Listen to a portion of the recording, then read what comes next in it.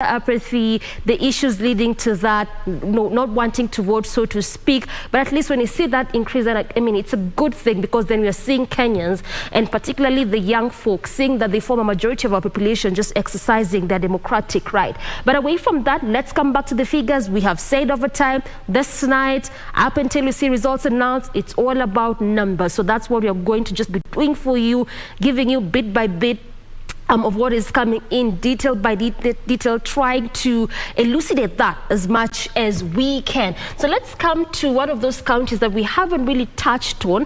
That should be Bungoma County.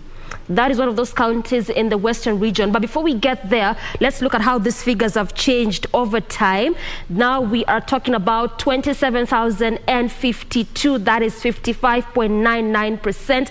Again, remember, these are just provincial results. I won't get tired of reminding you this, because I mean, knowing Kenyans and sometimes how we could be anxious, you know, it's just important that I keep telling you that these are specifically provincial results. And also, as media, we are not mandated to announce anything. We're just within the bounds of tallying as it was announced by IEBC, given the fact that IEBC said that we could also equally tally the results. So this is basically what we are doing there. Away from that, coming in next is Raila Odinga. Still looks like things are just the same as how it was. You know, Ruto taking the lead, particularly as of now, in the results that we have, provincial results, so to speak. Raila Odinga comes in second at 20,893, which amounts to 43.25% there. Wajakoya still maintains, so to speak, that percentage of 0.51%, total of 247 votes. And coming in, you know, last there is David Mwaure of the Agano Party at 0.25%, exactly 120 votes. I would remind you again, this figures or numbers are subject to change, and they will change over time. So when you see something change, don't get surprised. It's just basically what is expected. But let's come to one of those counties, because also as we're looking at the numbers, we're not just sticking to what we have on the provincial results. We're also trying to make comparisons in respect to 2013, 2017, looking at how, you know, things shifted, the matrix therein. And this is also what we want to look at. That is Bungoma County. But before we get to do that, we're coming there in a bit. But before then, Tom. Oh yeah, thanks for that update. And just a quick reminder that the reported forms that have come in, Form 34A, remember 34A, extremely critical. 34,312 out of the expected 46,229. In terms of percentage, means that we have done 74%. So just slightly above 25%, 26% there about to go. And of course, at the tallying center, Chebukati, the country's returning officer, verifying all those forms, and our panelists, you know, expressing joy at the speed at which those numbers are trickling in. But let's take you to Mombasa, where Ann Buru has been holding fort for us. And there you are. I don't know, weather was also a factor in this election. It's been very cold in Nairobi. I don't know how Mombasa is. Give us an update, and also remember to tell us whether it's hot or cold. Okay, good evening to you. Good evening to you, Tom Boya from Broadcasting House. And Mombasa is quite chilly right now in the evening. It's been rainy and sunny during the day, but we thank God the day is over. People have casted their votes. And right now I'm coming live to you from the National Industrial Training Authority, which is Nyali Tallying Center, which is in Mombasa County, that is. And this Nyali constituency has 124,253 registered voters and 195 polling stations. Today has been really eventful for Nyali constituents members, that is, the residents of Nyali constituency, because they were exercising their constitutional rights that is happening in the whole country, having had general elections today. And the voter turnout has not been that much. It has been less than 50%, according to the returning officer in Mombasa, in the tallying center in Nyali constituency. So compared to 2017, the turnout has been a bit low, which is what has been happening today.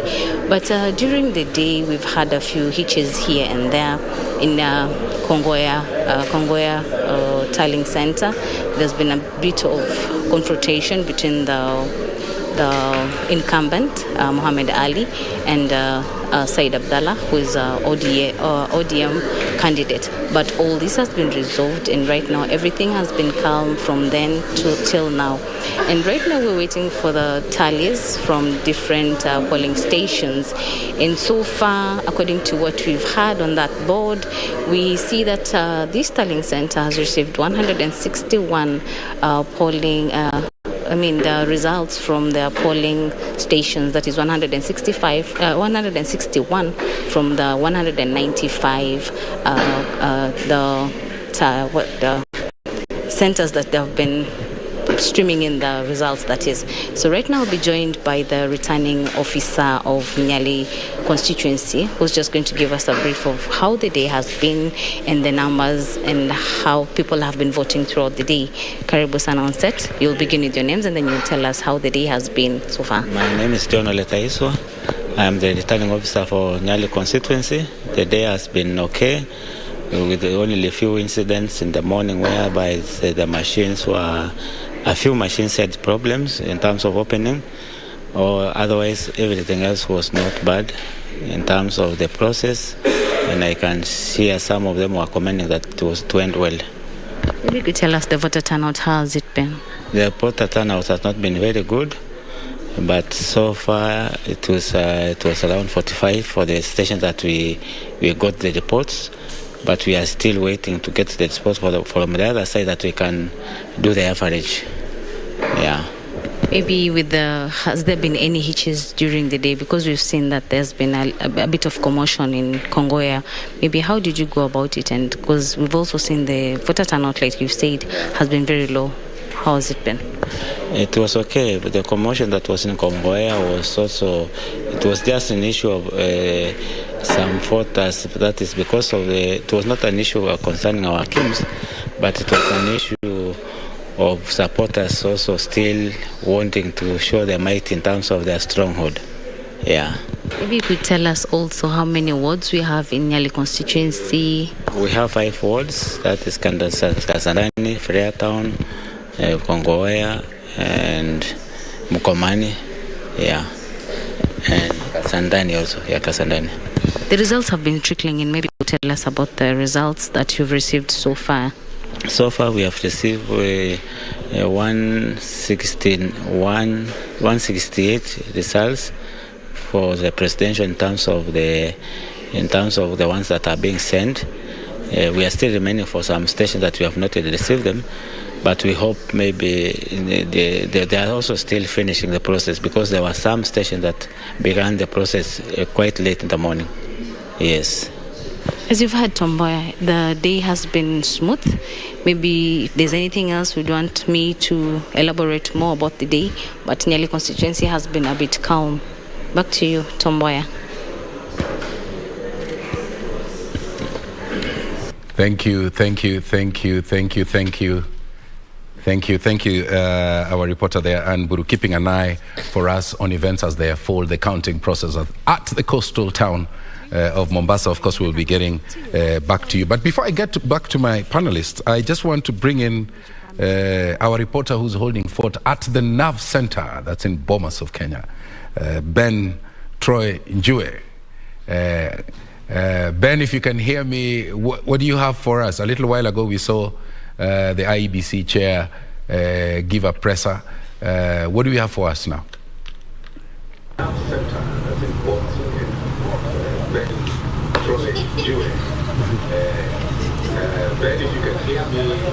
Thank you so much, Tomboya, back at the broadcasting house. And earlier on, you talked about burning the midnight oil. I can tell you, here at the Bomas, we do need that oil because it's quite cold and chilly. And we'll be crunching the numbers and we'll be here. It's going to be a long night, but for a good reason. We're putting into perspective around 6.5 hours after the polls closed, after a largely smooth exercise. Now it is the time to get the numbers. And to help us dissect that, we have on my immediate left, we have Dr. Churchill Saoke, who is a leadership and governance expert and also a lecturer at the Jomo Kenyatta University of Agriculture and Technology. And also we have another doctor. We have Dr. Charles Mbogwa, who is also a leadership and governance expert. I will be engaging my panel right here, but we also have my colleague Regina Manyara is at the Uchaguzi Hall, where we are getting a brief each and every time by IEBC in regards to the just concluded polls. And now we are crossing over. Regina, if you can hear me, kindly bring us up to speed with the latest. Indeed, this is just a sneak peek into how the Uchaguzi Hall here at the National Tallying Center, Bomas of Kenya, is looking like. A bit of entertainment at the background, and we're seeing various stakeholders, including representatives from various political parties, are seated within the auditorium, as well as a section of observers. Earlier on, we had the IEBC commissioners conduct a prayer, thanking Kenyans for coming out numbers to participate in the August polls this morning, and saying that it was relatively a peaceful exercise. Now, what you're seeing at the background is what the IEBC is displaying on its portal, and not just the media can access it, but also members of the parliament. I mean, members of public, so to speak. So to just give you a sneak peek, we're doing 79% of the Form 34As that have been scanned, and we're waiting any moment from now to have the respective ROs and POs walk in into this auditorium to just have that particular count verified and announcements made. IEBC Chair also Wafula Chebukati mentioned that to Kenyans especially, that the results that have been announced at the various polling stations, and the number that we have is 46,229, are final, and that the National Tallying Center will serve as a verification center and announcement of the winners therein. This is how we're looking like, with a majority of counties having ROs having already scanned their Form 34As. The list at 27%, at 25% is the diaspora vote, where out of 27 polling stations, only 7 have managed to scan their Form 34As. Maybe we think it's because of the different time codes there. We also have only 58% of polling stations have been able to scan their Form 34As. Out of that makes it 129 polling stations out of 219. Now, information getting to us is that even before these particular votes have been authenticated, or rather verified here at the National Tallying Center, we have a few candidates who have conceded defeat, and I'm talking about what has happened in Kiambu County. Now, Kiambu County happens to have among the top or rather the most numbers of voters after Nairobi. Nairobi having 3.4 million Kenyans who had expressed interest by registering as voters, 2.4 million. Kiambu has 1.2 million registered voters. And even before the IEBC gets to verify and announce the winners in the various seats, we understand that Member of Parliament Gatondo South Moses Kuria there of Chama cha Kazi Party, who was eyeing the gubernatorial seat, has conceded defeat. Now back to you, Troy. Let's talk about the numbers vis-a-vis the voter turnout that we saw early this morning, with some of our reporters on ground indicating that the voter turnout was not as expected. Is this going to change the tide? Let's have that conversation. Over to you, Troy. Thank you so much, Regina Manyara. And perhaps to fortify what IEBC chair there talked about is that the result at the Tallying Center will be the final results. And talking about Tallying Center, we are now joined by our very own Caro Njenga, who is in Muranga. Actually, she is in Muranga at the County Tallying Center. Caro Njenga. Great. Good evening to Ben and Joe. Exactly as you've said, we are coming live to you from Muranga town. We are at the County Tallying Center. This is Technology Primary School, where tallying of votes, that is the gubernatorial, the senatorial seat, and also the women rep seat will be conducted. And just to give you a brief of what has been happening during the day, I have been traversing throughout Muranga County, and I've been bringing you pictures of various candidates that are vying for the gubernatorial, senatorial seat, women rep seat, as well as the MP seat here in this county. And just to give you incidences that happened during the day, there were reported cases in Mathioya constituency per se, where the KIMS kit actually failed in a place called Kora, that is in Kamasharia ward. There were other several incidences in various stations also there, which the county tallying center, or rather the county returning center, or rather officer rather, will tell me. There were also similar incidences in a place called Kiharu constituency, or that is something else the county returning officer will tell us. The county also witnessed a low voter turnout in the morning hours, but we saw this change during the afternoon, where we saw voter turnout actually go up. And we'll know how, in terms of percentage, what was the voter turnout here in this county. Also, most stations were closed by 5 p.m. and counting rather started immediately, but there were some incidences where maybe the polling stations was opened late in the hour, it was late by about 30 or 40 minutes, and the IEBC officials, of course, allowed those, if it was late by 30 minutes, of course, they had to extend the time in the evening to allow voters to vote. Something else is that the counting of votes have now commenced, as I had earlier on said, and winners will be announced at their respective polling stations. That is for Member of Parliament, that is at the constituency level, and also for the Member of the County Assembly.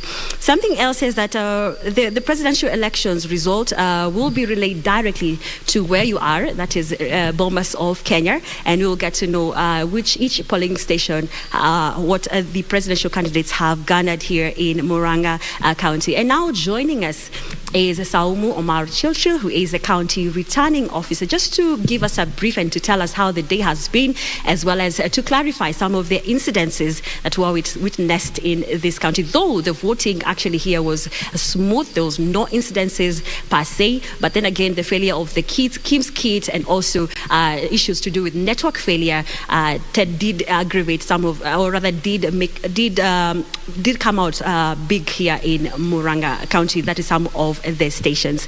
Now, Children, maybe you can join me here, and maybe you can start by sharing with us how the day was for all the IEBC officials. Today in Muranga County, we started voting at 6 a.m. in the morning. We had a few stations that started late, and the POs, the presiding officers, were able to compensate the time that lost, since they started a little bit late. We have 1,189 registration centers, polling stations, and indeed there was a low voter turnout. We experienced a little delays in terms of the KIMS, but this was due because some areas we had elderly who their biometrics were not able to be identified, and also for the T-picking zones, their biometrics are not very clear. Yes. So this was happening in which ward, if I may ask? It is in Mathioya. We had a few polling stations, and mostly it's in Mathioya and Kigumo. Okay. Yes. Apart from network failure and also the topography of the region, maybe what are some of the other challenges you experienced here in Muranga County? I think overall we had planned well. The materials arrived on time. So in terms of the logistics, we were on point. The voter turnout is where we saw a slow pace, where the voters came in late. Most of them did not come very early. Probably they had other businesses to do first before coming to the polling stations. But overall, it's almost 60% an average we are yet to get the full percentage for Muranga County. Yes. Well, the areas that the KIMS kit failed, maybe what steps did you take as IEBC? There were only 2 where it failed and it was replaced immediately. One was the SD card that was replaced and voting continued, and another one was replaced. The others were just where a machine was a bit slow, but it didn't fail. What we did was we talked to the voters so that they were patient and able to go the process, because we have the biometric identification, the alphanumeric identification, and also there's the validation with KIMS supervisor mode. Okay. Yes. Maybe from the constituency level and from the polling stations, maybe you can tell us whether there's some the tallying of votes. How far are you? By 8, most of our polling stations had closed and counting had started, because at 5 they closed, but there are a number of voters who are on the queue who are allowed to vote. So by 8, counting had started. As at a few hours ago, Gatanga had received the first presiding officer who has remitted his forms, and in Kiharu we had the prisons polling station submitted their results. Yeah. Okay. So we are hopeful that as the night goes, the POs will be submitting their results. Yeah. Okay. We can see there's no activity going on here at the County Tallying Center. Maybe you can tell us when do we see a beehive of activities right here at the county? First, we have to wait for the Constituency Tallying Center to tally the results for the 6 elections, and that means we are hoping that tomorrow, when all the presiding officers would have submitted their results to the Constituency Tallying Center, then the returning officers will come with the gubernatorial, senatorial, and county women representative results to our tallying center, and that is where we begin our results. Okay. Yes. Thank you so much. Thank you. Well, that has been Saumu Churchill. She is the county returning officer for Muranga County, as well as the manager for county elections at IEBC, talking to us about some of the hitches that were experienced during the day here in Muranga County, as well as the steps they took once some of these challenges they experienced here in this county. Ben Troy, maybe if you have anything you need to ask, you can go ahead. Yes, Carol, before you go, we are seeing 81% of Form 34A in Muranga County have already been submitted at the IEBC tallying. National Tallying Center. Perhaps when can we expect 100%? Well, as Churchill has already said, this voting, or rather tallying, is continuing happening here in various wards in Muranga County. So we're waiting to hear for them to be done. Then they take it to the constituency, the county constituency tallying center. Then from there, we'll come here to the county tallying center. And then from there, I can be able to tell you that we are at 100% of presenting this 34A forms. Jue? Thank you so much, Karen Jenga, live from Muranga, and they are talking to the county returning officer there on some of the challenges, and I think there have been quite many challenges when it comes to, of course, the voter identification and the transmission of some results. We are seeing some counties at 46%, where others are at over 80%. But back to you, gentlemen, looking at those statistics, IEBC, 6 hours, just 6 hours, they have been able to almost do 100% of all the Form 34A. And remember, it's actually one of the forms that made us go to the apex court in terms of the presidential petition. How are we doing on time? Thank you very much. Once again, it's great to be here as I sides. One of the key differences when you do a comparative analysis between transmission of results 2017 and 2022, and which you have alluded to in terms of Form 4A, is that in 2017, 11,000 unreported 34A forms were not captured as the results were announced by the presidential returning officer, who is the chairman of IEBC. And that was a few days after the elections. But what are we seeing today? What we are seeing today is quite interesting. Currently, we are at about 82%. The very first day during the poll. And that showcases transformational improvement as far as IEBC is concerned. And we are talking about the reported Form 34A. Because after that, the forms then must be brought physically to the tallying center. That is a requirement as far as the law is concerned. But looking at it from the perspective of 2017 and before then, we can actually say kudos to IEBC as far as that bit is concerned. Maybe in terms of what we saw as far as the KIM kits are concerned, we noted that we had 200 KIM kits that at one point malfunctioned. And that's just about 0.4% of the total number of KIM kits that were being used, 46,229. It's not really a failure that would be termed as catastrophic. But that notwithstanding, it's still a failure because bearing in mind what general elections mean to this country, it could result in perceptions even of electoral malpractices. That's what I would put across at this point. Indeed. Yeah. And before I bring you in, Churchill, News Justin Moses Kurias is talking about conceding defeat, although he hasn't mentioned any why he has conceded or why he is talking about conceding. But what we are seeing in Form 34A,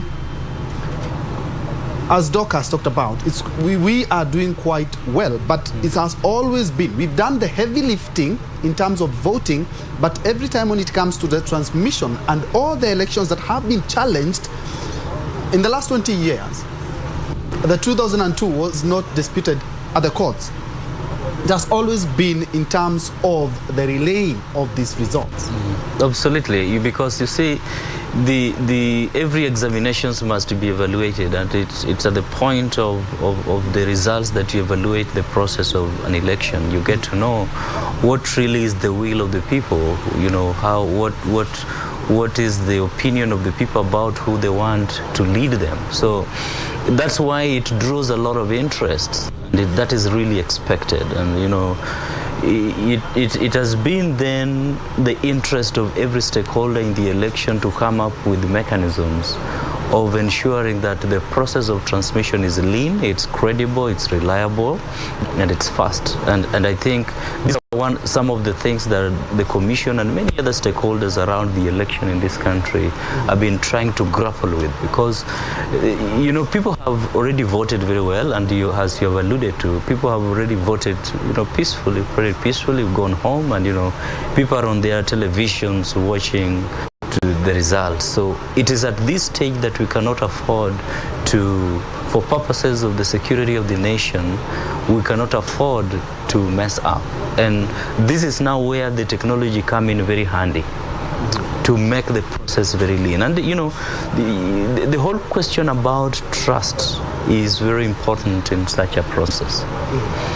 And technology is something that does not know people. It only does what it has been instructed to do.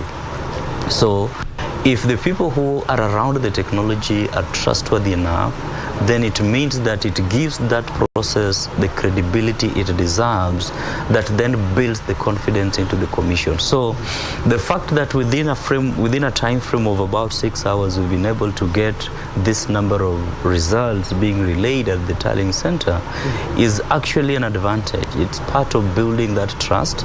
And the key thing now that will be coming is, if the results that are going to come are those that the same results that are reflected on the ground. And I think that is why the chairman indicated that the forms that are within the portal will will have to be verified by the physical forms first, because they are trying to seal the loopholes that existed in the 2017 elections. Indeed. And looking at what we witnessed today, the failure of some KIMS kits and the use of the manual voter register.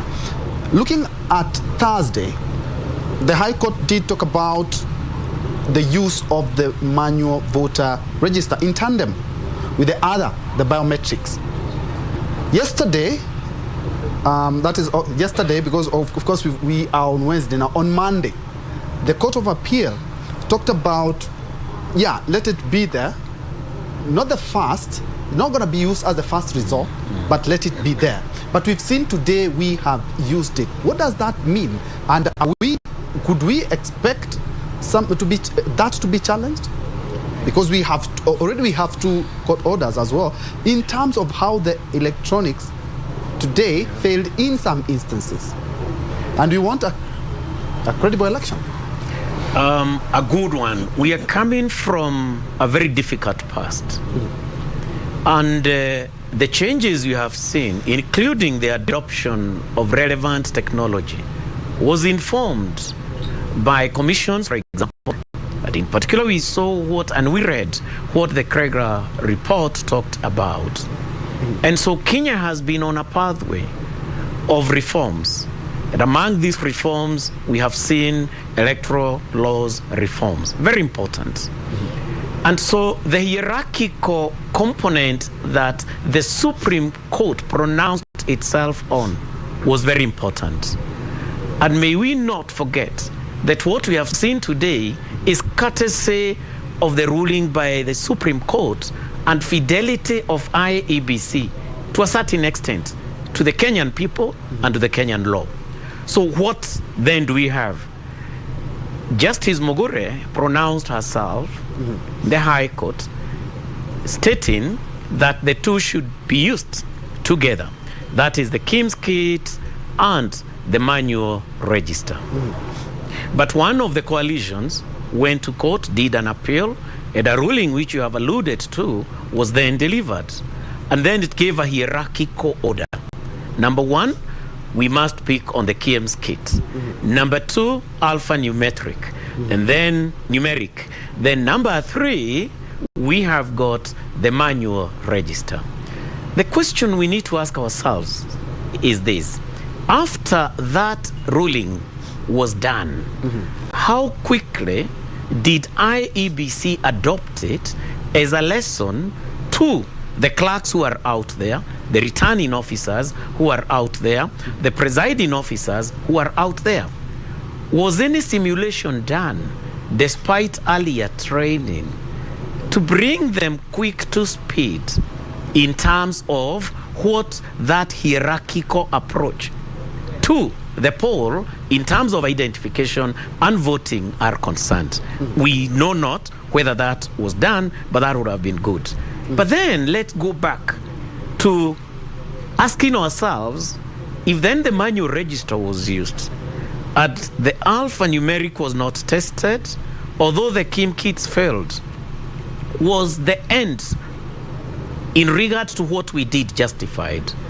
When you keep Kenyans in anxiety in this kind of a highly contested transition general election, you might start catalyzing mistrust, which Dr. Churchill has just talked about. This mistrust plus the anxiety can find narratives, propaganda, and disinformation to the extent that there is rigging. And this is enough to reach a point at a crescendo where some of our politicians and some of the idle minds and some of the followers would then take the law into their hands. So to that extent, then quickly moving to go to the manual register was important on condition that that process, number one, is verifiable, transparent, because that's core, secure in terms of how it was done, among other perspectives that were a requirement as far as that complementary system is concerned. A divity has been accepted in our laws. Then saying then that it reaches a threshold for what would be termed as litigation, may have to wait in one way or the other. But bearing in mind the sensitivity of this and the fidelity of that manual register, because this is generated from the KIMS kit, then that decision by IEBC at that point was timely and were responding to an item, a complexity that may have taken us to our situation, in my view. Churchill, you also want to add a voice on that. Could that be opening avenues for legal redress? Well, you know, when you look at it from the perspective of uniformity of processes, then it could be, because now it depends on how somebody looks at it. And I think there is one issue that arose during the press, which and this was a question of, you know, when you are undertaking this kind of a national exercise, then whatever is done in Kakuma in the north needs to be done down in the coast, in south coast and west of Kenya and east of Kenya. The process needs to be extremely uniform. So the issues that are rising about heterogeneity of processes is something that could be raised, you know, and, you know, somebody says that, you know, well, the court had given direction as to how this was to be done. But because miscommunication and lack of proper structured communication to the people who were supposed to implement this, it resulted into variations in the implementation across the country.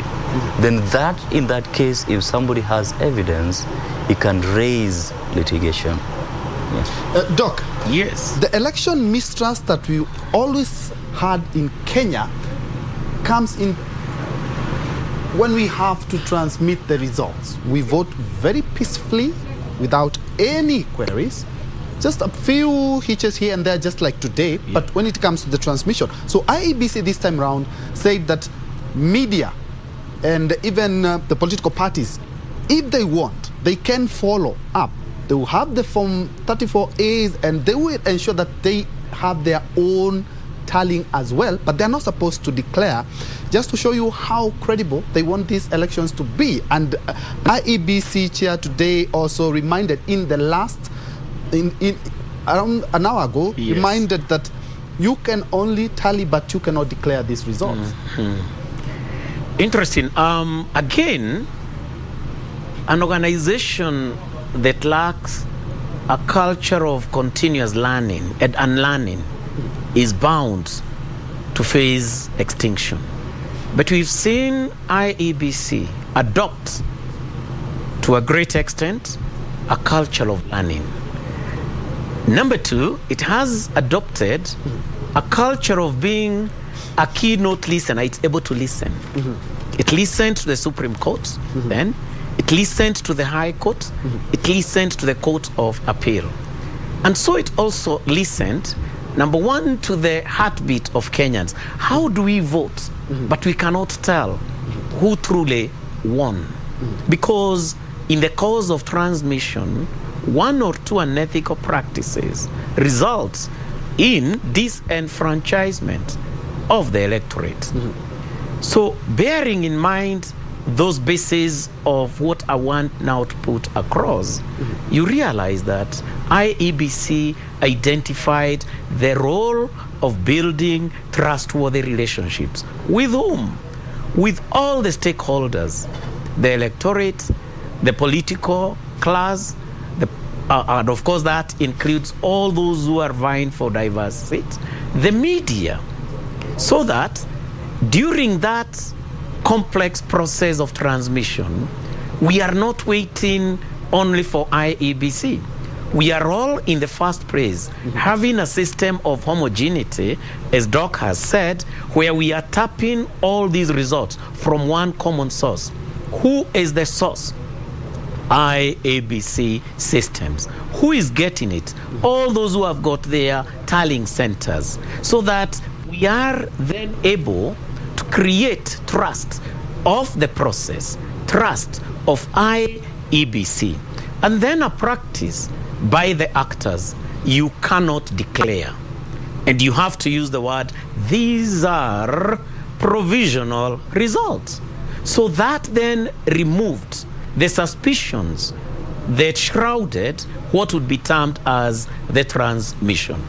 Then the component also of verification, physical verification of the concurrence and therefore congruence of what we have on form 34A and what was transmitted physically here is another part of then removing that particular sore component of mistrust. So for me, improving access to what would be termed as what is being transmitted across diverse actors, but tempering it and warning these are provisional in one way or the other, demystified, and therefore made each and every person feel that there is openness. Remember, this is part and parcel of inclusivity and transparency as far as the process is concerned. Yes, that's it.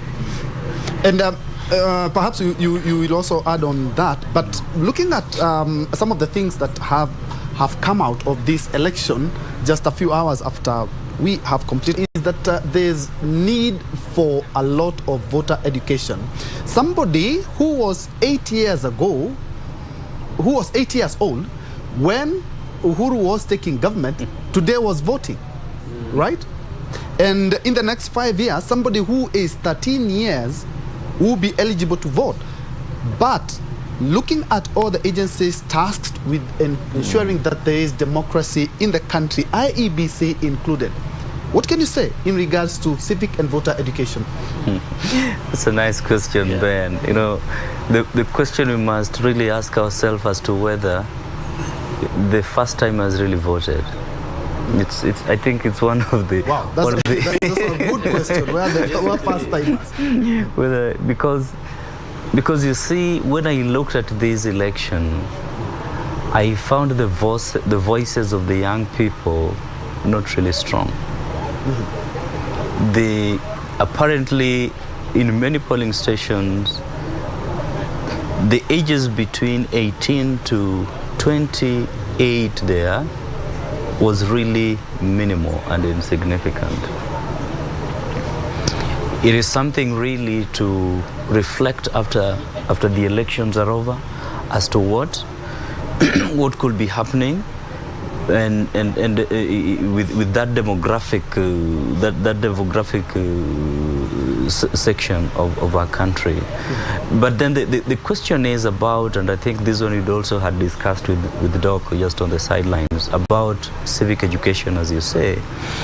You know, for a long time, and this is not just happening in this election, the issues around civic education has always been left on the hands of the politicians to run with. That, you know what, this is your election. You are the one who is seeking votes. Go and mobilize your supporters to come and vote. And that's the wrong thinking. The thing should be that how can we be able to institutionalize the mind of a Kenyan to get to know that voting is a civic duty that should be driven by you and not the politician. The politician should only come to try to sway you on which direction to vote, and not for on you. the electoral process. Not on the electoral process. And I think this is a point where we have had a missing link, and the electoral commission and the election agencies sort of have left it that, you know what, our role is to create the electoral process in terms of having a way in which people can vote, and that's it. Whether they come to vote or not is not our business. And we ask a very simple but very moral question. If you have 22 million people who are registered voters, And out of the 22 million people, only 500,000 come to vote. You're still going to have a winner. But how legitimate is that winner in terms of forming a government that is well acceptable by the populace? So it creates a governance moral question. And I think this is something that really needs to be discussed. And the commission really needs to adopt mechanisms of progressively finding ways of engraving the question of civic education within the election process. And perhaps you can add on that, because out of the 22.1 million, the youth were 3.84, around 4 million of the 22 million, yet they form bulk of the population. But first of all, hold the thought. Let's first of all cross over to Ruth Wamboi, who is currently on standby to give us a latest. All right, my director, Ben Muti, informs me that she is still not ready, but as she gets ready, perhaps you can dig in that. And also, IEBC, we have seen IEBC have advertisement posters on the electoral process. Have they exhausted? Have they reached to everyone? Because, of course, we have people with disabilities as well. And the voter simulation exercise. It should have started long time ago, because we talk about the election being a process and not an event. Doc. Indeed. And thank you very much, Doc, for bringing on board that component, number one, that is pointing to a systemic weakness of governance, which we need to address, and which you are now digging deeper as you put across that line of conversation. One, socializing a people, and therefore a nation, to have certain practices and beliefs. Number one is an outcome of the various avenues of learning. A critical avenue of socializing a people to adopt, to practice a desirable culture are our learning institutions. And if you look at the role of schools and the goals of education in Kenya, you realize that there is a component of leadership, critical thinking, decision making. And if those are part and parcel of what we have in CBC, what we have in our tertiary institutions, so is voting. It is a process involving critical thinking. And if indeed we are to sanitize a perspective of exploiting our youth during electioneering periods, then it means we need to have a whole of government and a whole of society approach where schools, public, private, become ecosystems through which we nurture civic education skills. Why? Because where you schooled, there might have been a title, or even Churchill schools, head boy, head girl, or senator, governor, such kind of titles. Look at how we reach towards such a person today. Most schools are able to reach a point whereby they either select or elect. But if truly the culture we want is that one of identifying qualities of leadership, then it means we got to start it at the earliest point of socialization, and that is within our entire schooling system, be it in primary school, secondary school, and all that. What does that mean? Then it means you do not have to wait for IEBC to then become that particular entity to train you on civic education. How many times has IEBC ever trained you as you grew up before you joined? Never.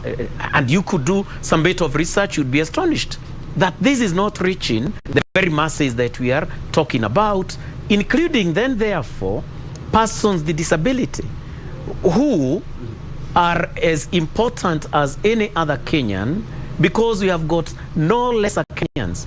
We are all equal in the eyes of the law and in regards to how we must be offered services. So first bit, we therefore have a policy component and framework that enhances civic education across what would be termed as our learning institutions, then we can have this practiced across other institutions.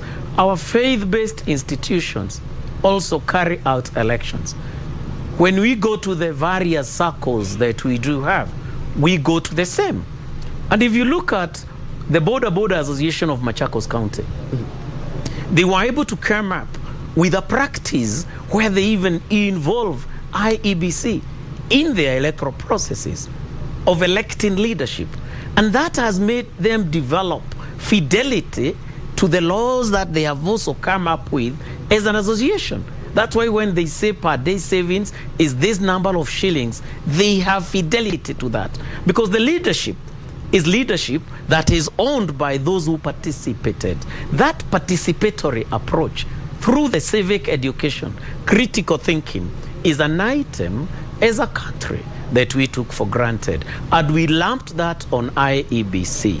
This then would make the process of the electoral process in its entirety more ethical, as it were, more economical, effective and efficient, because these young characters, we train that early and they see it practiced when they join IEBC as clerks, as presiding officers.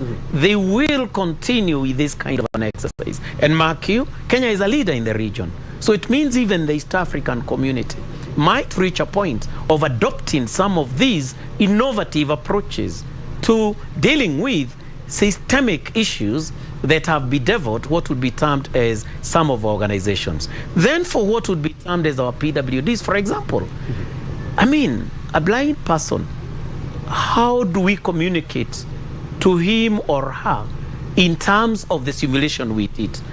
I did not see. And look at where it was coming in, tail end. So that deaf person, blind person, how well were they captured in the simulation? A simulation is called towards making sure that we reduce any risks of failure here, for example, come in terms of spoiled ballots, which is even a cost to motherland. So when we go deeper, and mark you, we have youth who can actually come up with very innovative ways of training the same, so that it can be done in schools, it can be done in football fields, it can be done in theater, it can be done KBC others. We bring many more on board long before we reach there.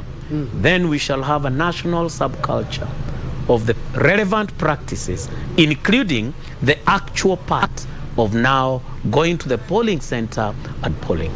Indeed. And Churchill, Doc has brought about something that we also need to put emphasis on. In 2013, the number of spoiled votes, he's talked about, that is why you find that the number of spoiled votes keep on increasing in each and every election cycle. Of course, we are waiting to hear what 2022 has in store. But looking at 2013, we had slightly over 100,000. When we're talking about the presidential election, we had slightly over 100,000 spoiled votes. But when it came to the year 2017, they were almost close to 500,000, just to underscore how civic education and voter education is quite essential. Well, absolutely, because you know, the spoiled votes will be, that one is something that you have to attribute to the education that is undertaken by the commission itself, and how much you are able to reach many people.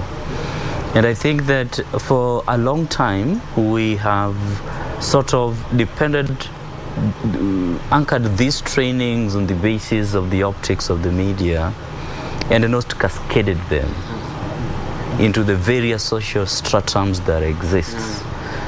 Because you see, there are many other players that could be brought on board to help bring this education down at the levels where people can hear them in the best ways they could understand.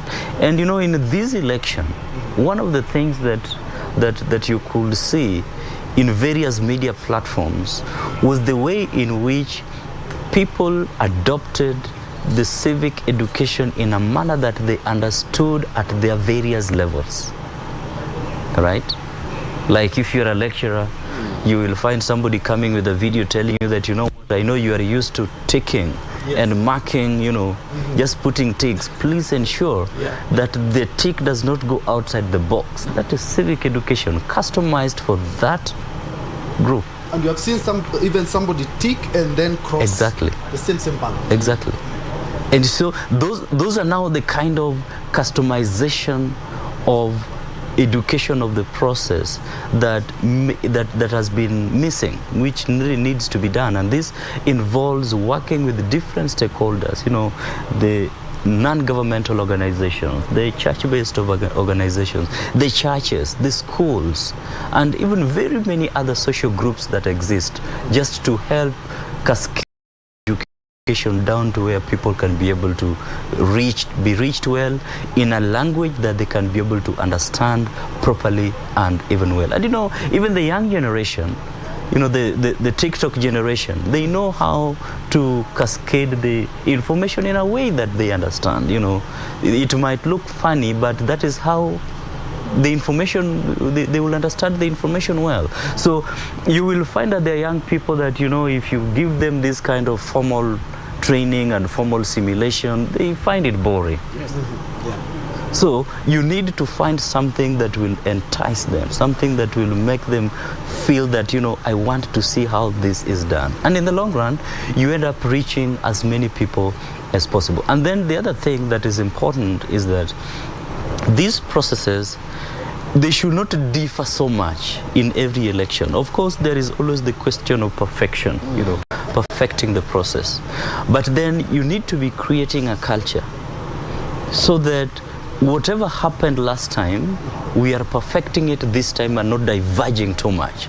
In the process, you end up having a scenario where people continually get to know that the way we do election is a culture. You know, this is a culture, and there is nothing that is likely to change much. And if it changes, there are proper communication strategies to ensure that those changes are reaches the people in a timely manner. Indeed. And mentioning the youth, there's also something that we have seen in several election cycles, pockets of violence. Not really violence, but pockets of violence here, there. Right now we have, today we were hearing that an MP is being sought after somebody was shot. And looking at Kenya, we do not have a politician currently, or even in other election cycles, who was arrested, taken to court, charged, prosecuted, and is now serving a jail term because of any electoral malpractices. We have charged several because of hate speech, because of some violence, but we have never had quite a conviction which would deter people from any violence, so that we may increase the threshold of peaceful elections in Kenya. Because saying we need peaceful election is one thing, but having peaceful election is another. A good one, and a very, very good one.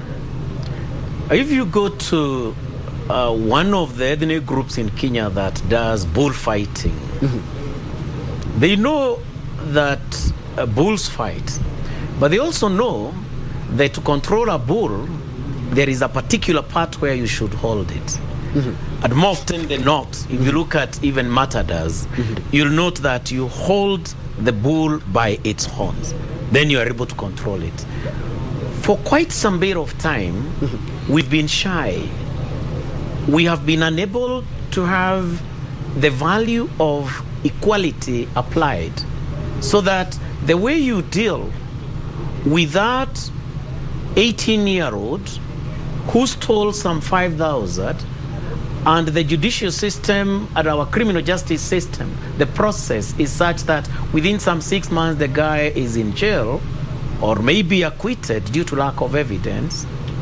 We have got a preferential treatment that kind of pampers our politicians when it comes to our criminal justice system. And that's quite obvious.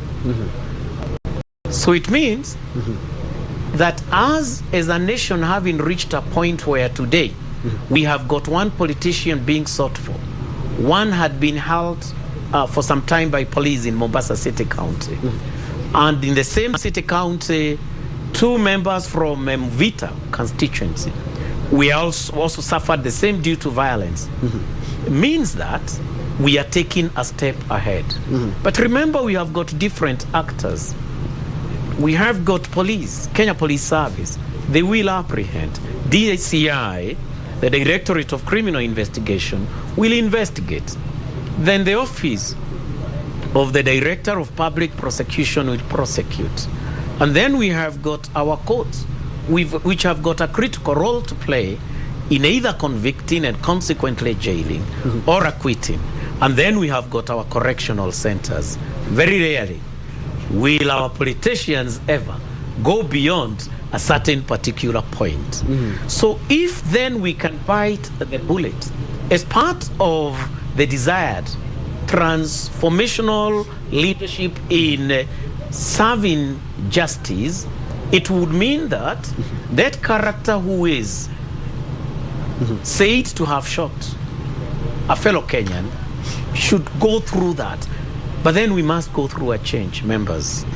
The change is in terms of how long should some of our offenses take so that they are given the due attention. The resourcing is done. The due attention, in the real meaning of it, across all the actors, because you have got a multi-sectorial approach when it comes to what would be termed as justice. So that police, within no time, credible work as far as the investigations are concerned, all the way up to either convicting and jailing or then saying this guy is innocent. So coming straight to election violence, remember this country has suffered very many deaths.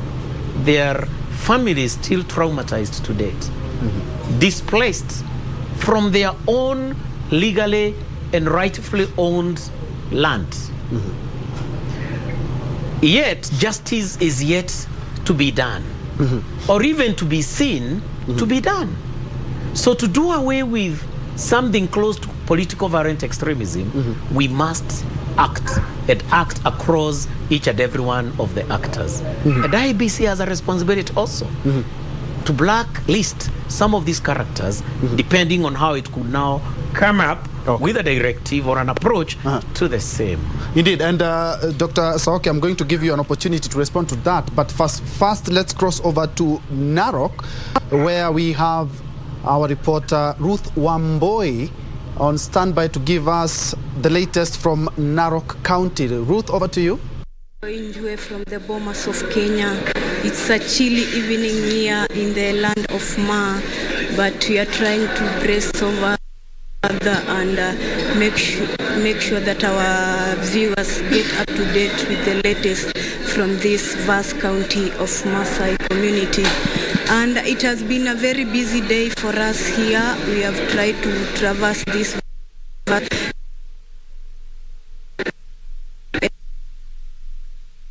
at Narok West earlier in the day. We also went to Narok East, and now we are at Narok North. And the exercise has not had a very good turnout in most of the places that we visited, but now we will await to see how it will transfer into numbers after the tallying here. And right now, Maasai Girls High School in Narok North, the constituency tallying for this area of Narok North. And it has been, Narok North is one of the 6 constituencies in this county.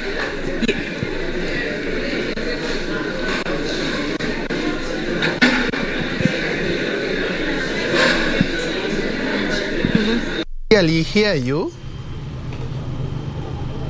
I can hear you. Yes, we can't clearly hear you. Okay. Yes, we can hear you now. So I'm saying it has been a very busy day, and Narok North being one of the constituency in Narok County. It's here that we are at the constituency tallying center, where the tallying of different polling centers is ongoing. And So far, the results have been trickling in slowly, but so far it's from 4 polling stations, if I'm not wrong, that the county returning officer, Mr. Julius Okweto, has announced. And just to get an insight up to how the exercise has been, I'm joined in by Bwana Julius Okweto, who will tell us more about how the day has been and what challenges it has. Welcome, sir. Okay. Live on KBC. Okay, let me say good morning. It's early morning and we don't expect to sleep. Yes. Can you tell us how the day has been and what are some of the challenges Generally, the day has been very smooth because as compared to the early elections that we have held before, in terms of the KIEMs, the identification KIEMs that we use in the field. So today, as an hour, I was expecting maybe to attend to 20 emergencies, but only to attend to 2 at the end of the day, because the rest of it, out of 190, if all went well, all the KIEMs, everybody was identified using the machines they are always willing to use. So we say thanks to the Commission for the better work we did for the people of Narok North. But generally, Narok North, we have six county assembly wards with 189 polling stations spread all over the constituency and 1 at the prisons. So far, the one for the prison, because it's only a 1 ballot box, it was the first one to arrive. Now they've started arriving. The POs are already in the queue, so which means maybe in the next 30 minutes a beehive of activities. So I was in the field with the team of security. I was some of the section. We managed to visit most of the centers, and the elections went on smoothly. Though on the upper side of Mau, that is the side of Postponed Ward and Kuruto, Loropil and Melili. I had a lot of difficulty yesterday transporting materials. Some areas we had to use the standby tractor to ensure, because we had placed them strategically, because we had already been informed by the voter educators on the ground that there are certain areas, even a land cruiser, even a 4-wheel drive could not manage. So we placed a standby tractor and we were able to transport our materials in time, because that vehicle left here at around 2, but they were able to reach there by around 9 p.m.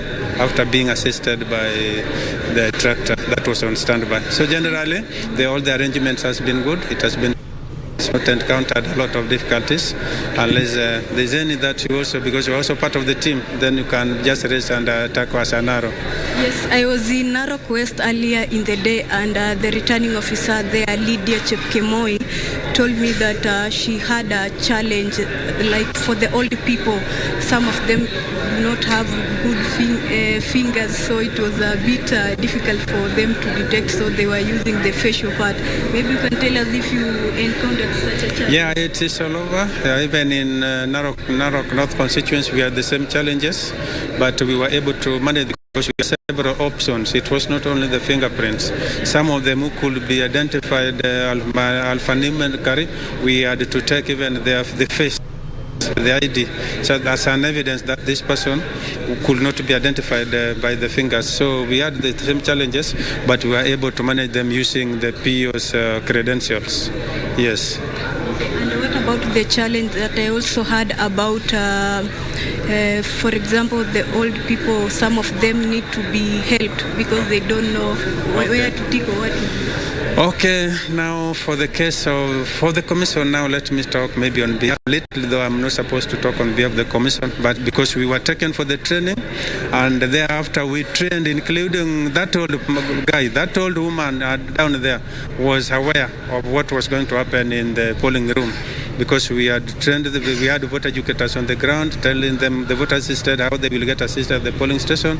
We had several meetings with the chief agent and also the candidates themselves. We told them each and every assisted voter who does not come with maybe assistant will be able to get the assistance from the PO, but we, in the presence of the polling station agents. Yes. Now tell us about the numbers. How much have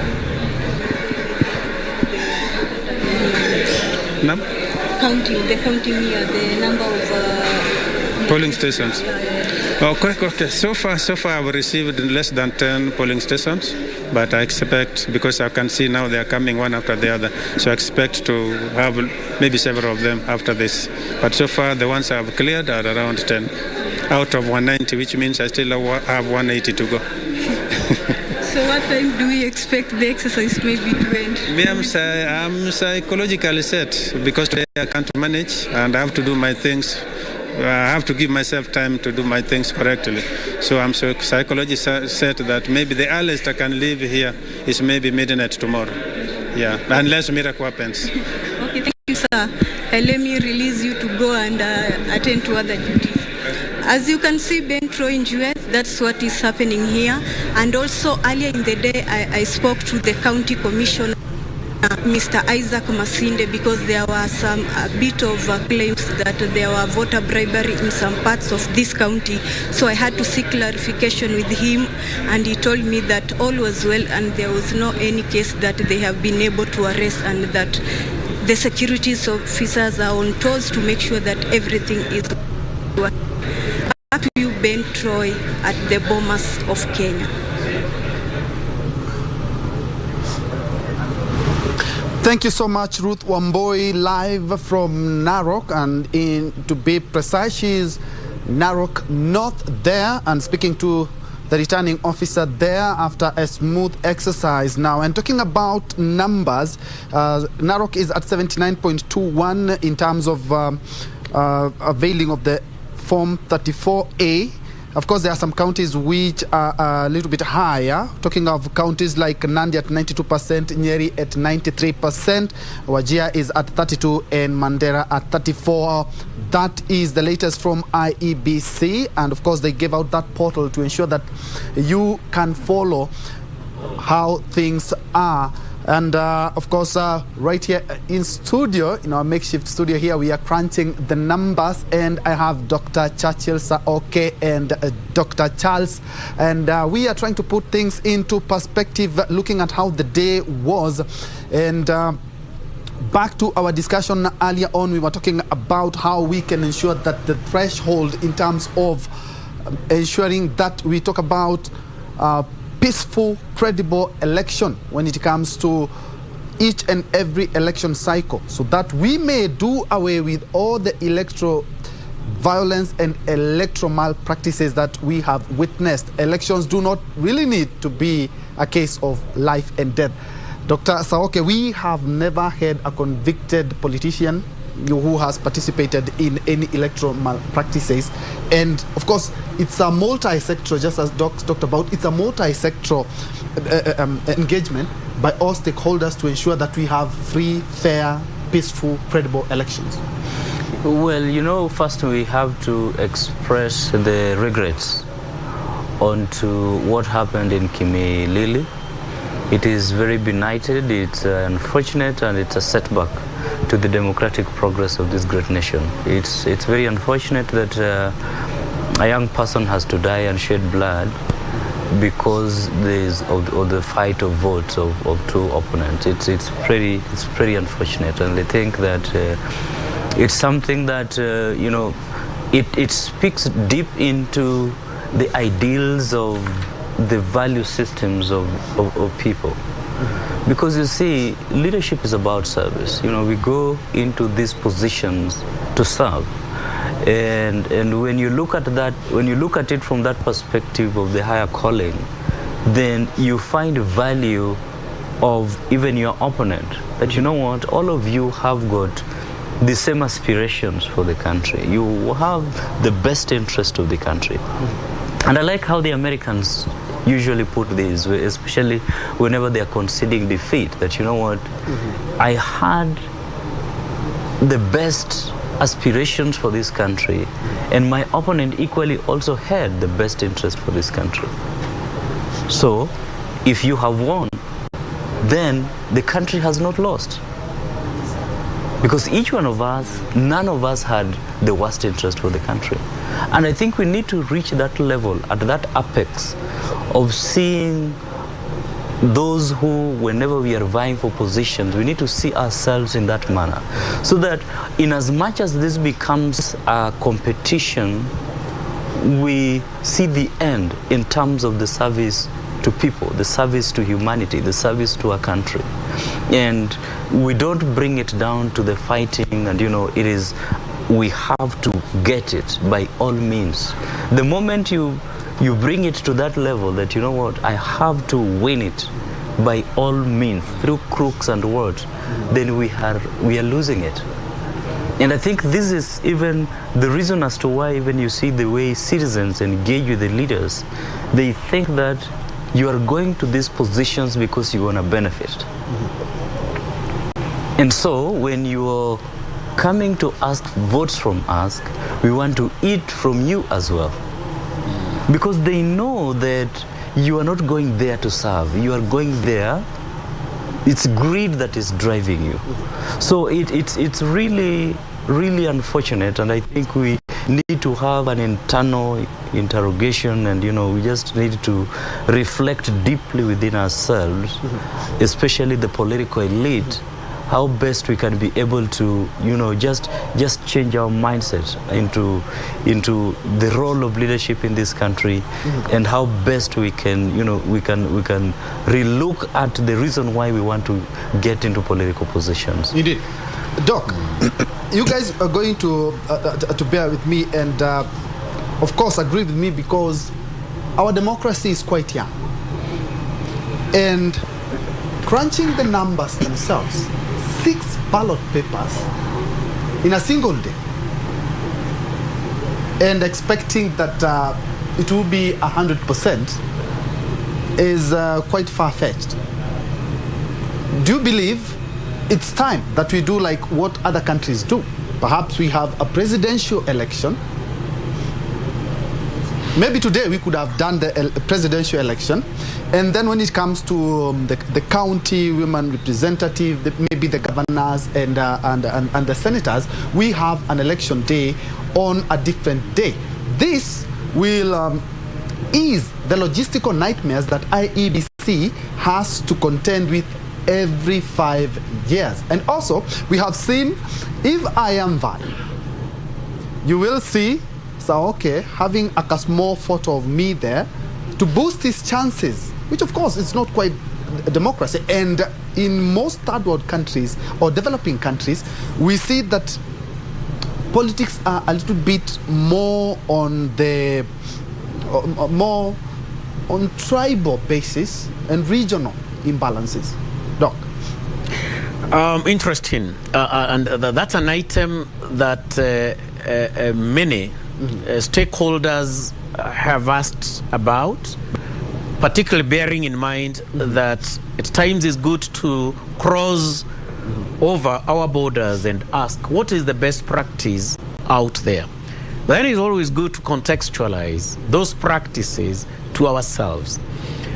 IEBC has had good improvement, because there are key areas where we could say, seriously speaking, from a comparative analysis perspective, this is kudos. From the bottom of our hearts as Kenyans, we must learn to say where we've done well, we've done well. But equally, an item that is in the Vision 2030 is good to look at. Because our Vision 2030 looked at socio, political, and economic pillars. To have a credible election like what we are having had some basic minimums that must be there. Number one, a while back, Kenya did not have relevant infrastructure, be it communication infrastructure, be it transport infrastructure. And in some cases, we had great challenges of security. So the safety and security of those who are voting, the materials, the voting premises, and even those who are carrying out that process from IEBC was threatened. But if we jog our minds back, we can today, because you cannot just talk of that bit of saying that, yes, it is complex. Are there improvements in standards, in infrastructure, in how we are carrying ourselves as a nation that could quickly, in one way or the other, mitigate the complexities that IEBC is facing. For example, today, we are able to transport via air. So we are lift. Number two, we have got enhanced security systems so that the fear one would have, because he or she is in, is along the border, Lafe in Mandera, or Mpeketoni in Lamu, those persons are assured of security. They are able to vote. So in the first place, we have the framework that is already there. The difficult part then from there is to ask ourselves, if we were to go to that line of then staggering, what will have necessitated that? And for us to change it, does it mean then that we need some constitutional changes or amendments of our Electoral Act? These become very important perspectives for us to factor in. But look at our population. We've started the journey towards 60 million, because when you reach 50, you are headed to 60. Are we brave enough as a motherland to go back to our institutions of learning, our private sector, our public sector, our public service, to actually innovate, may be the same, done in a day, but leveraging on emerging standards, emerging technology, and the values, as Dr. has said, that we should inculcate in ourselves. Because where there are values, then even their ability to adapt systems in an ethical manner is better than where you'd be having a scenario where you do not have values. Okay. So it's a question that has the law deep within it, an interesting onion. It has got emerging practices. It has got the development that we have already brought on board as a nation. All these then will need to be brought on board, because again, the cost of staggering would need to be worked out. But if it was to deliver standards that are then better in terms of outcomes and how trustworthy the outcomes would be, so be it. But as of now, Kenya might be dealing, your daughter who might be voting in 2027, yes. really, yes. Might be one critical actor who might offer ideas, because a nation should never forget that within its youth are critical ideas, nice ones, that when we have an open system of governance across all institutions, we can tap and we can come up with a homegrown solution like we did with M-Pesa. We are equal to that task. And most probably, then the rest of Africa would have to borrow. And when it's patented as a Kenyan product, you never know, it could be a great boost to the status of this country within the League of Nations. Okay. That is the journey I would like to challenge Kenyans, right from IEBC, Jomo Kenyatta University of Agriculture and Technology, the University of Nairobi, our TVETs, you and I, among other entities, to come on board from an inclusive participatory approach and ask ourselves, why can't we then do it better than we are doing it? Doc, you can wrap it up on that note. Well, it's for me, I would say that integrity can be expensive, but it can also be very cheap. When you have high moral ethics and high moral values, it makes things be very, very easy and very cost-effective. And you might find that even today, it might not even necessitate the staggering of the elections. Because one of the things that we are grappling with today, why we have even to deal with this business of, seeking all the technologies from outside this country and, just even putting our sovereignty out there, it's because of integrity issues. And if we can handle this integrity question at the individual level, then all these processes become very easy. All cadre, and not just even within the electoral process, but even all other sectors and all other processes that involve,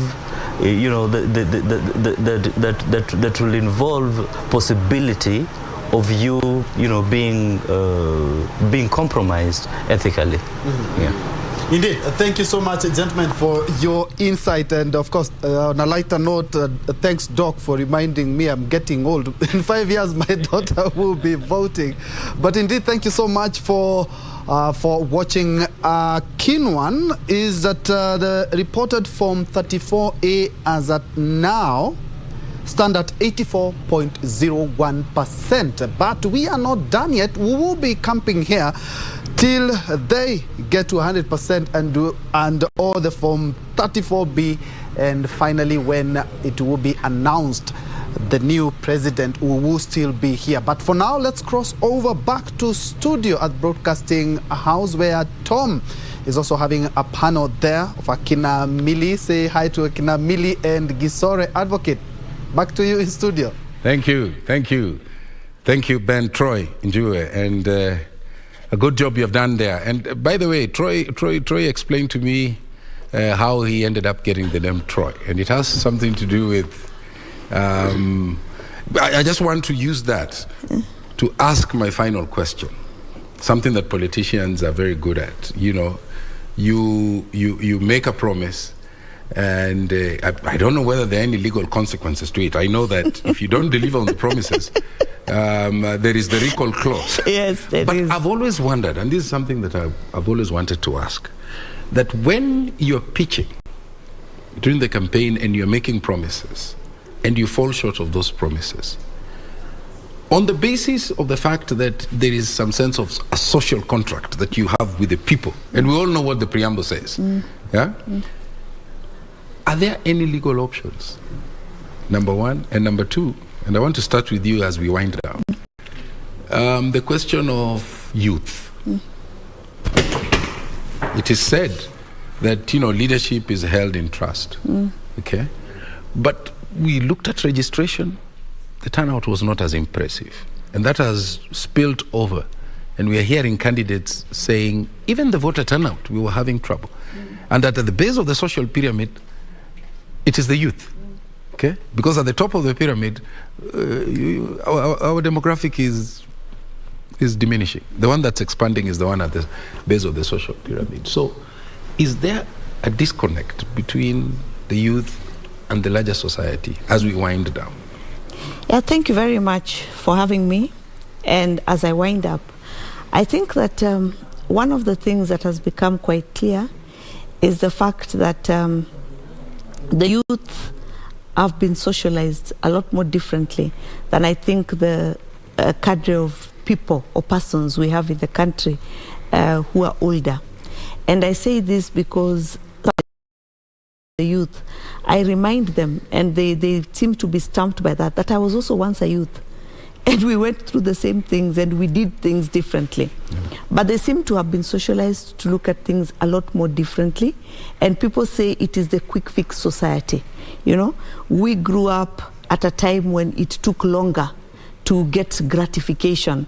They're getting their gratification instant, so they expect everything instant. And I think that has impacted on everything. I was talking to some of the monitors on the ground today, and they were telling me that you could not go and vote in the elderly queue because the queues were all elderly, So having that special queue for the elderly was not making any sense because almost all the voters were elderly persons, which meant that the youth in the rural areas were not turning out to vote as well, leave alone the youth in the urban areas. And that is because they do not see the value of repeat following a leader for a number of elections to see whether in the end you will be gratified with what you get. Look at a leader like Kibutha Kibwana, for example. He has lost elections, he has been in, he has been out, people who stayed faithful with him, and eventually he came back and is celebrated as one of the great governors for the 10 years that he has been governor. He is now going out. At one point when he said he wanted to make a presidential bid, people thought it may not be a very serious bid, because people thought he was not ready, despite what they had said. So for those who believe that he is the best president Kenya is yet to have, they would still have to walk with him in the journey for years to come before they can see the benefit of that. And I think this is something that the youth will learn with time. Now, when it comes to relating that to the law, we know that there's a recall clause. But remember that the legislators, who are the ones who craft the law, were very careful to ensure that in the first 2 years, according to the law, in the first 2 years, because it says 24 months of their coming into office, you cannot vote them out, because you must give them time to see whether the promise is being fulfilled or not. And you cannot vote them out on the last year. So you only have year 3 and year 4 to vote them out. And normally we know our court processes take a very long time. So it becomes very difficult to effect something within the year 3 or 4. By the time you're going through the court process, the 5 years are over. So the recall clause has become almost redundant, so to speak. People feel that they cannot use it. It may not be able to apply. And that's very frustrating for many people. But we see that then it reflects in the elections. That is why most of the time you find that 60 to 70% of the legislators do not return.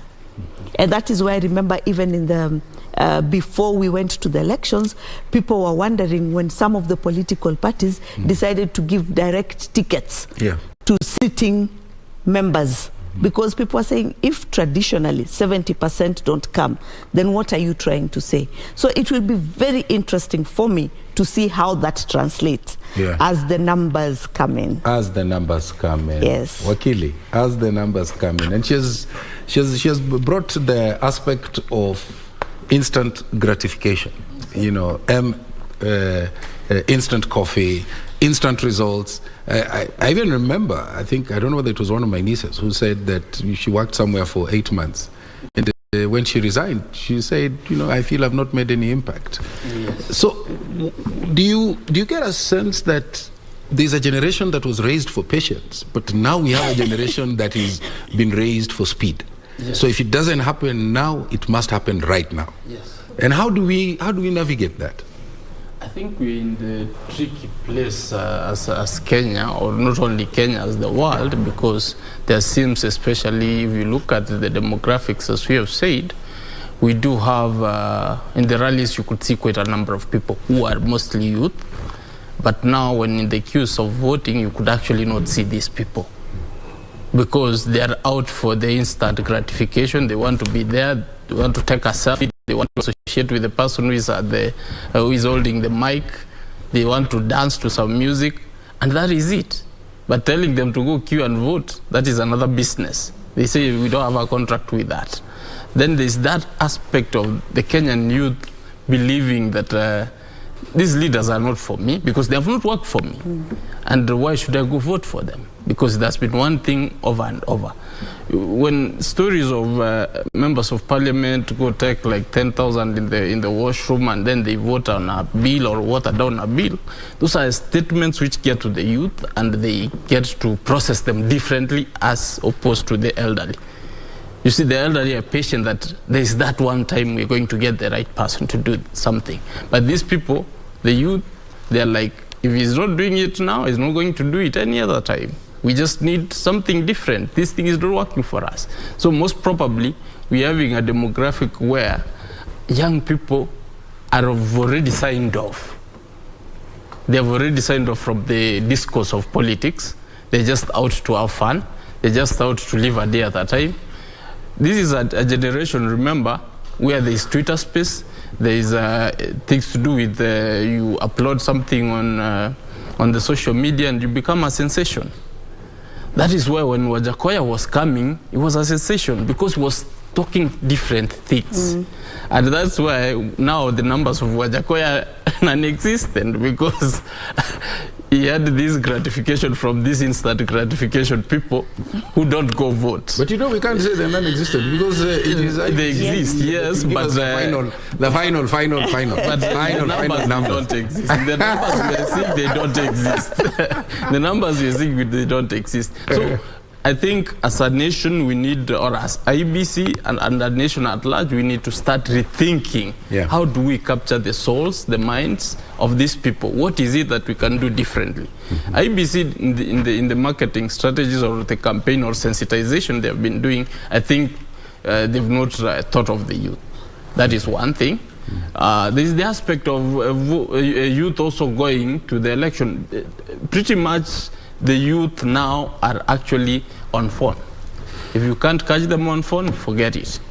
Forget it. So technology, if we can be able to harness things of like electronic voting, where in the process of their tweeting and updating status, they will actually be updating I've voted. You know, that is very instant for them. I've voted instant. That appeals to their souls and hearts. So if we can get to that particular place, that we will be seeing the numbers change differently. Because the results will also be instant. You are voting instantly and you are seeing the results. Those are some of the things which the youth, I think, feel. If this is the election, it's not that. I'm not going to queue for somebody. That's a good place to leave it. And I get a sense that he's telling us that the next biggest thing after sliced bread is the selfie. And so important to them. So I want you to speak to what he has just said as you finalize, and also tell us, there is something I've noticed about spoiled votes. The number is very, very low. What would be the reason behind that as you wrap up? Thank you. I agree to him. We can do the mixed model in the election. Hybrid. So you have technology? Technology and paper. And paper. Who are not educated. But that's what we're doing. Yeah, I cannot educate my grandmom, right? She's 95. How can I let her go and do the e-voting system? She has been doing the voting since like 80 years in the country. I mean, 70 years in the country. Who am I to spoil her voting rights on the paper? And impose technology on her? So we can do the mixed model. So for the innovative people, like he says, who are innovative, like some of them have international education, most of them are abroad, their family is innovative, they can use the technology. But when we use the technology, let's not other people misuse the technology, because technology started from abroad, of course. We are not starting the technology here in Nepal. Social media, Facebook, you cannot control it. Twitter, you cannot control it if you want to control it. No. Even Donald Trump could not control it. It happens. So are we using the technology to save the democracy, to save the economy, to give the voting opportunity to the people? Or later, when it comes with bad result, then we're going to have another discussion. Oh, it was not working. We should go on that way. How long do we discuss to get the right things on it? So I prefer mixed model, so that we can do it on it. To your next question. Spoiled votes. Spoiled votes. Very low. In this election, I cannot take all the responsibility of the Kenya, but I've been to 65 polling stations so far. In this election, you're gonna see very less invalid votes. Why? Why? I tell you. It's, of course, it is connected to the voter education. Now here is the role of the observer Who did that voter education? International organizations, they deployed their mission for maximum long term, like 3 months. Short term of 1 month. Did they educate the voters of Kenya in 3 months? Were they the main player? We have to have one part. Another part, did IBEC play the role to decrease the invalid votes? So we have to compare on that. Whether IBC use that technology or use that innovation to reduce the invalid votes, but end of the day, other observers can take the advantage of it. Hey, we did it. So we can compare their observation in other country, whether they really decrease the vote in other country as well. So my point at this moment, IBEC has done very innovative work in order to reduce the invalid votes. Why? The first observation gave me sense. I saw 6 different color ballot box. I have been doing the election observation for a few countries. I didn't see that ever.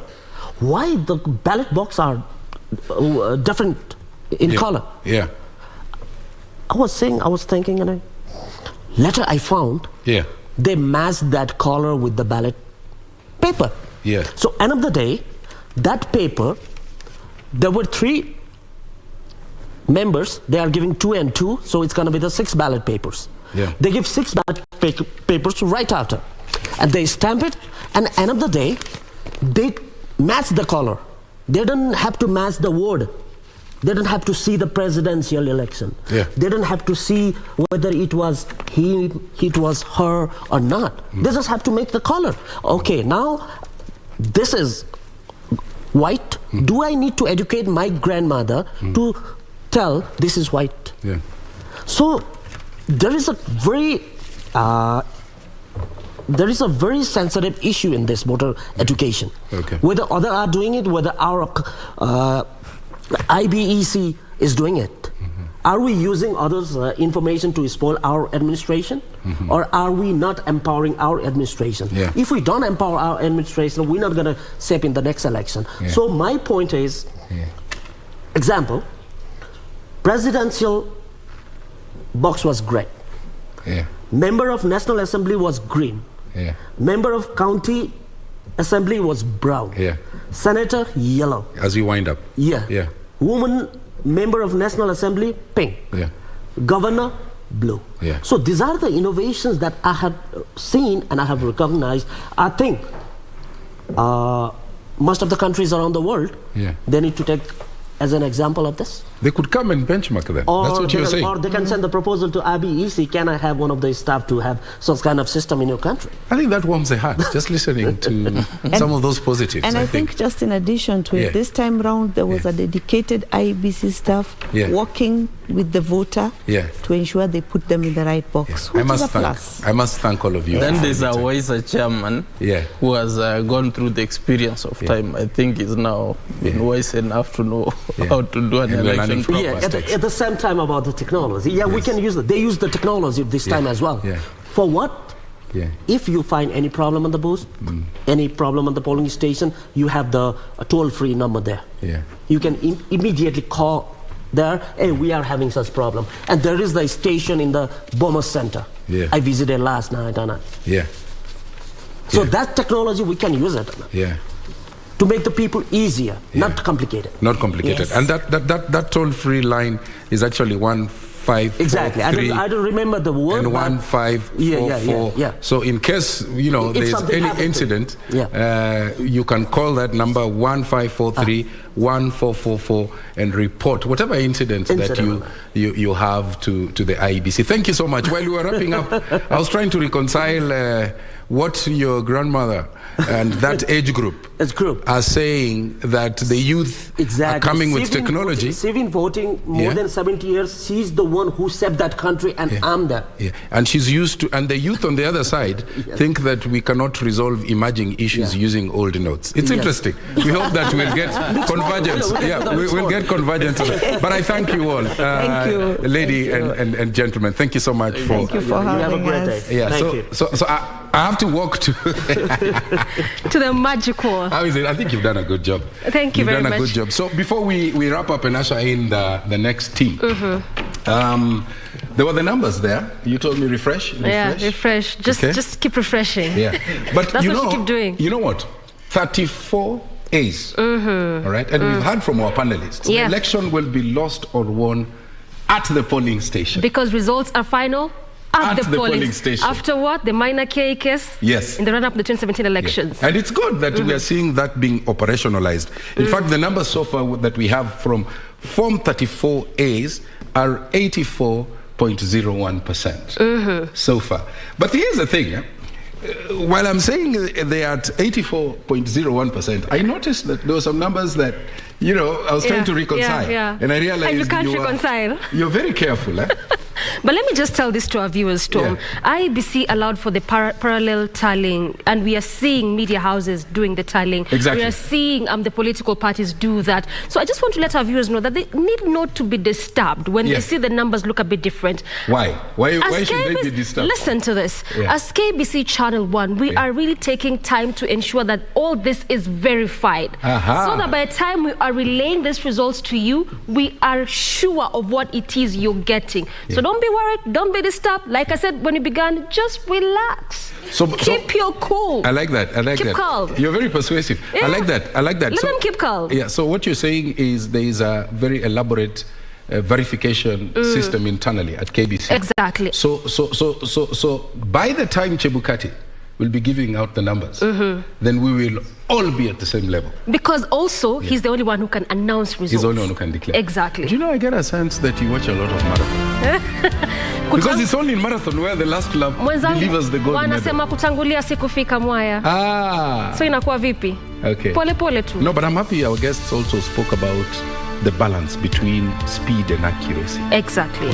Yeah. So they shouldn't worry. Anyway, those results are provisional. And let me just butt in. You see, when you talk about speed and accuracy, it's important to be accurate as opposed to really being very fast. Then you realize, wait a minute. Wait a minute. You know?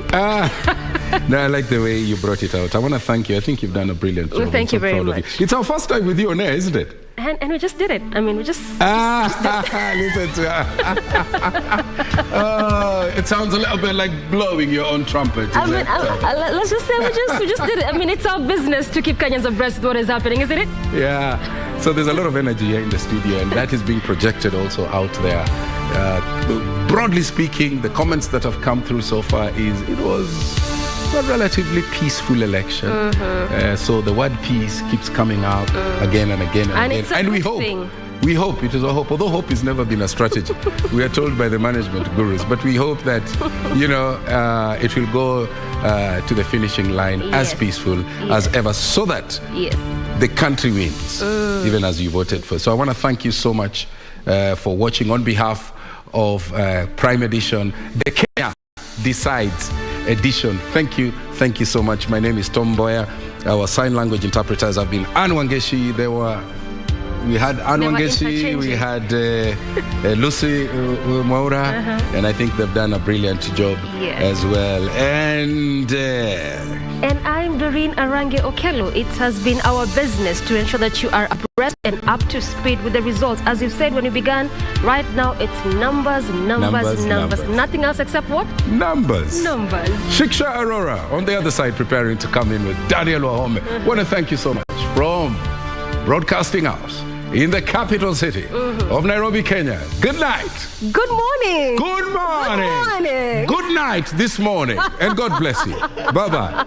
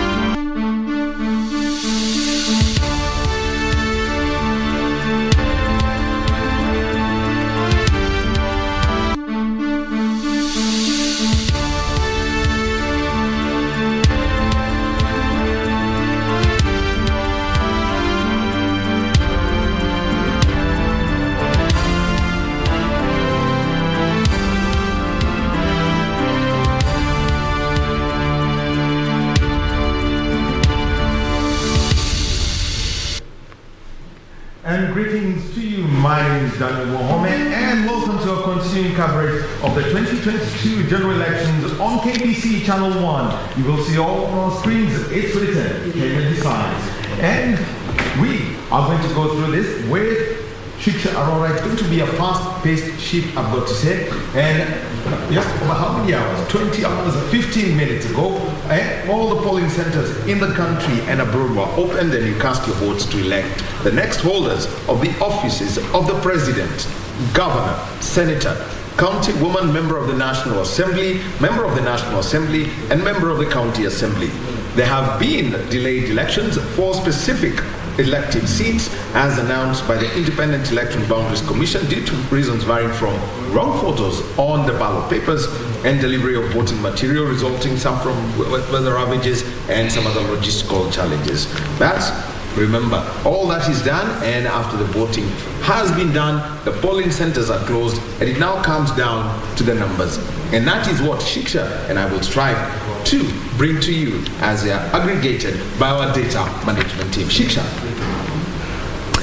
Absolutely, Wahome. Thank you very much for that introduction and a warm welcome. Remember, we'll be taking you through these figures. Numbers are very important today. There's a lot that we have to talk to you about as our team on ground gets those numbers in, compiles the data, and of course sends them back right here at KBC Channel 1. We'll be taking you through an analysis of the past as well. Remember 2017, 2013, and of course compare the years and how things have been in the past elections. Now, in case you're wondering what exactly happened today, I'll be giving you a timeline of the things that happened, the occurrences that went on throughout the day, and also things like criteria to win and results. Now let's talk about the criteria to win in terms of the winner. Now the winner needs a 50% plus one vote in 24 of the 47 counties. Kenyans will also be choosing the 47 county governors, the 47 senators, 47 female representatives, 290 members of parliament, and 1,450 county assembly members. In total, there are 16,100 candidates. Let's move on to results. Remember, results are due to be announced no later than August 16th. Any second round runoff, which would be held within 30 days. And of course, if no candidate fits a challenge to the results with the Supreme Court, the winner takes office 2 weeks after the final results are announced. Now, these are a few of the things that we will be discussing. Of course, we have a team of analysts right here in studio. So Wahome, let's take it back to you. Well, and talking about numbers, because that's what we're talking about, 46,229 polling stations in the country, and there are a total of 22,102,532 registered voters in the country. Then there are two constituencies that are not geographic. One is the prisons. It had 7,483 registered voters, and the diaspora, 10,443. Those two constituencies have got a special returning officer. So a total of 22,120, 458 vote, 22,120,458 registered voters across the country. And as at 4 p.m., the Independent Electoral Boundaries Commission had indicated that just about 12.065 million people had turned up. 56% voter turnout. The full numbers are yet to be brought to us. And this is an election. The first focus will be on the presidential election. Just about 86% of the Form 34As, that's about 39,630 have been submitted, and this is to the Independent Election Boundaries Commission, all coming in from the polling stations that are all around the country and also from the diaspora. And one of the other things that we need to take a look at are some of the briefings that we've been given by the Independent Election Boundaries Commission. So remember that due to what I indicated earlier, that all of the voting areas were not going to have elections, let's take us through that about what the Commission resolved today. Number one, in 8 electoral areas, due to court orders and mismatch of material content, the elections will take place on the 23rd of August. That is exactly 2 weeks from now. And this is where it gets interesting. And we'll be having conversations about this because there are 2 gubernatorial contests where we do not have incumbencies. But in the meantime, Shiksha Arora. you could take us through some of the implications, that would have to come in, especially where some of the counties where we're not going to have governors coming back, cases of no incumbency, about 21 of them, and also numbers to do with the gender representation around this election. So you could take us through that. All right, absolutely, Wahome. Now let's, take a look at what exactly is happening in the different constituencies. Now remember, we are going to be analyzing how things were looking back in 2017 and back in 2013. Remember, this year we have 22,102 22 million, 102,532 registered voters. Now let's take a look at what exactly happened back in 2017 when President Uhuru Kenyatta was elected. Registered voters were 19,605,895. And of course, back in 2013, this was the number of registered voters, 13,979,628.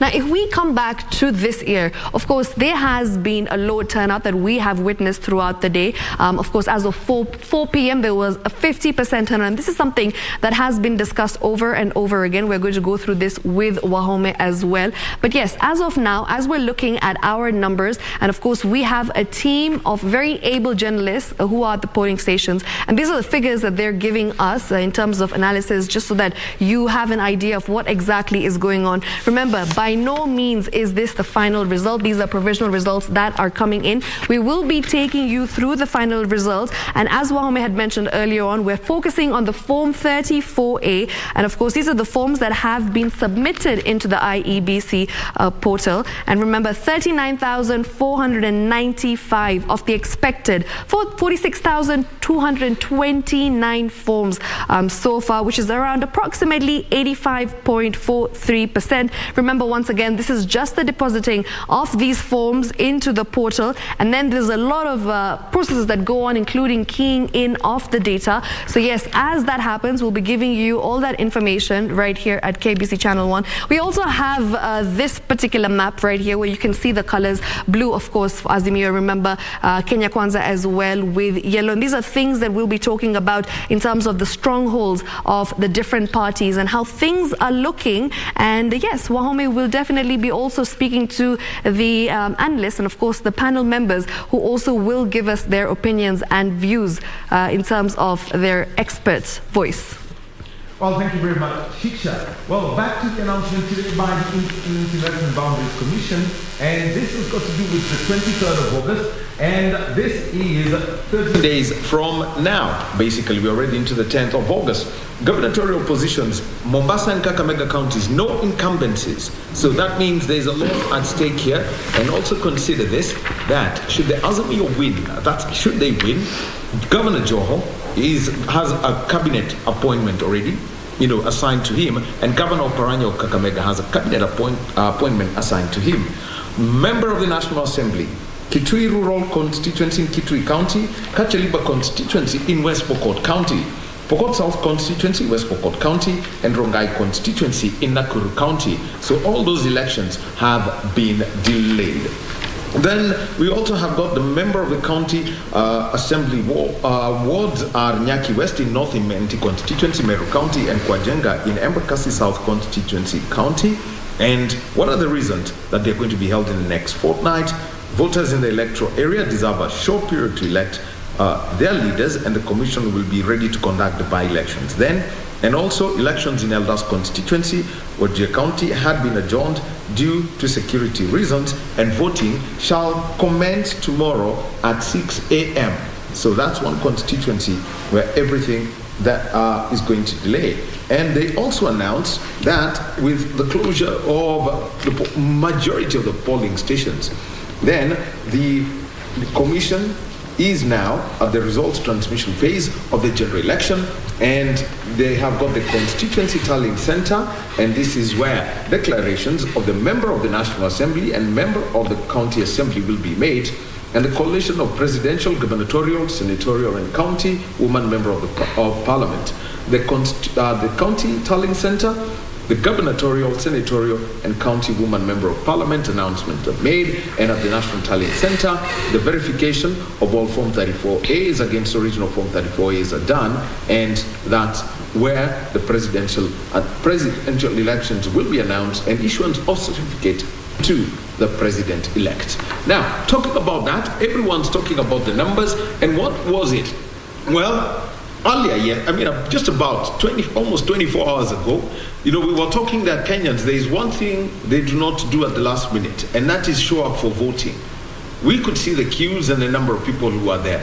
But initially, when the first briefing was made just before noon, or just around noon, there were concerns. The voter turnout was just at about 35%, and at 4 p.m., up to 56%. Just what is going down in the country.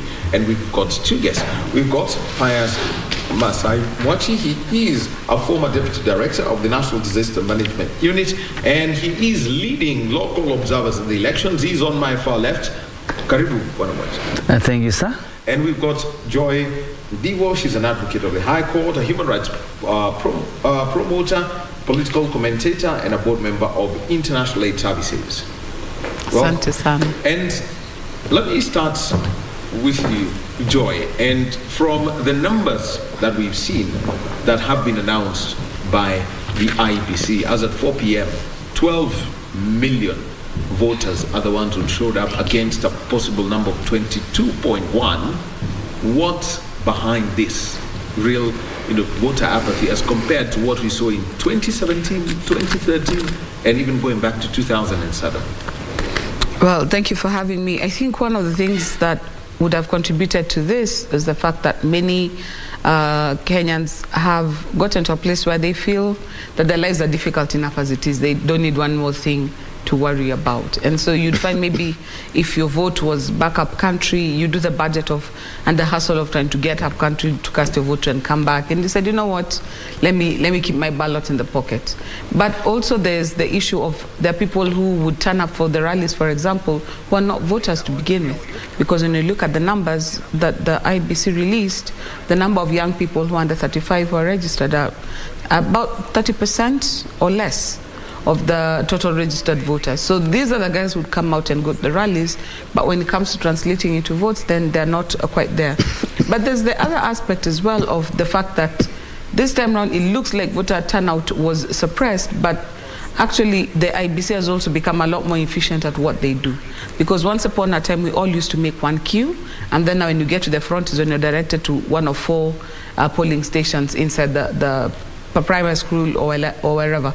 Now, where I went to vote today, we had over 11 of those polling stations. So whichever you're directed to, you have what, maybe 10 guys ahead of you. So voting was also taking a much shorter time. So there's no time for a crowd to accumulate. So there are places where the turnout was pretty high, but you cannot tell because people were coming and going. So it's been a cocktail and a combination of factors, in my opinion. But then also we cannot discount the fact that many of the people right now would have been in places where they are considered hotspots.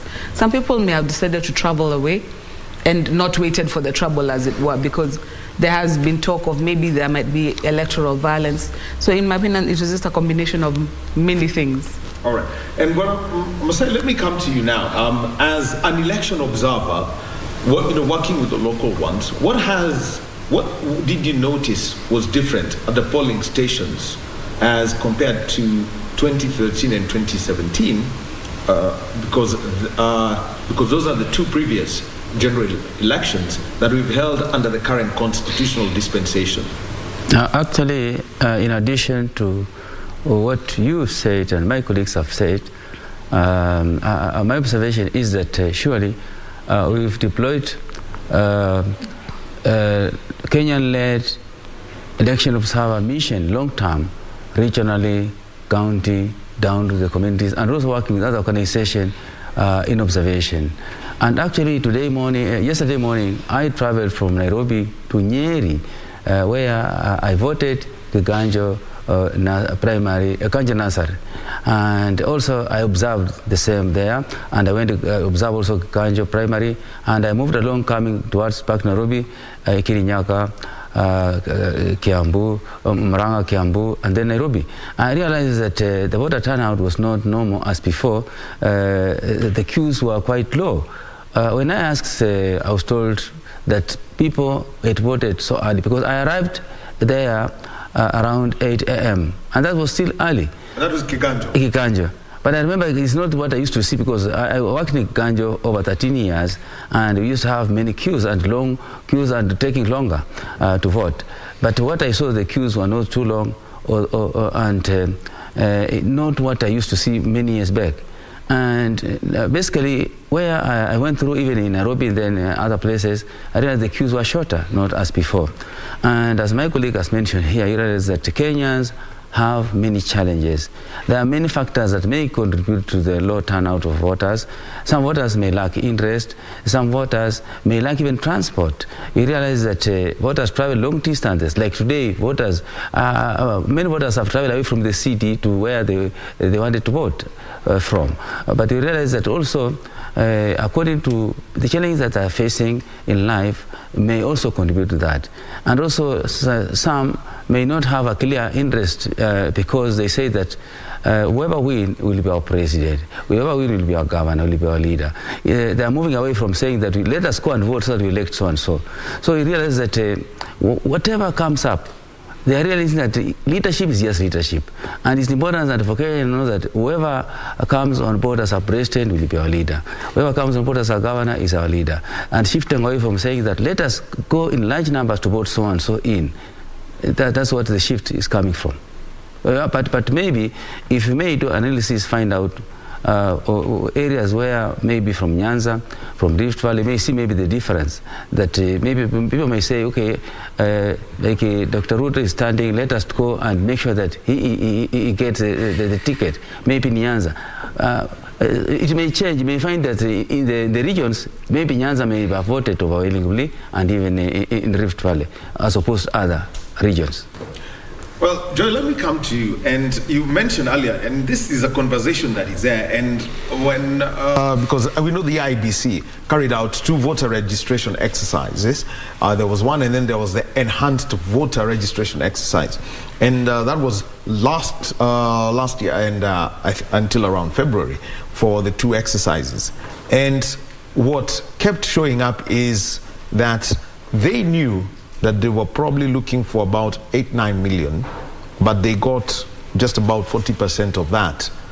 What is this cultural dynamic that's coming up with the youth, that they get their IDs, they hold on to them, but even that extraordinary let me just call it the peculiar habit of Kenyans of showing up at the last minute to register as voters was not observed this time round? It all boils down to what we teach our children, how we teach our children, and what they grow up to be. When we were growing up, when I was growing up anyway, we had our sense of patriotism was instilled fairly robustly. We had what we called in school GHC, which was geography, history, and civics, and there we started being taught civic education from an early stage. Most schools would have a parade where you would sing the national anthem, you would recite the national pledge, and all these other things that made you understand you're a Kenyan and have this sense of duty. Many of us also had an opportunity to interact with people who had been there when they were fighting for independence, so by the time it was our turn, we also had an idea of what it cost us to be a republic. Now we're dealing with a generation that has walked into there's nothing you talk about tulipigania uhuru, because what are those? These are people who, by the time they were being born, forget about fighting for independence. They did not even meet President Moi as President Moi. They met him as, a former President Moi. So they don't have the shared experience that we do. And our generation has done a poor job of passing this along to this now current generation. So you have got a generation that have come up whose sense of patriotism and civic duty is not as defined or as sharp as it ought to be. Then you also have young people who have also become disempowered and disenfranchised by the political system. So for example, right now, if you want to run for political office, I think of the people who ran for office this year, the guys who were under 35 were just barely 20% if the ABC numbers, I got them correctly. because one, you need a lot of money to run. Where are young people getting a lot of money? So when they're looking at the people who are on the ballot, you've got people who are octogenarians. They've been there since their grandfather's time, and they're still on the ballot. Why? Because those guys have the money and the machinery to run for office. Then the young people have been paid a lot of lip service. You want them to turn up for rallies, you want them to do whatnot, use them to organize and mobilize, but when the rubber meets the road, what do they get out of it? So you find we have got young people who have interacted with politics at a level where they don't feel it benefits them or it means as much to them. So you'll talk to some of these youngsters, and what you'll get from them is they'll choose whoever they'll choose anyway, and whoever they choose is fine. They don't seem to have the correlation between the politics that we have in the day and how it affects their daily life. And even if they know it affects their daily life, they're like, you know what, I'll find my way around it. So it's something that we have as a society. We have to raise that sense of patriotism again, a pride in this country, because when they look around, all they see, there's a lot of debt, a lot of corruption, a lot of this, and many of them are completely disillusioned by what they have. So in my opinion, part of the reason why we find the younger people just don't care about the political process is because they feel it's actually of no use to their lives and they can maneuver around it without it. So that's something that we need to change. Well, let me come to this. And she's mentioned something. Post former President Daniel Toroitich arap Moi, a phrase came up with the late Mzee Kibaki, kujienjoy. Did we take it too far? Actually, the way my friend has explained very well about the youth, I remember very well Mr. Kibaki did not want people to line up on the road and wanting for free things. I worked with him very well. I remember I was close to him because of my knowledge of treating the National Police Service. But President Moi was very friendly. He needed people to line, even students to forgo education and line on the road. Wait, I mean, I grew up in that generation. If he was just passing by, everyone had to be there. Yes, Dingisa. With the little flag. Yes, the little flag coming. You just want to see report. You know that he's being welcomed. That was a tradition for him. But now President Kibaki, he changed. Let me tell you that I grew in different levels, and where I came from, I saw many things, and I realized that if I don't own what I want and just aim to what I want, I can't get it. But you realize that now some parents are not responsible. In fact, a parent has children who are over 18 years and don't want them to take any responsibility. Will want to let them sit somewhere, and the parent does everything.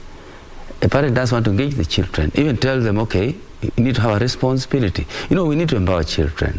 How can we empower them? Letting them to know that they can do communal work at home is not punishment.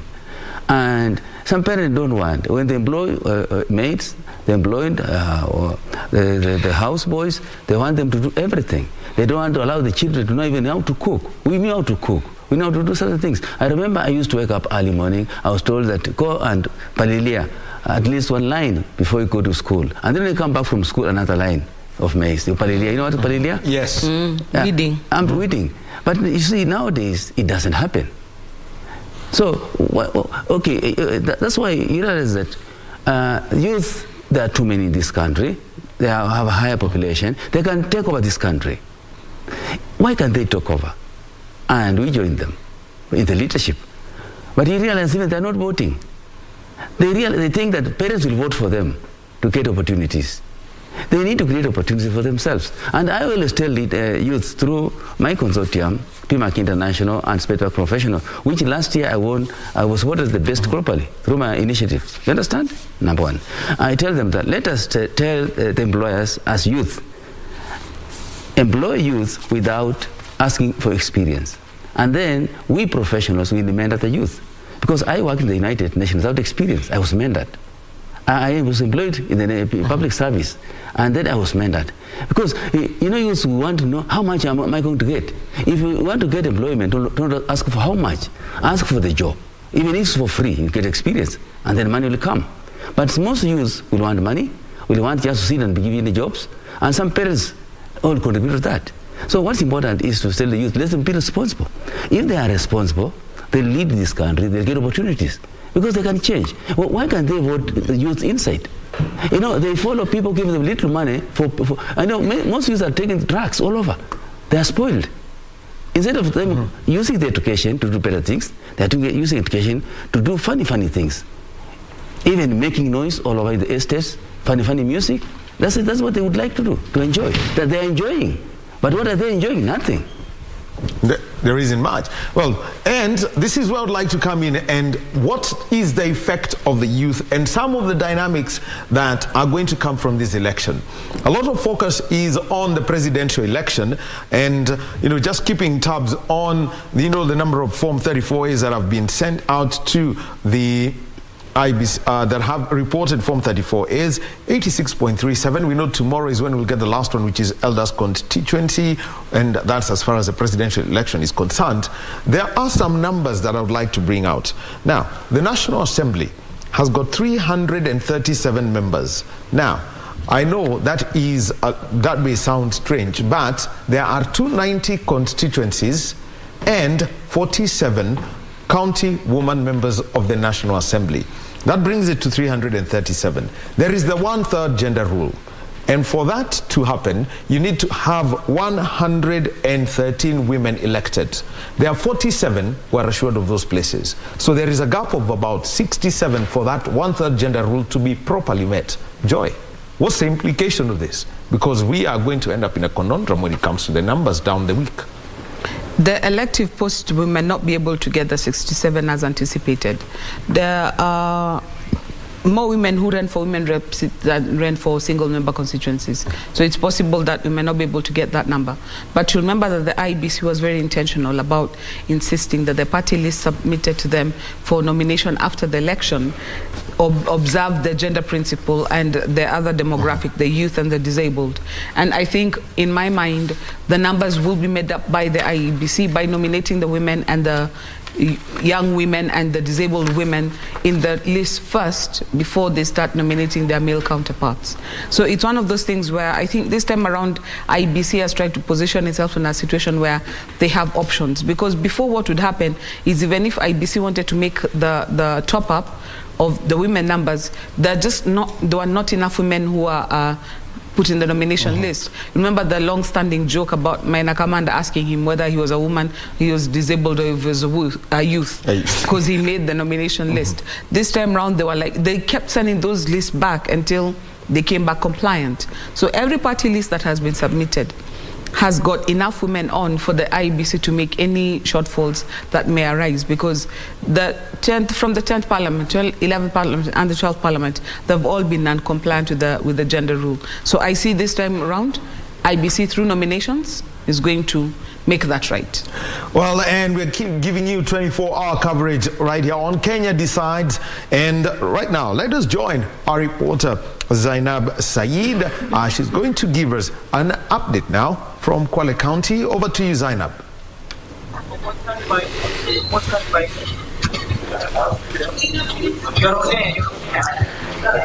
Yes, Daniel Wahome, ni kweli ulivyosema, tuko katika kituo cha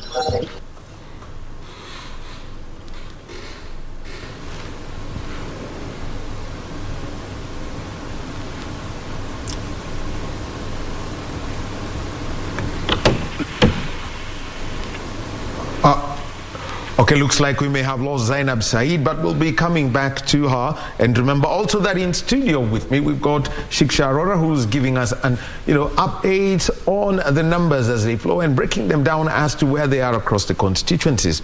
And I would like now to come back to Bwanamsai, and what is the implication of this? Low voter registration by the youth, low voter turnout, by the youth, eventually that is going, and the impact that it's going to have. Just hold on to that thought. My director Max tells me that we've got Zainab Saeed back. So Zainab Saeed, you could give us an update from Kilifi County.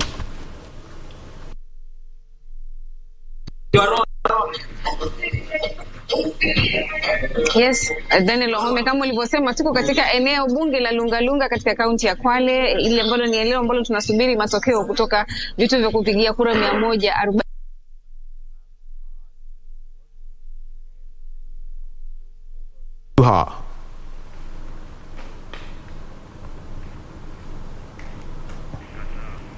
All right. So looks like there is a hitch with that. So Bonamasai, let me come to you and tell us what's the implication of this, because it comes to the numbers. There are things that there are certain things that must be met, and like everyone would say, from the country's perspective, from a national perspective, it becomes expensive when you've got to bring out the balance by using nomination numbers. Yeah, actually. It is important that when people are deciding whom to vote in, they must understand that they need to vote in good leaders. And basing on the numbers, you realize that women are good voters. And I'll urge women to take responsibility by ensuring they vote in more women. There's no need for us saying that let us empower women while you don't want to vote them in. Because if women want to vote you out, they'll vote you out. And the best voters are women, and they're good leaders. So I would say that it's important that our people understand that instead of just waiting to be given spaces because of people didn't vote in the right people, or the parties didn't bring the right people to be voted in, it's not a wrong practice. So it's just an attitude change of our people, starting from the leadership of the parties and also now the publics. What is lacking is civic education. Election is a process. Is an event, and also is a process. I'm meaning that it's a process because it takes long time, and it has got procedures to be done to go through an election. So it is important that as much as IEBC goes through planning and requires the budget, and also civil society organizations, even the religious people, they continue taking responsibility to coming in to support this. The government, it's all of us responsibility to make people understand. Civic voter education is the most thing that is lacking. And also people, they need to understand that when they are told to go somewhere to be educated or sensitized, let them move in there. Instead of just them keeping saying that we know these things, they know, and while some of them know nothing. So it's important for them to understand that they need to be sensitized to understand their responsibilities and responsibilities of other authorities, and even including the youth, and encourage youth to do certain things that we used to do many years back. But most of youth, even some of they don't even have a responsibility even at home. They want to just remain quiet, eating, sleeping, and being dressed, but nothing else. Let them take responsibility. But just to add onto what Masai is saying, we also need to come to a realization that there is the need for affirmative action to some extent. Yes. Because until women leaders are demonstrated to be excellent at what they do, then they're not electable. Because if we look even at the patterns in our electoral systems, many of our strong female leaders now started out as nominated MPs. So if you look at, for example, Millie Mabona, or you're looking at who else? Cecily Mbarire. All of them start out as nominated. Then people see, this one can be a good leader. And then from there, they sort of grow the wings to become what they need to be. So even now that we need this gender top-up thing, we have to move away from tokenism. And which is why I'm glad this time around, when the parties were being asked to populate their lists, many of the political parties were making an effort to look for women who are active in politics. Because before, those lists were filled with women who are just women. But in terms of leadership acumen, they did not give a good representation of themselves. And like Masai is saying, until you demonstrate that a woman is a good leader, yes. If you have got somebody who's a bad demonstration of women leadership, then the next woman who comes along who's a strong leader can't get an opportunity based on what has happened before with the previous woman leader. So I think we must also appreciate the fact that our constitution makes room for some affirmative action, but look at that as a stepping stone, such that eventually those women who are getting quote-unquote a through pass into whatever leadership position they're given, also prove themselves that the next time they are able to take elective positions by themselves, just cut their teeth and move forward. But the other thing also we need to be more conscientious about is raising the right kind of leadership. So we have to have strong mentorship programs where young women are actually encouraged to join and participate in elective politics. If you look at, for example, the political rallies that we have, majority of the people who turn out and are very active, you can see, are young men. There's incidences of a lot of violence, pushing and shoving. It's very rough. You find there's sometimes there's gender violence. Even when you look at the politicians, that the trip that we've been having recently of climbing on top of cars, things that do not lend themselves to, it's easy for women to do. So we need to find a way of also helping young women to take an interest and to participate, such that when it's their turn, they already have some experience, because most of their male counterparts start from school, they start from university. So we need to find a way of mentoring the young women and making affirmative action actually produce quality leaders now for elective politics. There's something we want to mention, which is forgotten here. I've traveled this world. I've interacted with many communities. But why I'm surprised to my Kenyan people, most of them, like the consortium I'm running and professional initiatives, somebody wants to work with you, but ask you, what am I going to get? How much are you going to pay me? I have hundreds of people that are working with me through acts of kindness, generosity, and volunteerism. I'm paying them nothing. But somebody wants to come because they want to get something. Why is it that some of these Kenyan people, if they want to get something, then they need to be paid? Even right now, somebody ask somebody, hey, please come, you stop with your car, please show me this place. Somebody tells you, how much are you paying me? So that I show you. Where are we heading to? That culture must stop. Must be attitude change, and the culture must change.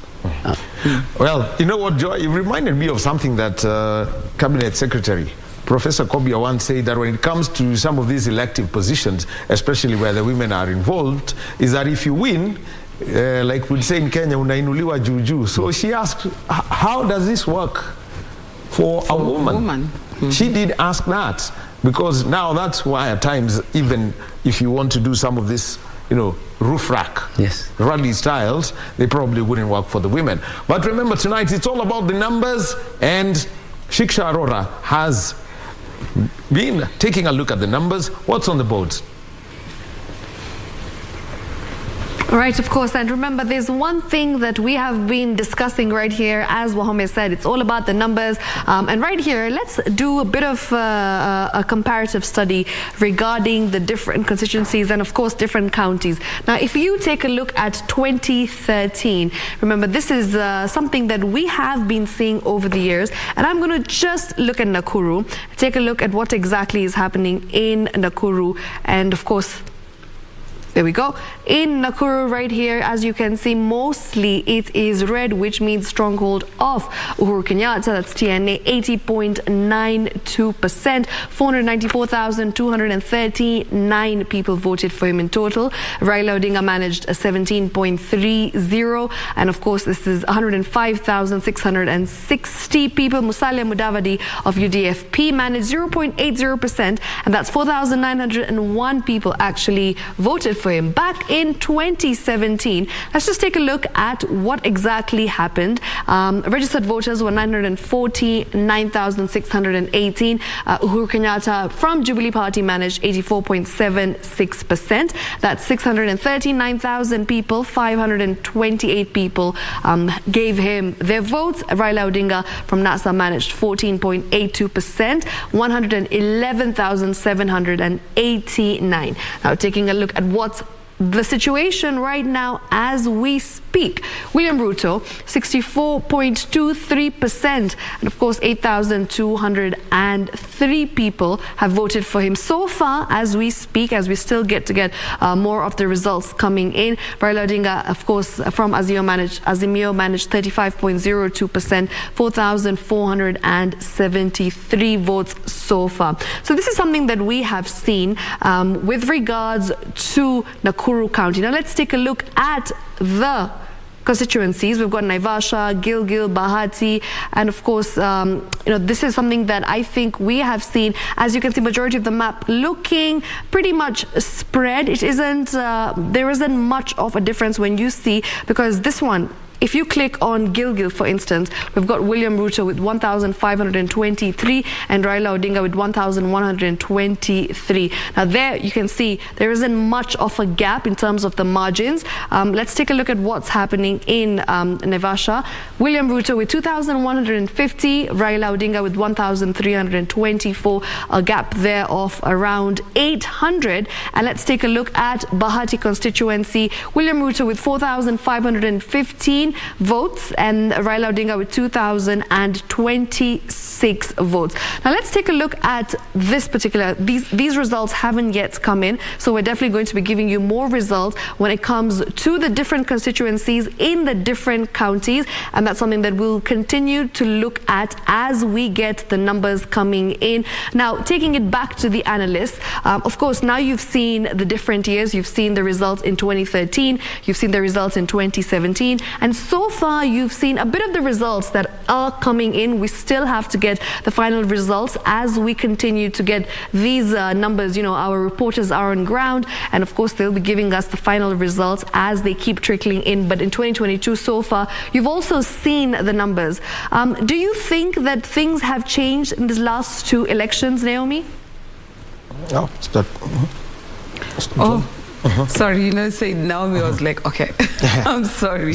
No, but things have changed over the last two elections, because one of the things we have seen is like a switching around of the strongholds. So there are areas that you would have expected would have remained strongholds, because in 2013 it was a Jubilee stronghold or it was an ODM stronghold. But now with the new formations, you have Azimio, some places that were not a stronghold and now shifted.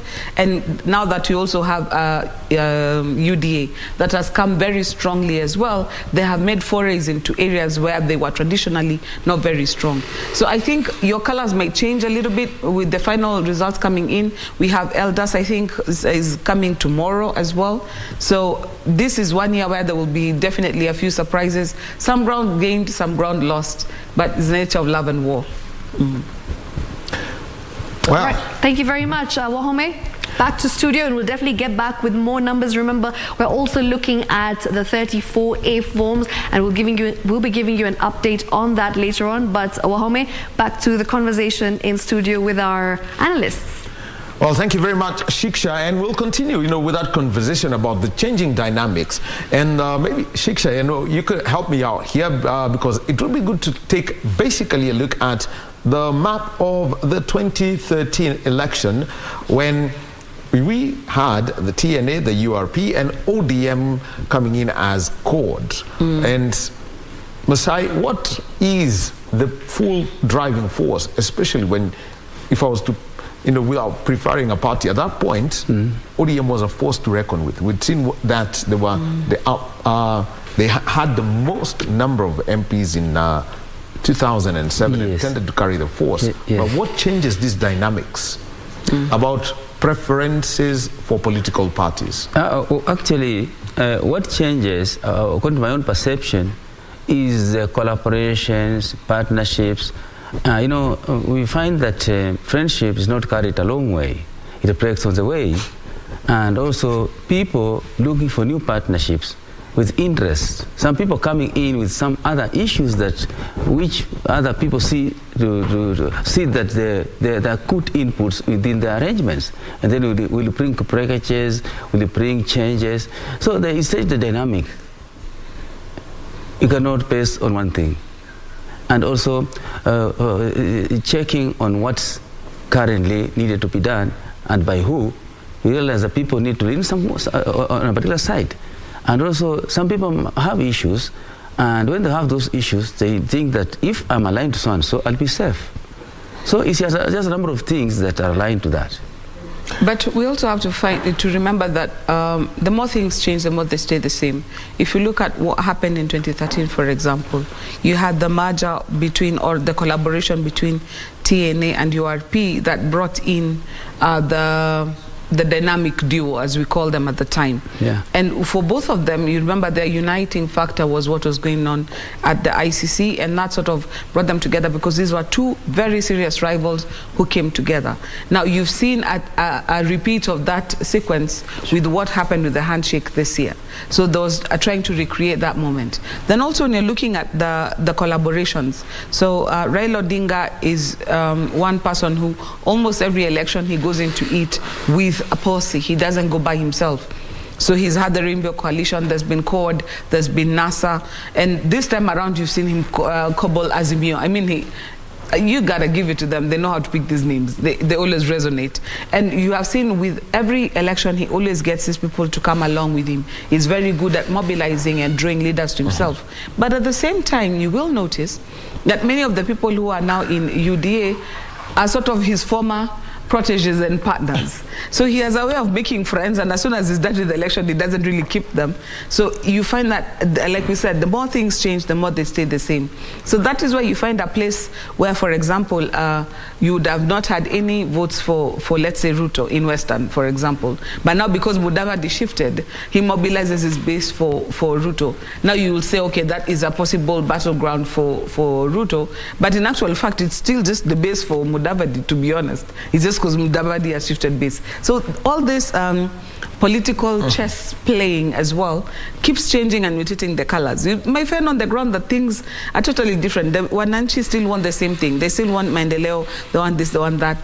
But the politicians themselves play this game of numbers that keeps changing the colors, but if you really look, it's the same color painted. And actually, there's something I want to mention about that. What's important here and people fail to understand is leadership and being Kenyans will remain. It's important that the parliamentarian think about bringing a new act that when somebody wins, then take it all with this party or the coalitions that winning. It's about when somebody has won election, but also the failures have played a very important role. Let them be considered and have a responsibility, so that they can also compensate and do some work and feel they are appreciated. But you see, if somebody wins and the other one loses, then somebody thinks he has spent his money, he has done all those, but now he has nothing. So it's important that elections should just come as something that is a process, that you have leaders who lead us, others will be there below, but doing different things. So there's need to be to have enactment of the law, so that we have a better law that gives responsibility and power, that when somebody wins an election, the loser has a responsibility and has some work to do with these people. But that sounds more like what was being suggested, through the BBI. No, but allow me to interject. I shed very few tears for politicians in this score, because that's what we had before. You could run for a parliamentary seat as you're pursuing a bigger seat. So even if you don't get the bigger seat, at least you're a member of the National Assembly. It's our politicians who are so greedy, who wanted to hog everything. Yes. When if I'm running, I don't run for anything else, because you wanted to vanquish the people that who do not succeed. Now, what they tried to do, thinking that they're building castles for themselves, has ended up being their biggest Achilles heel. When they wanted to change it, like you are alluding now with the BBI, again, greed got in the way, because Kenyans were happy to have a conversation about maybe changing the winner takes all model, but they started throwing in, we want 70 new constituencies, we have what these other women leaders want to throw in, and Kenyans are like, whoa, whoa, whoa, whoa, we want more money, but not more leaders. So our politicians keep doing this to themselves. So there are times when I want to sympathize with them, but there are times I'm like, you know what, if you people had followed the common sense position from the beginning, what Masai is suggesting is the correct thing, because a person who has a sizable following is a national leader by any stretch of the imagination, and they ought to have a role in the national life and in nation building. There's something that I want to mention here. As much as we are talking about the leadership of who wins and who loses, we are forgetting one thing, that look at the numbers that you gave us. There are too many. They have invested resources. This is what you call political disaster. Where are they going? Who is addressing that? Some of them will become thieves. because they sold everything. They opted to get the position. They have lost the position. Even there's no one who is trying to come out and do psychosocial support and counseling. You understand?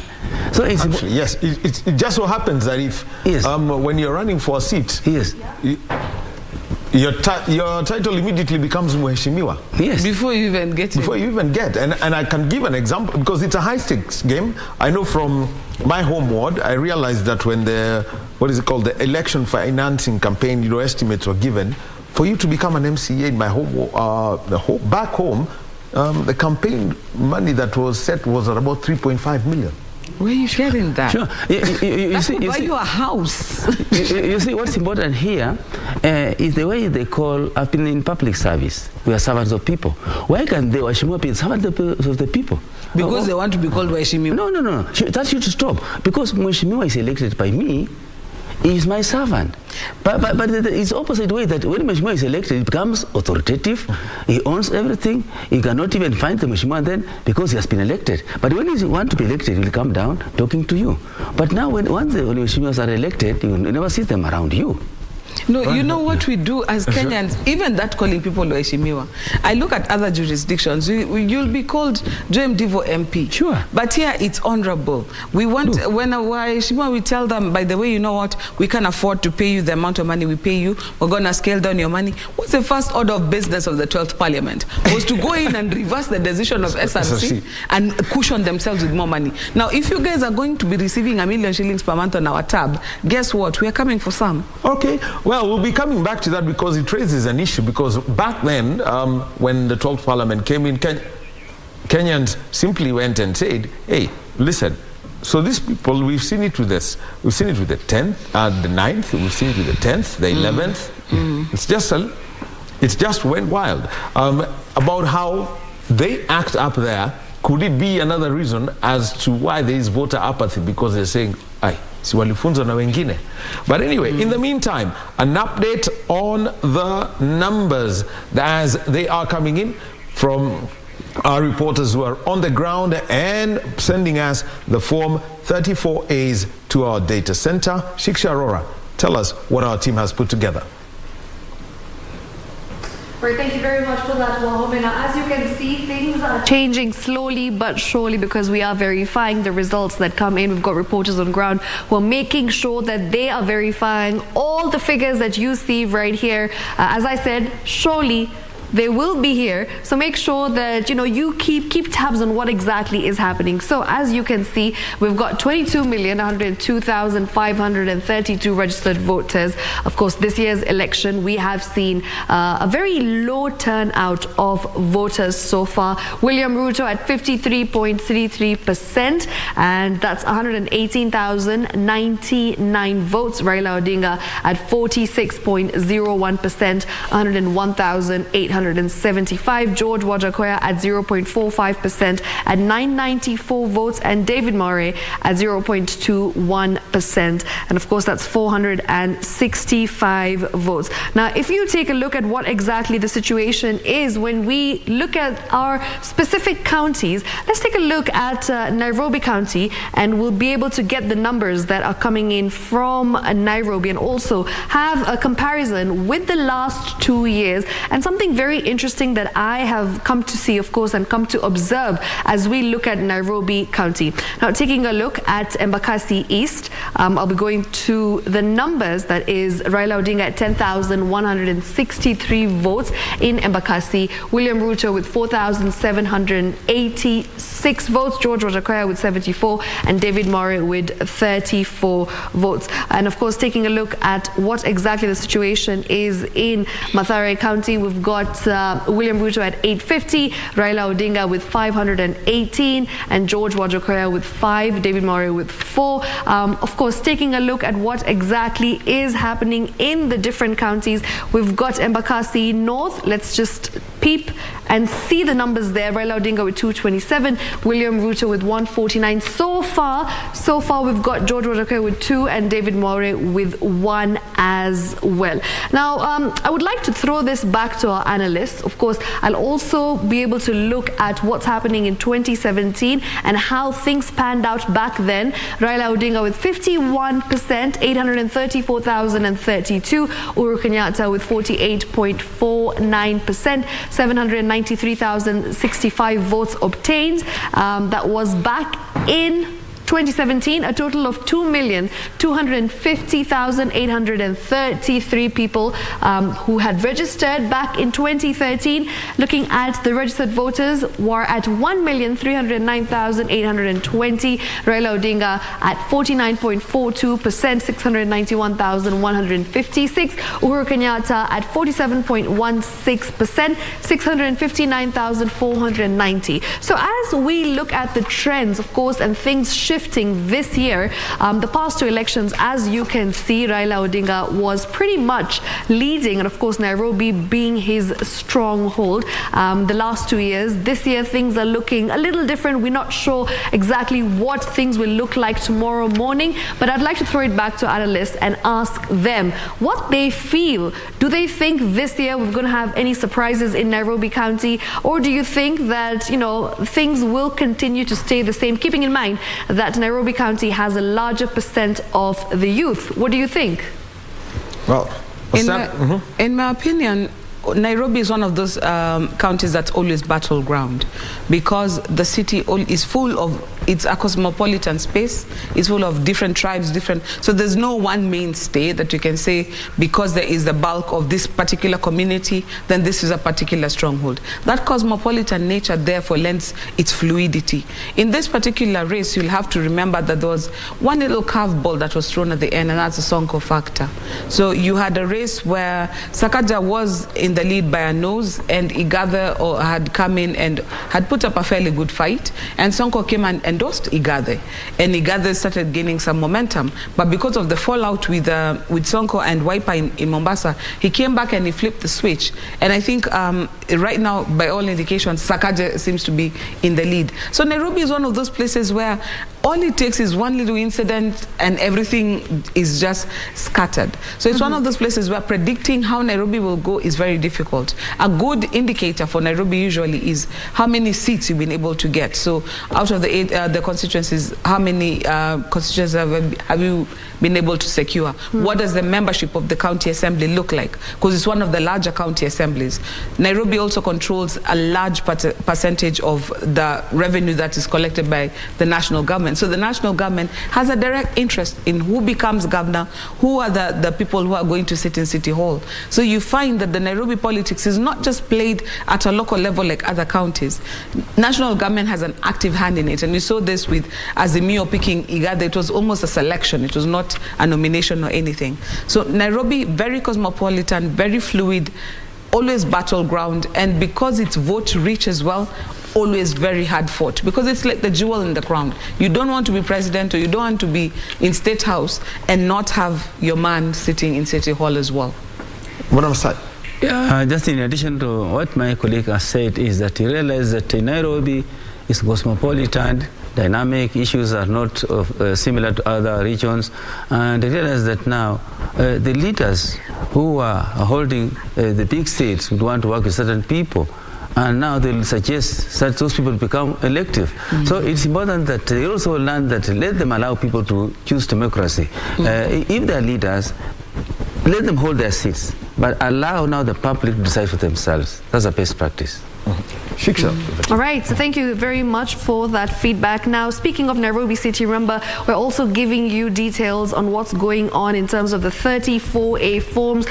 So far, we've got 40,283 of the expected 46,229 forms that have been submitted, and that makes it a percentage of 87.14%. Since we were speaking of Nairobi, taking a look at what exactly the situation is with 34A forms in Nairobi, 3,000 1,445 of 3,649. That means 94.41% of 34A forms have already been submitted, and that's in Nairobi City. Also taking a look at other counties. For instance, we've got Machakos, where 94.17% have already been submitted to the portal. That's 1,389 of the expected 1,475. Another county where it seems that, you know, for example, Elgeyo Marakwet, where 521 of 555 34A forms have been submitted to the portal. That's 93.87%. So remember, we're definitely going to be giving you more details on this as being reported on the forms.iebc.org.ke regarding the percentage, and things will keep changing. So remember, this is not in any means the final percent. We will definitely be giving you things as they continue progressing and as they keep getting updated on that particular website. You can also go check it out. Well, Home, back to you. Well, thank you very much, Shiksha. And remember, the numbers is what really counts, and we shall be keeping you informed on all the numbers as they come in. The presidential election, the IBC has made a deliberate decision that the Form 34A is taken care of first, and before they move on to the National Assembly, the County Assembly, the woman county member of the National Assembly, the senator, and the gubernatorial seats. So there's going to be a different approach to this, unlike in the past, where everything would be aggregated at a polling station. They would work, count the blue, the yellow, the pink, the green, and then take them over to the constituency tallying center. And what I must say, you've done this election observation work, and what kind of shift has it brought to the way we are viewing, the way the elections are coming through? Because at times, it will take 2 or 3 days before a constituency announces anything, but they announce the governor, MCA, the member of the woman member of the county assembly, you'd say the president, everyone whose name was on a ballot. The important thing, I've been involved in meetings, the IEPC, we observers, and IEPC has been open to us, telling us that down there, results are announced, opened, counted, and even media, observers, and party agents are allowed to take photos of images from 34A, and once results are counted down there, what comes up comes from down. So if something will get spoiled from down there. So you realize that results will come out quickly because they are not boxes, or the ballot boxes are not moved anywhere to be counted, but they're counted within the polling station. So it's important that the IPC are streamlined those issues, and also they are allowed to work with media. Even the Bomas of Kenya, they have opened media center and a call center. So there will be this time there will be no correction of information. You realize that whatever IPC is announcing, the media already have the information. So one can also look and then decide by even not being announced. I remember some time back when I was doing disaster management, I engaged media. When they come to where I was working, I gave them a space. And surely they helped me very well. Now media are helping Chebukati, the chairman, to manage elections because there's no anxiety. They have all information. Even if you go to Bomas right now, media center, media houses are very busy. They have already the information. What they are doing is just interviewing people, but they already have what they needed to hear from the IPC. And there are people down there communicating the same. All right. And Joy, let me just come to this. And from what you have done, trying to get through this governance aspect of it, what's the huge difference in the way that the numbers will be looked at when you compare 2017 and 2022? And this is just the start, the presidential election.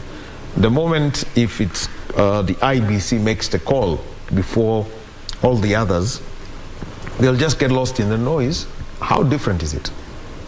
I think the level of interest that you have in the presidential vote means even if people celebrate the quote-unquote smaller wins, the eye is still on the prize, because that is like the ultimate.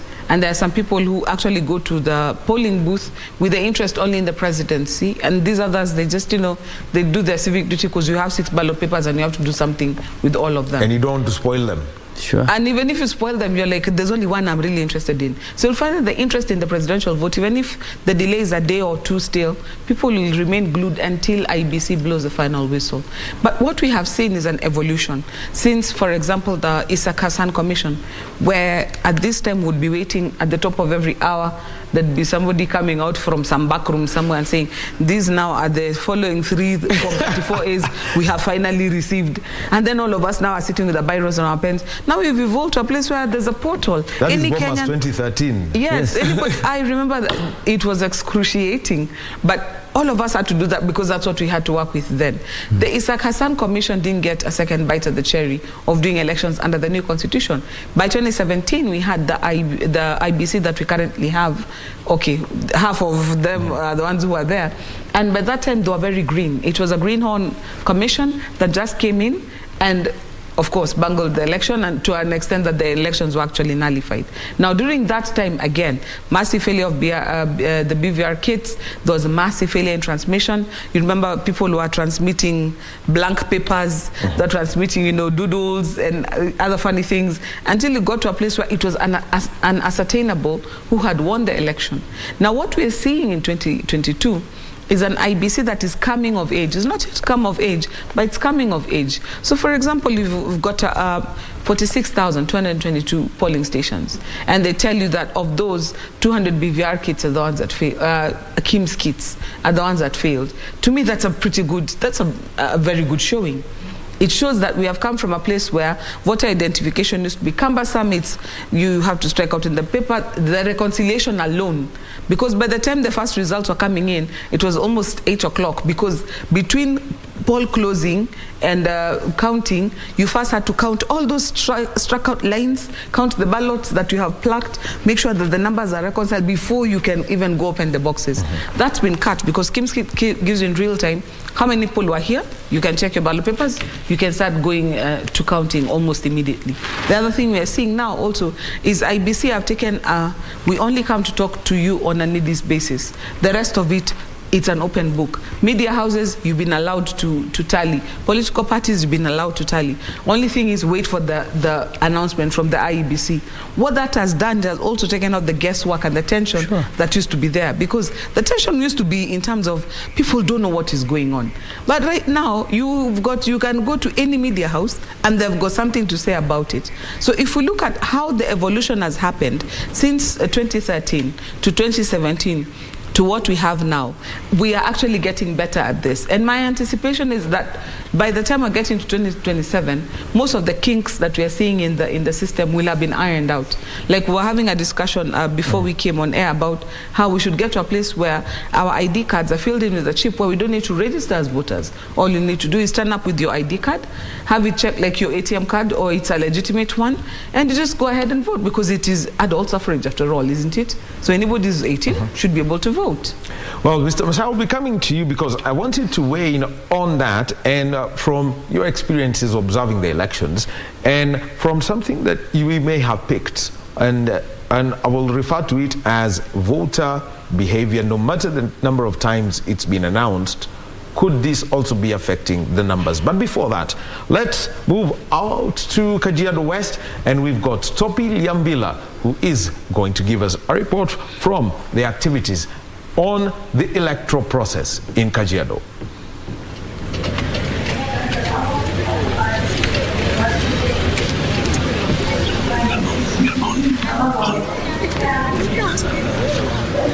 Well, we are at the Don Bosco polling center in Kajiado West constituency in the Kajiado County. And Kajiado West constituency is one of the 5 constituencies inside the Kajiado County. And Kajiado West constituency has got a total registered voters of 75,170. In total, we have got 175 polling stations in Kajiado. Where we are now is actually the Don Bosco polling center. Now, why I call it a center is because within the Don Bosco polling center in Kajiado West constituency, we have actually got 11 polling stations. 11 polling stations which are within the Don Bosco polling center. And all this, of course, they actually operate separately. They may look like they're all in one place, but they are actually separate. And you can, when you come into the center, then you find that they are separate, and people queue separately. And so, out of the 75,170 voters who are going to cast their votes within the Kajiado West constituency, of course, it's been, and what we have been told, there's kind of been a bit of what you would call voter apathy. The numbers, as we talk to the polling station or the polling officers and the returning officer for the Don Bosco polling center, he told us that because they started about 30 minutes late, but so far, as what we can see is that it's not, the numbers were not as big as they have been before. And normally, sometimes you'd find that the numbers go up. The queue goes right up to the road. But this time around, the queue was not very long. And they had registered at about 2 o'clock. They had registered only about a 56% turnout. But not to be put down is that the voting went on very calmly today. There were no incidences. Everything went on fine. The queues worked. There was only a little problem here and there of some of the voters who could not get their fingerprints, because maybe especially what the polling officer was telling us that some of these guys who work maybe the construction industry may have filed their fingerprints. So that's why again it brings a problem when you get to the KIMS machine, which is very sensitive as well. Now, in Kajiado constituency alone, we had four gubernatorial aspirants, but the interesting is the MCAs. We have got 16 MCAs who are contesting the MCA position, the MCAs in the center. But the MPs, we have only 4. And among them, of course, later on we speak to Jacob Gitau, who was also one of the MP aspirants, and he will talk to us. About what he thinks. What he thinks. Jacob Gitau, and this is Jacob Gitau, who was one of the MP aspirants. Now, so overall, things have been things were very calm on the Kajiado West constituency here at the Don Bosco polling center, which was hosting actually 11 individual polling stations, and which is very interesting because that all when you saw those pictures in the queue, those who are going to actually the different polling stations, but they'll come together, and right behind where we are having the polling stations, we have got the Tallying Center, where all these 175 polling stations will bring their numbers for tallying, and that will be for the MPs and the MP aspirants, and also for the MCS. Whereas those of the women rep, senators, and gubernatorial contestants will be sent to the Central Tallying Center in Kajiado County. Now, we had the pleasure, of course, of speaking to the aspirant Jacob Gitau, and also we ran into the governor aspirant, Mr. Moses Sakuda. Moses Sakuda is also a veteran player in Kajiado politics, and he was on hand, of course, to speak to us and tell us about how it's going. Right now, otherwise, all in all, so we're waiting, and the numbers are still coming in. Now we have the Tallying Center. They are finished about for the MCAs, the MPs, and the presidential aspirants. That one was sent straight. It goes straight to the Bomas of Kenya. So looks like we're going to have a very long night. And because as it is now, the Tallying Center, they are actually showing, doing the tally. They're still tallying, in the background. They're also tallying, the tallying of all those, the ballots that were actually brought in. So because we are actually standing right now, standing within the one of the polling station, the polling station 1. So that's what we have for us, and later on, of course, we shall speak to you and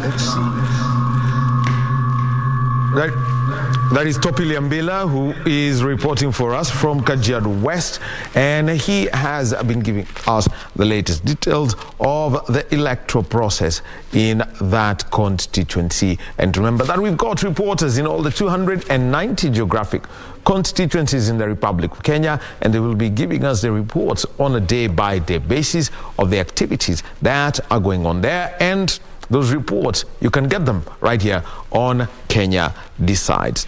We were having this conversation about, the processes around, not just around the elections, but things that happened before and things that have come up. And Peter Musai is an election observer. He's leading a consortium of Kenyan observers, and whatever they do is not just around, the election day when suddenly you see their accreditations and you see that cars have got stickers on their doors, but there is a process to it. The Independent Electoral and Boundaries Commission kept making calls, and this was to members of the public to verify their details in terms of registration, your ID number or passport number, depending on the document that you use to register. That is one of them. The other was about the constituency you're registered in. Basically, let me just simply summarize it. The geographical details about where you registered as a voter. Say, for example, if you're in the Nairobi CBD, did you register as a voter at the Moi Avenue Primary School? And from then on, you can confirm in which station you're to go to.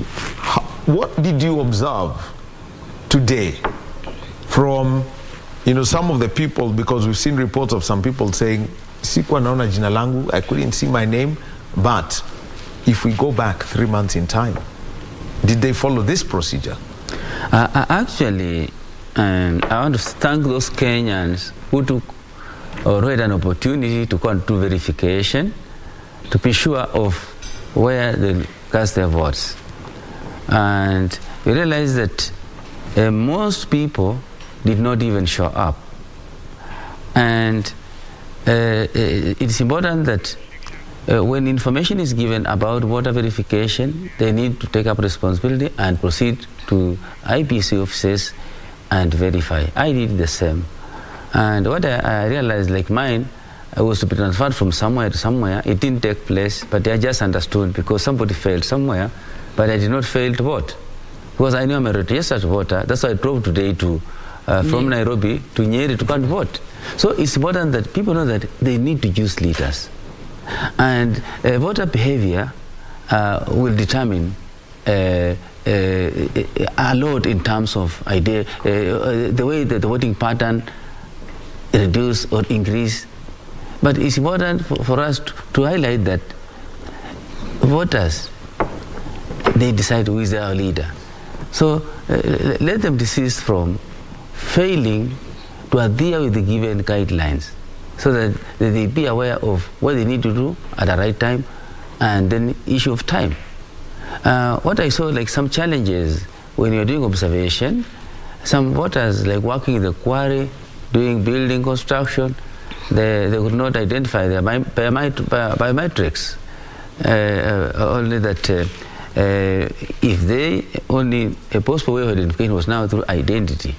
So, but some also who claim to be missing, there may be some failures on some part of the IPC, certain people who never did their work. But also, it's important that when information is given, they go out and identify themselves. Actually, let me ask, because you mentioned to that, and you'd understand this very well. The primary form of identification that is used by the IBC is your fingerprints. Yes. But we also know through some of the other documents that we have in this country, the retina, the eye, that right at the back of the eye, is unique to everyone. as their fingerprints are, is that also a possibility? It is okay. You know, one thing what's important is what has been agreed upon as per the law. You know, the legal framework gives the guideline. The law is here, will give you that everything is by the law. You cannot do anything that is not within the law. So it means it need to be included. It should be guided by the law, and it will be as we say that they can define a person. It's important it can be used. And Joy, let me come to this because he's mentioned it, and it's something that I wanted to bring out. Is how do you take care of, you know, changing dynamics? I'll simply put this. If you travel abroad, people may not know, but when you get to that immigration desk at the airport, when they tell you Angalia Hapa, they're not looking for... They're not taking your picture, your best angle. Yes, they're not looking for your best angle. They're actually confirming your biometric. Sure. That is true. It is true. So how then would we incorporate this? For example, to have people who are working in what I would call heavy manual labor, but in environments where, for example, gloves are not mandatory equipment, safety equipment. The way our KIMS kit has been configured, first and foremost, it just doesn't take your primary fingers, which would be the thumb and the index fingers. It takes all 10.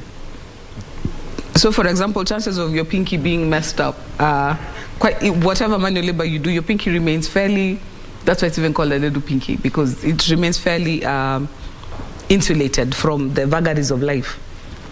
But over and above that, our KIMS kit also has got the alphanumeric identification, such that even if we can pull up your details using biometrics, maybe your fingerprints are messed up, or you've done a HINA application, or you're missing a limb, then we can use your ID, which is also a unique identifier in Kenya, and pull up your details. Problem with alphanumeric, I think you saw in social media today, there is somebody who said that by the time he turned up at the polling station, he was informed that he had been identified as having voted. That means somebody either had his duplicate or something and voted on his behalf. So alphanumeric lends itself to some, mishaps here and there. So I agree with you. Technology has evolved. We have to take advantage of what we have now. These days we've got kids who are coding, they're writing all these programs, they're doing all this innovative stuff that we can use to make things easier and faster. So for example, I've never understood why we have to physically turn up to vote. If we can send money anonymously from the living room and it will get to the intended destination with a fair level of security and safety, why can we not have... Yeah, but Kenyans will still ask kumepata. It is true. It is true. There has to be a way for us to leverage on what technology has to offer. If you look at the reason why our elections are so expensive, it is because our deficit of trust means that everything has to be verified and verified and triple verified. It means if we're doing something as simple as printing ballot papers, we must go to a security printing firm. Our ballots have more security features than even our money. I think 9 in total that we have. We have to come to a place where we say, you know what, forget about even printing ballot papers. Use your unique ID code to get into the website, vote, and once you've voted, it shuts you down. You don't need to have the pinky that has been colored. You don't need all these things. Yes. And once you do that, then you're settled. But now Kenyans are stealing. They'll vote for you, they'll vote for us, they'll do what? So we have to come to a place where we look at how can we leverage the technology to, one, make our elections more secure, 2, more ascertainable. I would love to live in a situation where we can see results in real time. We don't have to wait for Chebukati to make the formal announcement. Like what you see in other jurisdictions, like now the way the media houses are tallying, get to a place where the media house can say, you know what, we are calling Kakamega County for Flani. We can authoritatively say, because the numbers are there, they can be added up. So leveraging on technology to solve some of these problems, I think, is one of the ways to go. And like you have said, the retina, there's so many things that we can use to try and have identifiers. Like what I'd even said earlier, removing the need of something like the voter register. Why do we need a voter register anyway?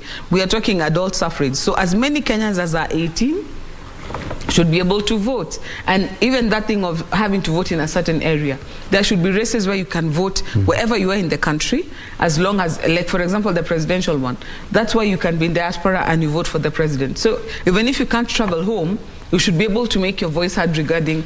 But all these things require people to think through they require what we call in Kenya political goodwill, which is just speak for the politicians have to be ready to think outside the box. Yeah, and just adding value to what she has said, it is important for us to think about saving resources.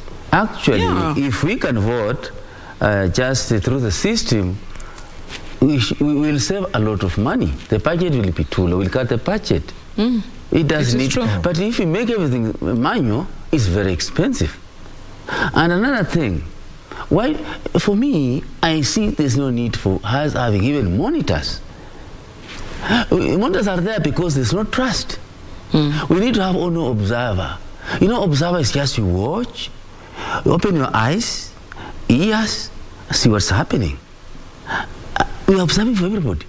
But you know, when you say I'm monitoring, you're monitoring for a particular party, particular person, you know, you can even create problem because you give information which is not correct. You say that inside here, party A is being done like this, and then people outside will start a conflict.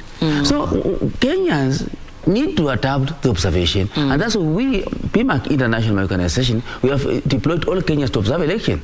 Well, we'll be coming to that because there's one thing that Kenyans hate: public scrutiny. And I observed that today as I was voting. We demanded, but we don't like it. You demanded for it, and I could see, I mean, the scrutiny that people had to go through before they voted if their biometrics were not available. But right now, let's move on to the numbers. Shiksha Arora.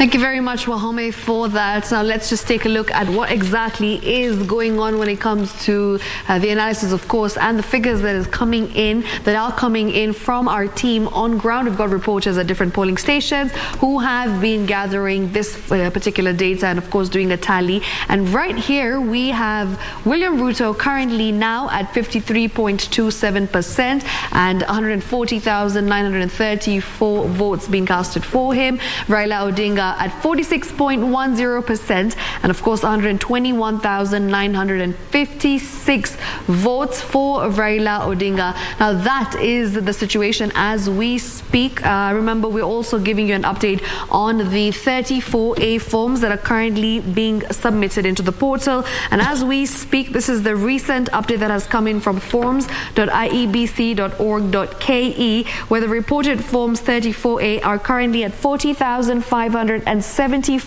of the expected 46,229. That's 87.77%. Once again, the reported forms 34A as we speak, this is the latest update, at 40,574 of 46,229. That's 87.77%. Now, as I was looking through, different counties and, of course, doing an analysis of the last few years, I came across something very interesting that I wanted to bring to your attention with regards to governors in 2017. Remember, we had just 3 ladies who managed to grab that governor seat. Of course, it's a very coveted governor post that is from, we had 3 ladies, Kirinyaga seat. Of course, we had Kitui County, as well as Bomet governor, that was Joyce Laboso, former Bomet governor who lost her life. So let's just take a look at Bomet. And of course, she managed 67.19%. That's from Jubilee Party, as you can see, is predominantly red, 176,712. I'll take you back to the other counties as well. We had Kirinyaga County, that was Anne Waiguru. And just taking a look at exactly what the situation was in terms of the figures back in 2017. As you can see, we had the governor post. She won this one, that was from Jubilee Party, Anne Waiguru, at 54.05%. 161,681 people voted for her. Martha Karua at 40.81%. 122,067 people voted for her. And also we had another lady governor. Remember, this is Charity Ngilu, that was from Kitui County. So we'll also be taking a look at Kitui County as well to just highlight In 2017, the numbers that she managed, that was 47.33%.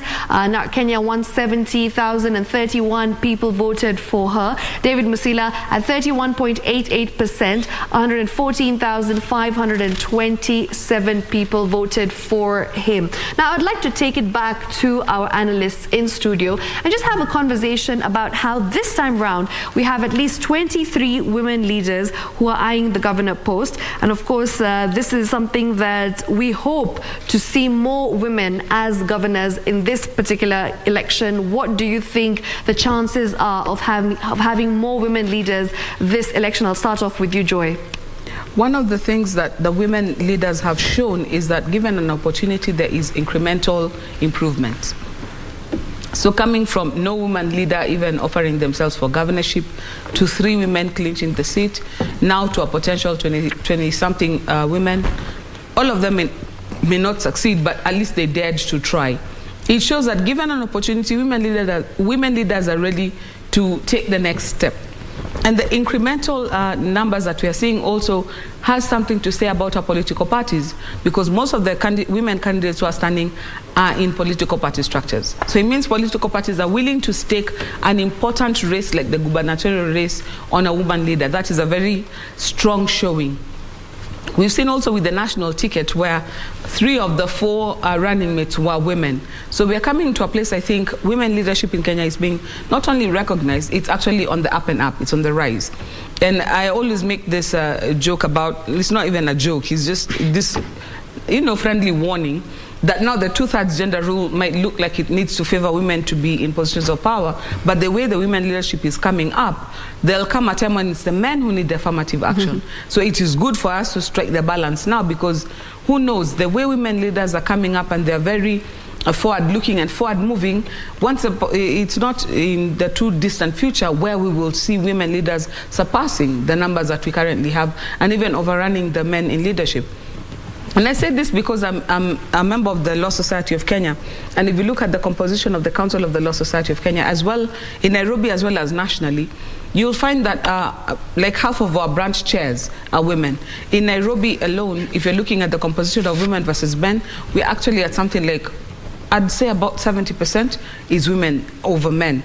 If you're looking at Nairobi, there's a time I was serving in Nairobi, out of a council of 13 people, we had only 4 men. The rest were all women. So the idea that women might actually come to a place where they're way more than men is not uncalled for. It's not in the too distant future. So I am very heartened by the number of women who are coming forward. I'm heartened by also the encouragement from the political party structure. And when the results come in, I'm sure we'll have more than 3 women who are governors and a lot more who have been elected in other positions. Especially, I'm looking in areas where patriarchy is very strong, like, for example, Northeastern, in Kisii, in Masailand. I'm looking forward to some women MCAs, because there are places where you don't get even a single elected woman MCA. I'm hoping some of those glass ceilings will be shattered in this election.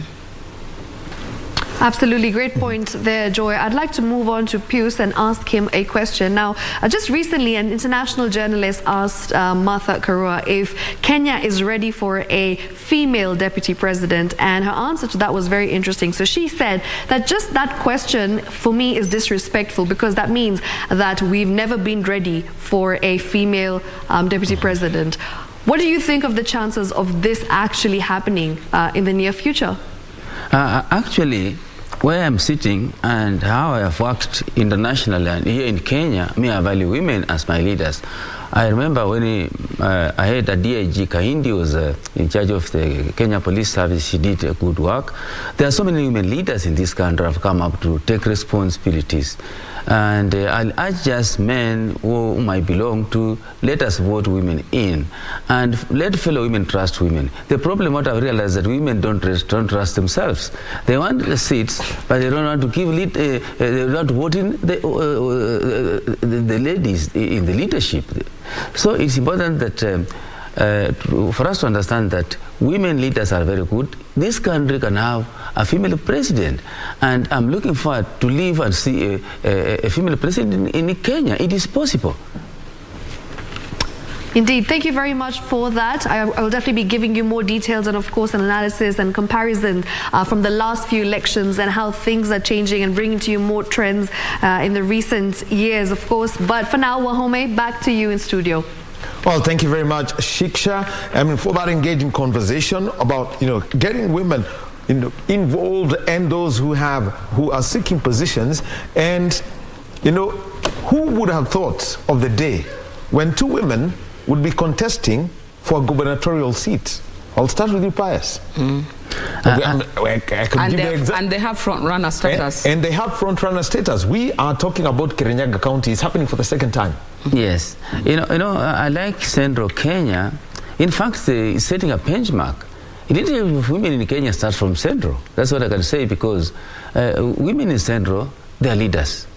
They are showing other women in other regions to lead because they are able and they are capable. So I'm saying maybe in the future we'll have even more MPs, more MCS and governance leaders. What is there? Let us look into the leadership. Women are leaders. Let us vote them in. And also let them accept that they are leaders. They are not lower responsibility. They are missing nothing. They have all what it takes to be leader. And they work alongside men. So what is important is for them being voted in by their own. Who fails women? Leadership is women. I'm telling you. That's my experience. I don't know. I don't know why women don't want to vote in women, and they'll complain. They want seats. Well, I have to, and this one has to come hot and fast, because if you look at the numbers today, the male population is a higher of the registered voters. We have got more men than women who are registered to be voters, and so the notion that women do not vote for other women, I think, is a misnomer that has been perpetuated, that women are their own worst enemies. It's completely not true. We have a situation where our society is very patriarchal. So making an example of the Kikuyus, and the Kikuyu structure is quite matriarchal. The place of the woman in the Kikuyu structure, from their folklore to their experience, places mother front and center. Yes. In other communities, it places father front and center. So if you come from a patriarchal society, for example, and you want to run, the very first person who will tell you that this is not something that you should do is your own father or your own brother. And therefore you find that even the places where you're asking why women will not vote for women, you'll find if somebody needs voter assistance, you're an illiterate woman married to a semi-illiterate man, he wants to go with you to the polling booth to help you to vote. So we're in a situation where there are women who are completely disempowered from even engaging in the political process in a meaningful manner. Yeah. And like I said earlier, we also have the situation where there was a lot of tokenism, where the people who are being asked to vote for were people's well-known girlfriends and, side chicks and all these other people who are not fit to be leaders. I'll not vote for you simply because you're a woman, just because you're a woman. I also want to vote in a leader. And if you're not a fit leader, even if you're a woman, I will not vote for you simply because I want somebody there who will do the work that needs to be done, not go and peddle anatomy. So we have to come into a situation where we understand that the evolution, and that's what we're talking about, correct mentorship, making room specifically for women to engage, showcasing what women leadership could mean for the community. And that way it becomes easier for the women who come after, the ones who have paid the price. Like now, with Martha having run alongside Raila, next time you can be sure it will be the battle of who is matching the genders, who is matching the genders, because there's a certain glass ceiling that has been broken. And that's how it goes. It's incremental. Actually, it isn't there. Sure. Actually, it is completely gone, because Martha not only became running mate, she's also run for the highest office herself. Yes. So there'll come a time where this will be so commonplace, even our children will be wondering, oh, was that ever a thing that women could not be leaders? Anyway, people have forgotten that Charity Ngilu did run for the presidency in 1997. Yeah. And there was a phrase, Wangari Maathai. And also did one, yes, and people were saying, Masani Yangilu. Those were the phrases used then. Yes. Well, I'd asked Pius that we'll be talking about scrutiny, personal, and how people are reacting to that. We'll be coming to you about that, and then also just be giving an update. There's the diaspora constituency. Just a quick update on that. But before that, let's go out north to the Central Rift, Uasin Gishu County. Timothy Kipnusu is our reporter there. Kipnusu, give us an update on how things are moving on in Uasin Gishu County.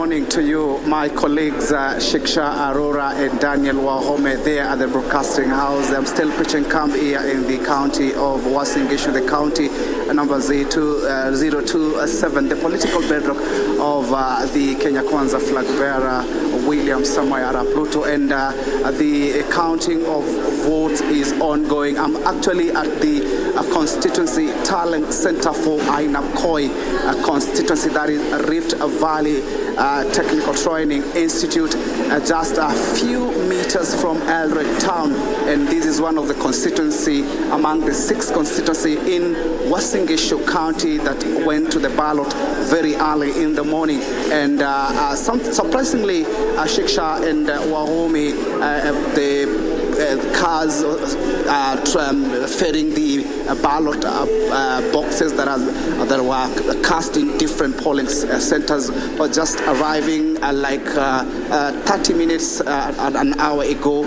to indicate that it is a long process, and we expect that it will continue till early in the morning. And earlier on, I was in the constituency Tallying Center for Tarbo, one of the largest populated constituency in Uasin Gishu County that has 120,202 registered voters by Independent Electoral and Boundaries Commission. The same thing is also witnessed there in that particular Tallying Center, that is Uasin Gishu High School. And my colleague, was senior reporter, has been pitching camp here just to make all this particular exercise to get to understand what is happening. And I'm joining Eric Kipyegon, my colleague. Good morning to you. And what do you make of this exercise? It seems that we'll be here for a bit longer to get the results. Kipnoso, like you said, it's a morning. We started yesterday morning for as early as 5 a.m. Remember, we went all the way to Deputy President's polling station in Sugoi, that is Tarbo constituency. And exercise ended well here in Uasin Gishu without any major incident. And after the closure of polls, of course, what everybody has been waiting for is the tallying of votes. Unfortunately for many of our viewers, yes, I know you haven't heard so much from Uasin Gishu.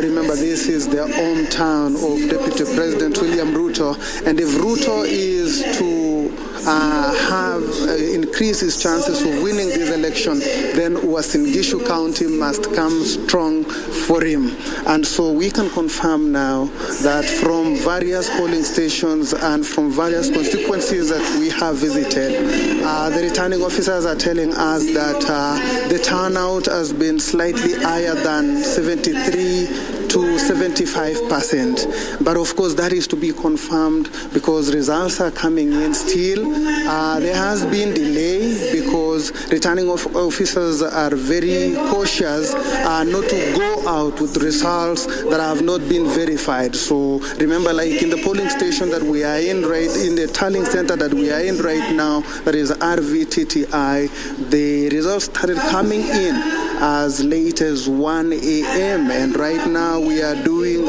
3 a.m. So for the last 2 hours is when we've really seen a lot of activity towards this end, a lot of vehicles varying results are now going to tallying centers. I think then this process now has taken another trajectory where it's not going to take long really before we get to know that how many votes the presidential candidates have been able to get. And of course, not forgetting that we have for leaders that were vying for the positions of National Assembly, the governor, the senator, the women rep, the MCA. And by the way, we are getting all those results ourselves at the moment because we are going right, engaging the IEBC officers, trying to get exactly what is contained in those Forms 35A 34A, what is contained in Form 34A, what is contained in Form 37, 38, and 39A, just to ensure that our viewers back at home get the real picture of where we are. But like I said, this is the home of Deputy President William Ruto. If he is to have any chance of winning this election, then Uasin Gishu County, with a total of 506,000 voters, must come strong for him. Then he sees how much else he can get from the other parts of the country. Talking of this being the home of the Deputy President, my colleague Bigon, remember the Kenya Kwanza Brigade launched an onslaught on the independent wave, and we are seeing a number of independent candidates from the provisional results that we have received from different polling centers, of course, Tallying, the constituency Tallying center. As per now, it seems like most of them are not making back to their seats. What does it mean for William Ruto and for this particular county where it is the home for William Ruto? I mean, Kipnusu, that was expected. This being the first time Deputy President William Ruto is going for the top seat, his people are really coming out, or his supporters had to back him. And with that backing came the demand for Deputy President William Ruto to ask his supporters, then if you are going to back me for the top seat, then I need foot soldiers wherever I'll be going. And those foot soldiers definitely must come from parties that are allied to United Democratic Alliance, which is his party, and of course other parties that are allied to Kenya Kwanza Alliance. And that is actually showing in this election today that information we are getting is that majority of those who are vying via UDA, especially in this county, are carrying the day as opposed to independent candidates, where I think a few of them will make it. But that is expected because Deputy President William Ruto is a person from here and is seeking the presidency for the first time. And it appears his supporters have had his rallying call that I need supporters, I need troops to go up there if I have to lead you. Thank you very much. There you have it. That is my colleague Eric Biegon, who is actually making sure that he gives you the figures here at Ainapkoi constituency, one of the constituencies in Uasin Gishu County. And of course, we'll be here just keeping tabs on what is happening in this particular constituency Tallying center for Ainapkoi. From here, we are heading back to Tarbo. As I mentioned earlier, that is one of the populated constituency here in Uasin Gishu County. Just to give meaning to the numbers or the votes that have been casted so far, and as my colleague, the senior reporter Biegon has mentioned, this is one of the areas that all eyes will be focused on best, bearing in mind that this is a home area of the Kenya Kwanza presidential candidate William Ruto. From us here in Uasin Gishu County, it is back to studio Shiksha and Wahome. Well, thank you very much, Timothy Kipnusu, for that report. We shall be keeping tabs on everything that is happening around the country. Timothy Kipnusu reporting for us from Uasin Gishu County, and this is On Kenya Decides.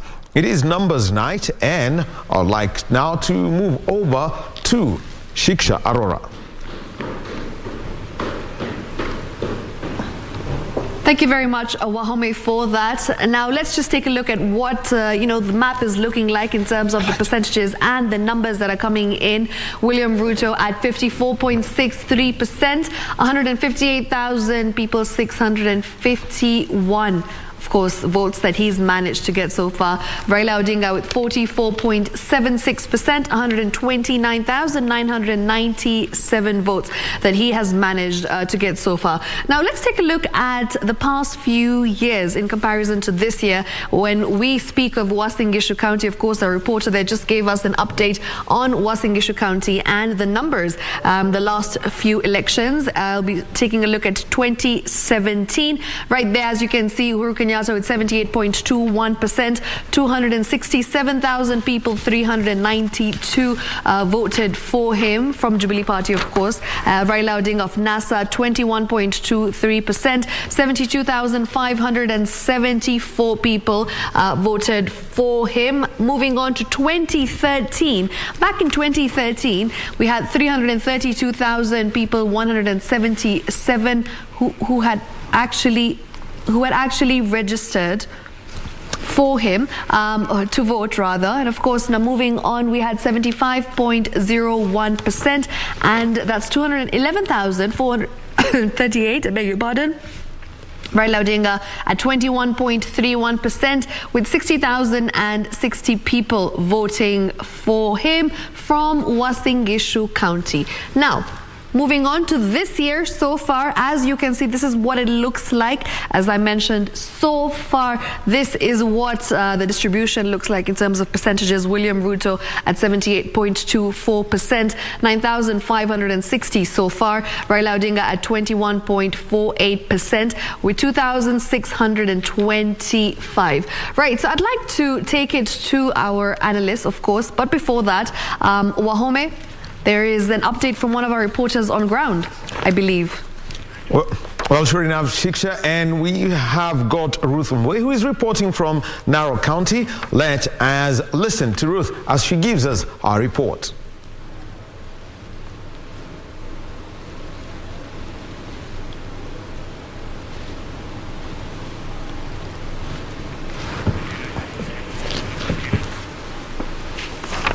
Well, we shall be waiting for Ruth to come through to us. So back to you, Shiksha, with our data.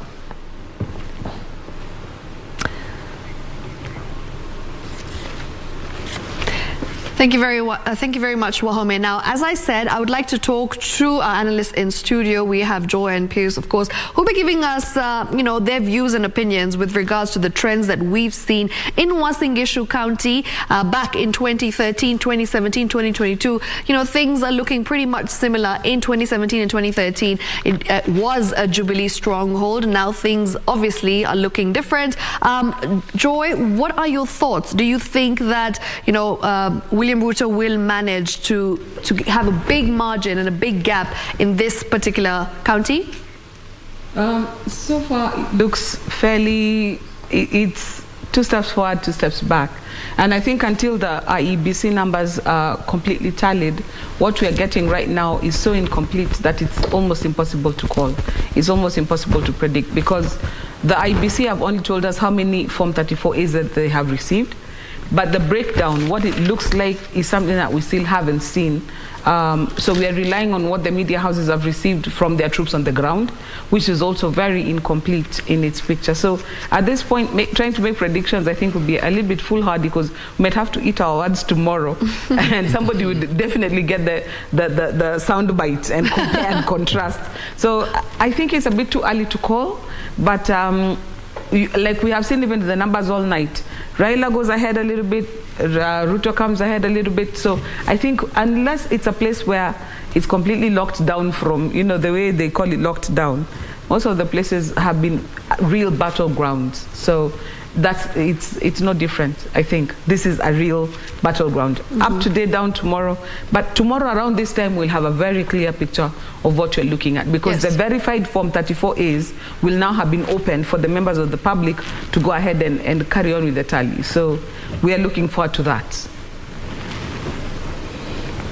Absolutely, as you mentioned, battleground indeed. And since you also spoke about the 34As, this is the update so far. Last when we spoke, it was 87.7. Now it's moved up to 88.23%, meaning 40,788 forms have so far been submitted out of the expected 46,229. So yes, we are going to get a clearer picture once we do have a bigger percentage, of course, and once they're complete, we'll be able to know what what the different counties and constituencies are looking like. So yeah, we'll definitely be giving you that update as soon as we have that information from the forms.iebc.org.ke website, which you can also go check out to get a live update with regards to these percentages and these figures when it comes to the 34A forms. Wahome, back to you.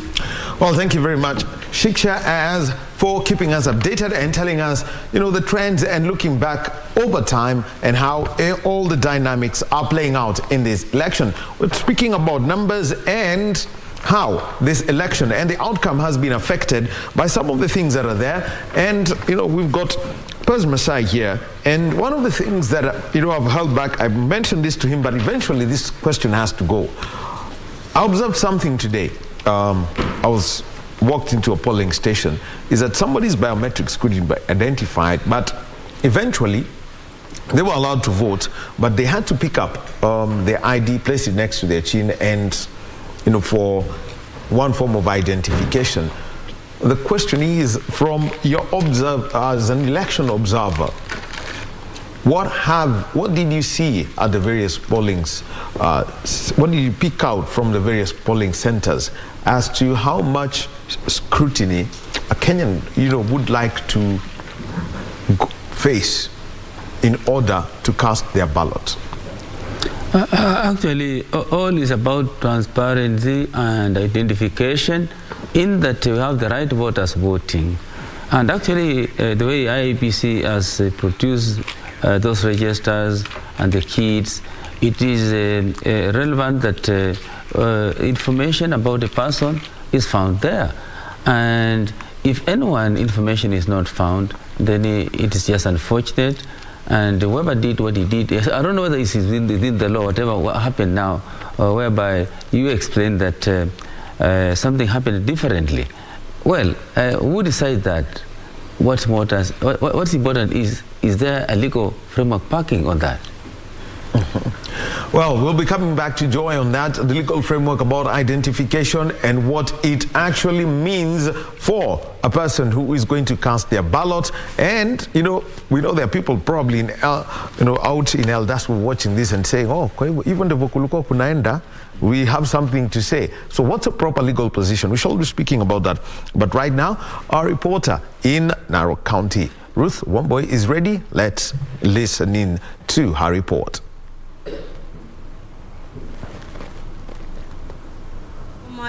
Daniel Wahome and Shiksha Arora back from Broadcasting House in Nairobi.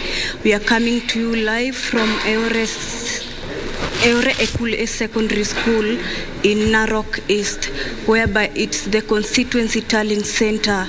And right now I'm at this tallying center where ballot materials are being brought from polling stations across this constituency. It has been a hectic day for us here, traversing all over to see how the exercise is ongoing. And Narok East, as we know, it has over 46,000 registered voters, and they are sparsely distributed, so it's kind of difficult for the materials to reach in this main tallying center for this constituency. But let me not preempt what the returning officer Joel Omai is going to say right now. I welcome him so that he tells us that some of the challenges that they have encountered. Mr. Joel. Thank you once again, KBC, for coming to see what is happening in this constituency. Today we began the election process here. Polling stations were opened, except for two polling stations where we had an issue and there was a delay, but that was sorted out during the day. And we have added time that was lost, and we have managed that all of them who were disadvantaged to start on time were able to vote. And now we are starting to receive the presiding officers. They are coming. So far we have received 4.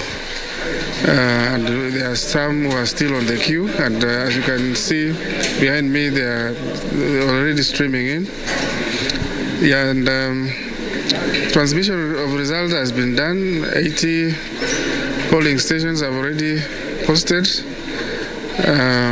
We are yet to get just a few others who are still doing it.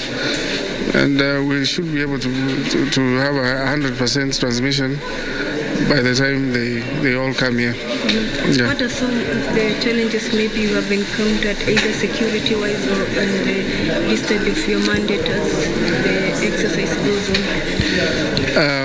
on? We really haven't faced real challenges. Of course, as usual, there are always people who spread some malicious rumors, so we don't take also that for granted. The security team has been on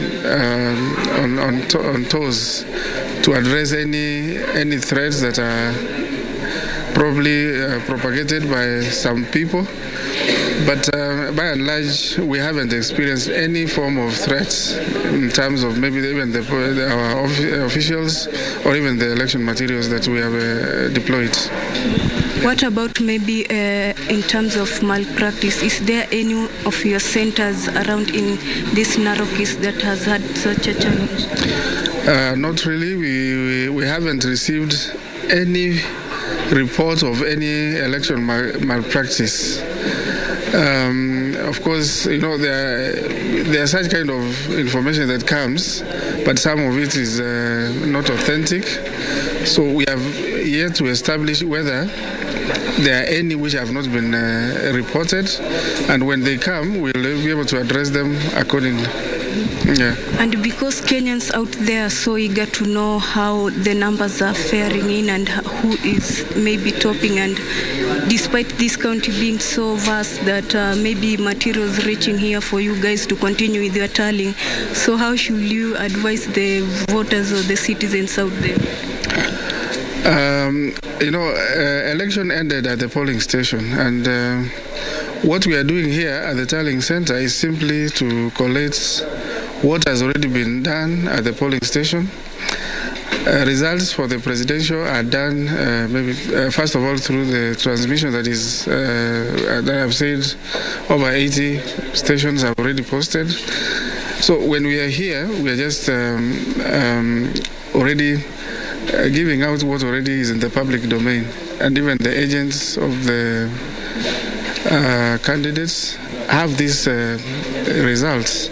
So what we urge the populace is just to be patient so that we are able to verify whether the results that are announced at the polling station are the ones that we have received, so that we can be able to declare and also announce for those that we are collating for these elections. Remember, we are collating for the county elections, and we are also doing the declaration for member of National Assembly and County Assembly, where we'll declare the winners. Yeah.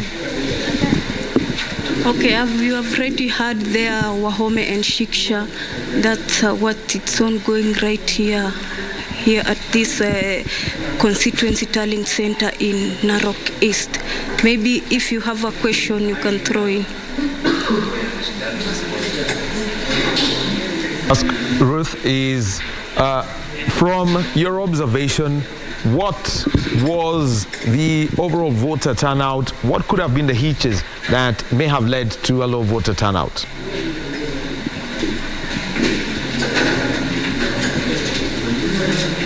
Well, looks like Ruth may have left her picture, so we'll be getting back to her. Ruth is reporting to us from Narok East constituency in Narok County. And now let us move over to Homa Bay County, where we join Edward Collins on Monday.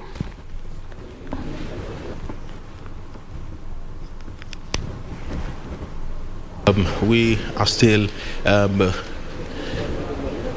covering matters here. Of course, the tallying process is underway. It began a little bit slow just hours after the final votes were cast yesterday, and it has picked over the last couple of hours. A number of presiding officers have arrived to the Gendia High School Tallying Center. This is the constituency tallying center, and they are waiting for their turn to have their results tabulated by the constituency returning officer.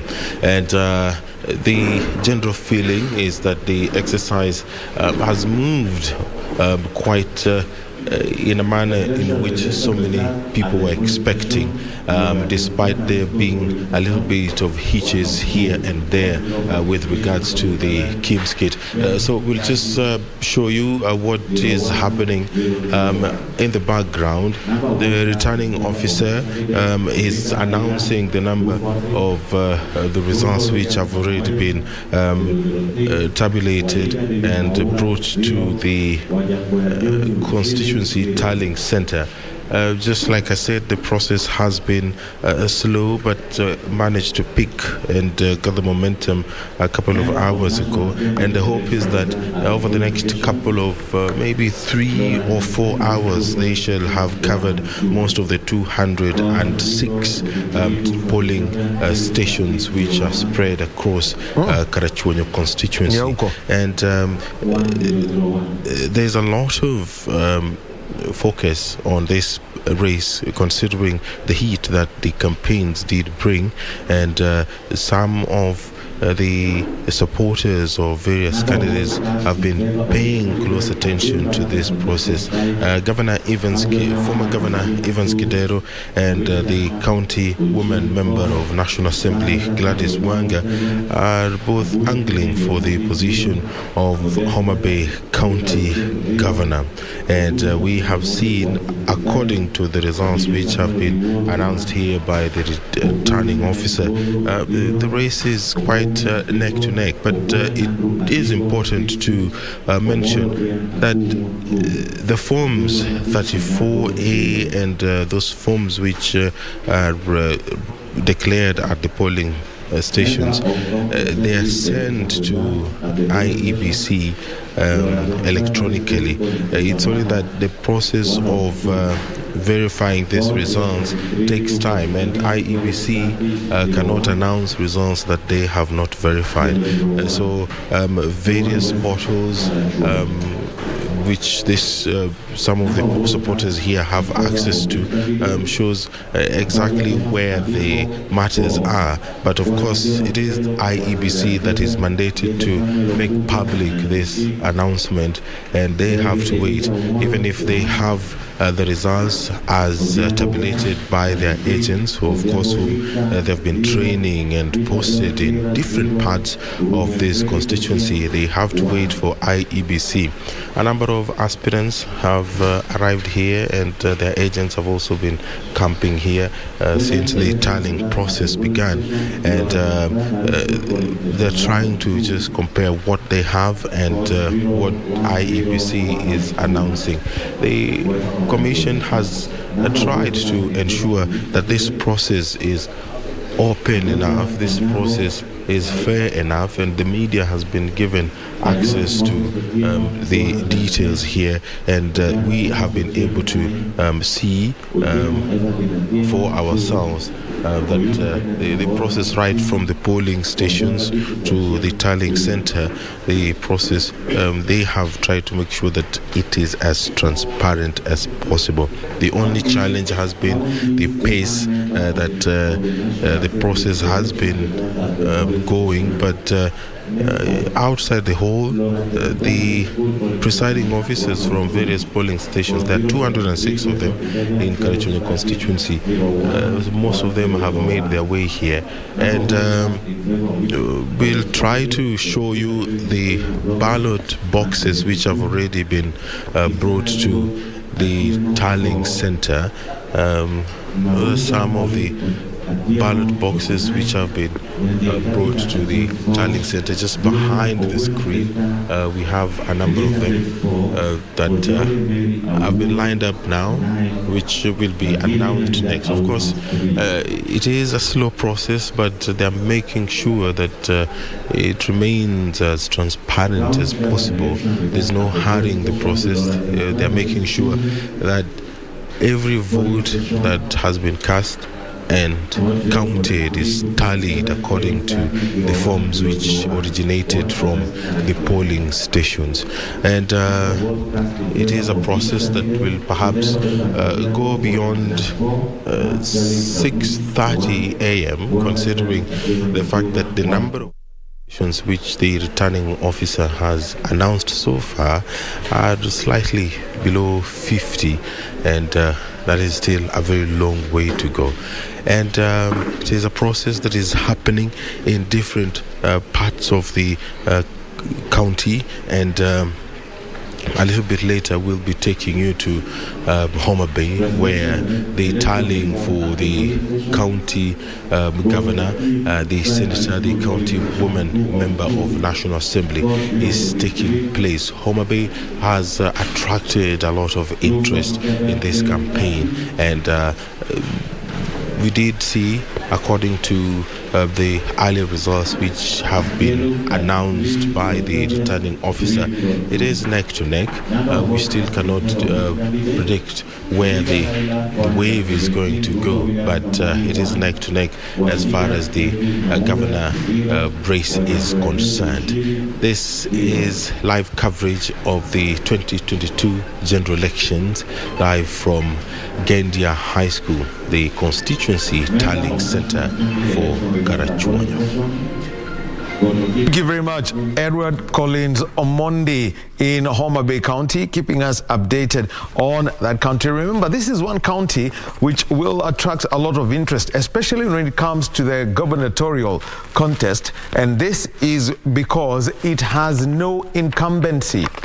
So whoever is voted in as the governor definitely is one who's got, a lot of things at stake. Cyprian Awiti was the incumbent, and his 2 terms are done. That means there's going to be a new leader of Homa Bay County as one of the governors. Thank you very much, Edward Collins Omondi in Homa Bay County. And we go back to Ruth Wamboi, who is in Narok, Narok County, and one of the things that everyone's been talking about today is the number of people who've turned up to vote. You could, from your scope of duty over the past close to 24 hours, what have you observed about the number of people who've showed up in Narok County and some of the reasons they may have given for not voting or not being able to vote? What I can say for now, Homa, is that the voter turnout across the whole county was not so pleasing. It was not as it was expected according to how maybe the politicians did their campaigns. It was a low voter turnout area among the country. So some of the reasons that some of the residents have given is that maybe they are too busy. They are doing some activities, economic activities to sustain their lives, and others are saying that maybe their vote won't count so much. So even if they vote, so what? So those are some of the reasons that we have gotten from the residents on the ground. Some of them have given up on voting, and some of them are too busy. Ohome? And I know it's been a long day, probably a well-deserved rest and something warm to take. I can see you're dressed, to keep off the chilly weather that comes around this time. Thank you very much.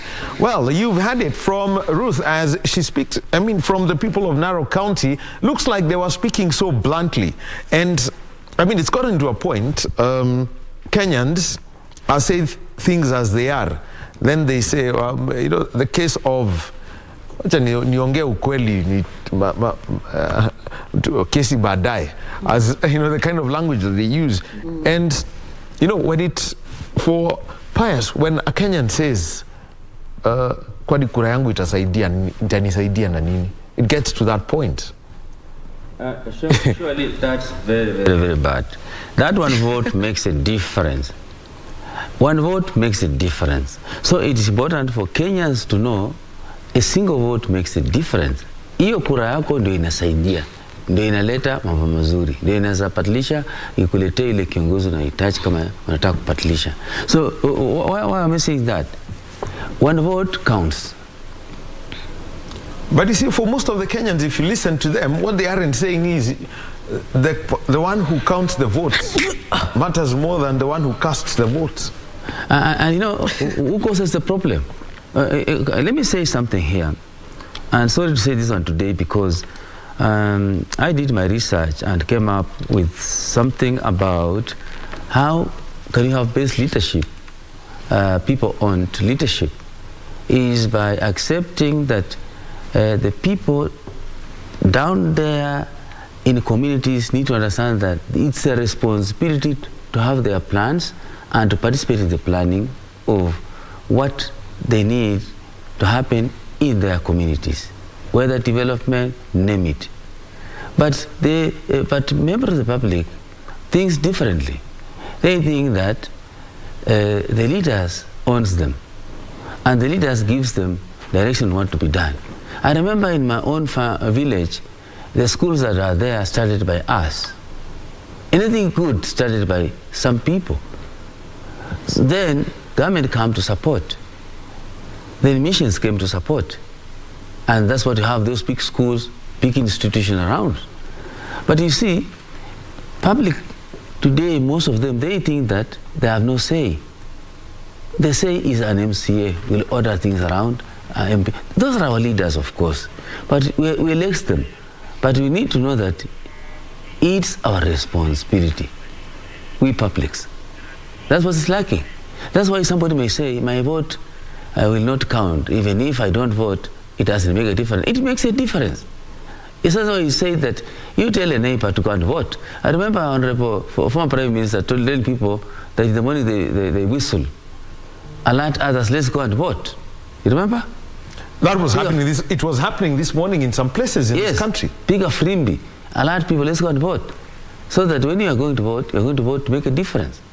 But if you don't vote, people will make a difference for you, and you know whether or not it will happen.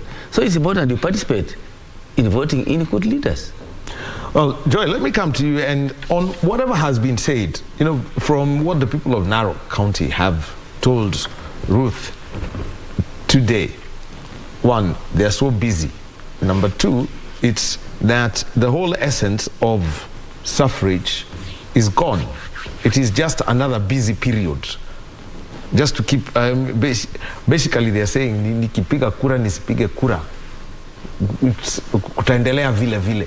You know, it's how dangerous is that in the long term? Our political leaders modeled this to the Kenyans, and the Kenyans learned from the best, and they're simply feeding back what they have been given. So for example, if your political leader stays in Nairobi the entire 4 years he's in leadership, and you only see him the time of elections, then his electorate think this man hasn't built a road, this man hasn't built any school, this man hasn't done anything, but he's now coming with 2 shillings, 3 shillings. You know what? Rather than do a lot of gymnastics, let me take what is mine now, and on voting day he can go vote for himself. So you find that people have fed off the negative energy that they get from the politicians. And yes, and then they go ahead and you know, you tell them, ninaomba mujitokeze kwa wingi. They're like, tujitokeze and our children are starving. Tujitokeze and our businesses were perished after COVID. So you find that sort of attitude has made many Kenyans become a bit apathetic. But then also there is the reality, the harsh reality of we're in the middle of a failing crop, we're in the middle of failing rains, Farmers are staring at huge losses. The pastoralist community depend on their flocks. Many of them are nomadic.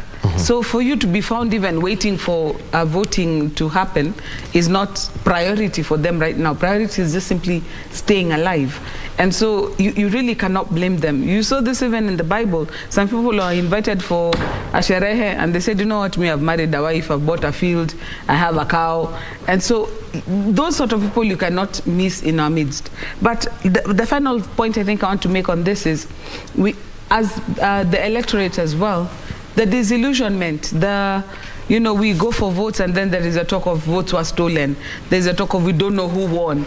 Such things make you think, I'd have to be foolish to keep doing the same thing over and over again and expect a different result. So there's some Kenyans who have sort of given up on the process. And that's why it's important, for example, in this process, for IBC to get it as right as they possibly can.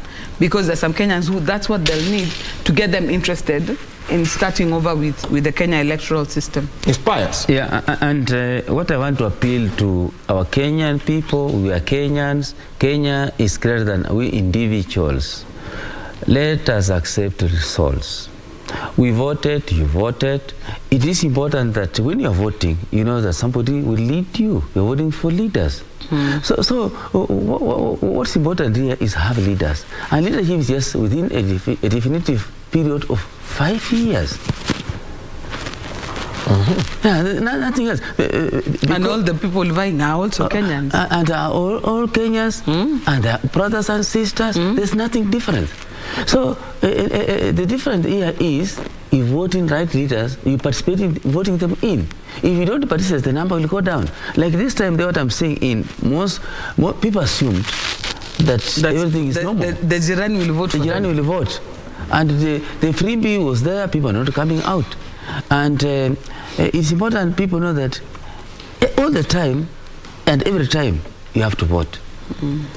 Don't assume that so-and-so will vote in your leaders.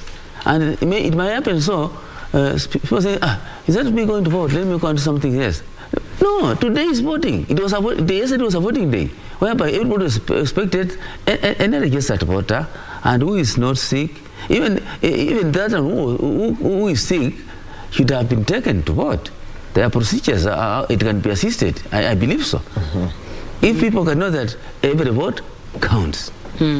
Like just to throw in a little bit of the span and the works, there are some jurisdictions in the world where voting has been made mandatory for the same reason that Peace is talking about, where you have to get, if people won't come out voluntarily, then you place some sanctions on them if they don't come. Sure. Usually it's not like it's going to be jail or anything, but there'll probably be a tax, a fine or a penalty of some sort, just to penalize you. But ideally it's a choice. A choice it is, but it's a choice that you're prepared for. Somebody has spent money. Like they tell us, if you're going to a polling station, they see how many people have been registered. There's a ballot paper for each of you. I've told you a ballot paper is very expensive. We have had clerks, it's an expensive venture that's being paid for by the Kenyan people. You need to participate so that we understand what you as Kenyans want. I mean, Rosidi, the reason why our process is expensive, and we had it from Commissioner Nyangai yesterday, was that the trust levels in this country are extremely low, towards zero. Extremely low is actually being kind. Let me tell you, trust is very important. But Kenyans don't trust each other. Why? No, with good reason. We have stolen elections, we have stolen from each other. Even now, if you do business with somebody, you have to have eyes at the back of your head. If you don't come to me, Wakili, to write for you a contract, somebody is definitely going to steal your money. If I leave my pen here, it will disappear. In fact, it's you who made the point. We have to change our culture. We have a bad culture of taking advantage of each other whenever we can. All right, then that has got to stop. But anyway, back to the numbers. Shiksha.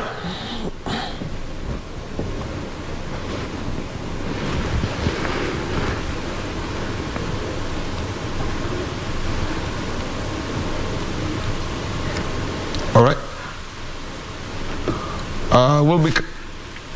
We'll be coming to Shiksha in a moment so that she can give us the numbers. But a quick update on the number, or rather the percentage of the Form 34As that have been sent, that have been reported from across the country, 41,066 of the 46,229, that's 88.83%, and including 19 of 27 from the diaspora. Those are people who are living outside the country. And actually I have that little list here. And so the countries that are voting: Tanzania, Uganda, Rwanda, South Africa, South Sudan, Germany, the United Kingdom, Qatar, the United Arab Emirates, Canada, the US, and the United States of America. And just looking at it, from those that have come through, Burundi, 100% delivered, Germany 100% delivered, Canada 2 of the 3 have delivered, Qatar 1 of the 3, Rwanda 100% delivered, same to South Africa, South Sudan, Tanzania, 1 of 3 from Uganda, 1 of 2 from the United Arab Emirates, the UK is 100% delivered, and the USA 1 of 3. I mean, we can say for the US and for Canada, we can hit them with a big stick. Some of these places where they're voting are 10 hours behind. So we'd have to give them the time. But anyway, for the real numbers, over to Shiksha Arora. All right, of course, now taking a look at what exactly is going on when we look at, the numbers and the percentages. So we've got 54.02%. That is William Ruto, 175,784. Raila Odinga with 45.37% at 147,615. We've also got something going on over here. Remember, as we speak about the president, the governor, the senator, remember, these are things that we will be looking at properly as the numbers come in tomorrow. But for now, I just want to take you through different counties and just show you the distribution of percentages and numbers, starting off at Kilifi. So this is what it looks like: 83.74% for Raila Odinga at 5,849, William Ruto at 14.86% at 1,038 votes. Remember, these are the figures that are coming in courtesy of our reporters on ground. They are at the different polling stations and they are managing to tally the results and of course send them in to us right here at KBC Channel 1. So we are bringing them here to you as we get them. Taking a look at other constituencies and counties, moving on to what's happening in Wajir. Let's just take a look at Wajir County and find out the distribution of votes. Raila Odinga at 54.35%, 593 votes so far. William Ruto at 45.28%, 494 votes so far. Moving on, let's just take a look at the other counties as well. Moving on to Meru County. This is what the distribution looks like as we speak: 73.36% for William Ruto, 2,869 votes so far. Raila Odinga at 25.98% with 1,016 votes so far. And of course, just really looking at the distribution, remember these different counties right here, these are the results that we are getting. Narok, we just spoke about it. We had our reporter on ground, Ruth, who really just gave us a feel of what's happening in Narok. Raila Odinga currently at 56.21% with 7,414 votes. William Ruto with 43.58%, 5,748 votes so far. We also had a reporter who was telling us the situation in Homa Bay County, so we'll just be taking a look at that. As we speak right now, Raila Odinga at 98.93% with 833. Of course, as we do know, this is an Azimio stronghold. William Ruto currently at 0.95% with only 8 votes so far. So yes, just really looking at the distribution of votes. And remember, these are the figures that we are getting courtesy of our reporters in the different polling stations. They are coming in, and remember, they'll be giving us more figures with time. They'll keep trickling in, so make sure you stay tuned right here. For now, it's time for a short commercial break. We'll be right back. Don't go too far.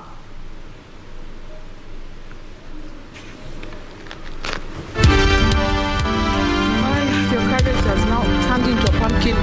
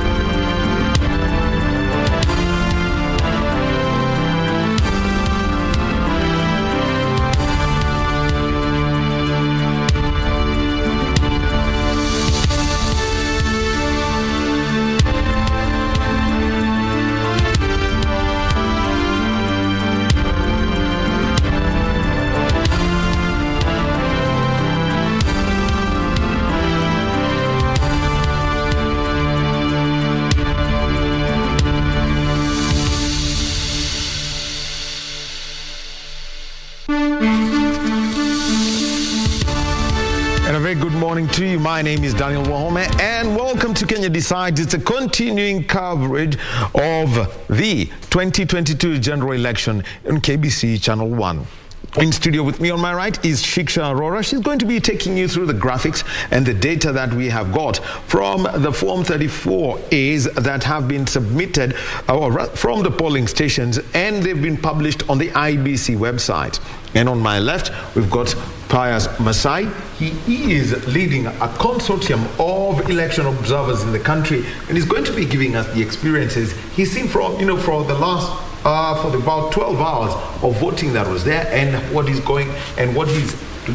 seen previously, and what reports he's getting now from his team that is at the various tallying stations, tallying centers across the country at constituency level and county level.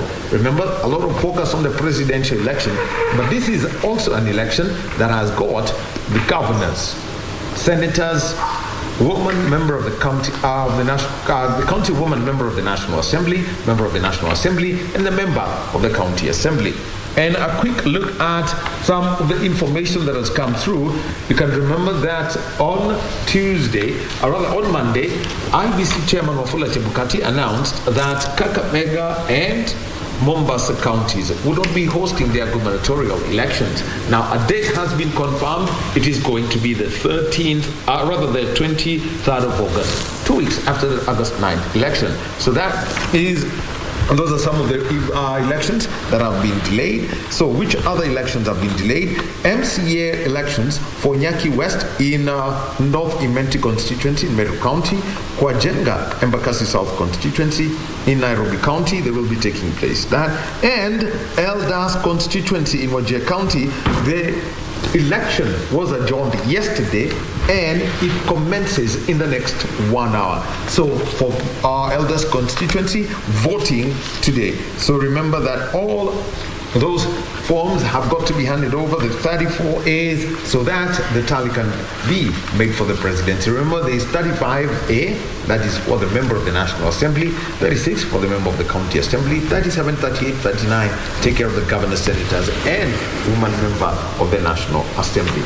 And remember also, there are constituencies that did not hold their elections. And so that means also on the 23rd, more elections and more work for the IEBC for the members of the National Assembly representing Kitui Rural Constituency, that is in Kitui County, Kacheliba Constituency in West Pokot County, Pokot South Constituency, West Pokot County, and Rogai Constituency in Nakuru County.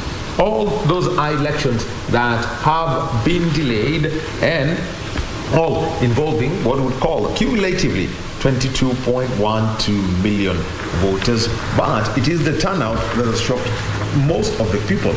As at 4 p.m., it had been calculated at 56.17%. Low voter turnout. We've seen turnouts of 65%. In some places, in some elections, we've even seen voter turnout of 85%. But this was not the case. And just to recap some of the things that have been there, first I'll speak to Pius Science.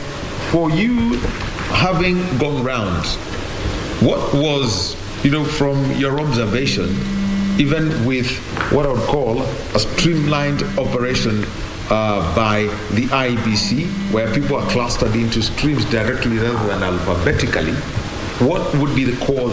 What was your observation as you went to votes at Kiganja Nursery and coming back to Nairobi? Actually, it was smooth arrangement. The way they were grouped, because I voted, I didn't say hitch on it. It was just a smooth plan. In that when one comes, we find his alphabetical order is on a particular stream or line, and then he's directed to go by that.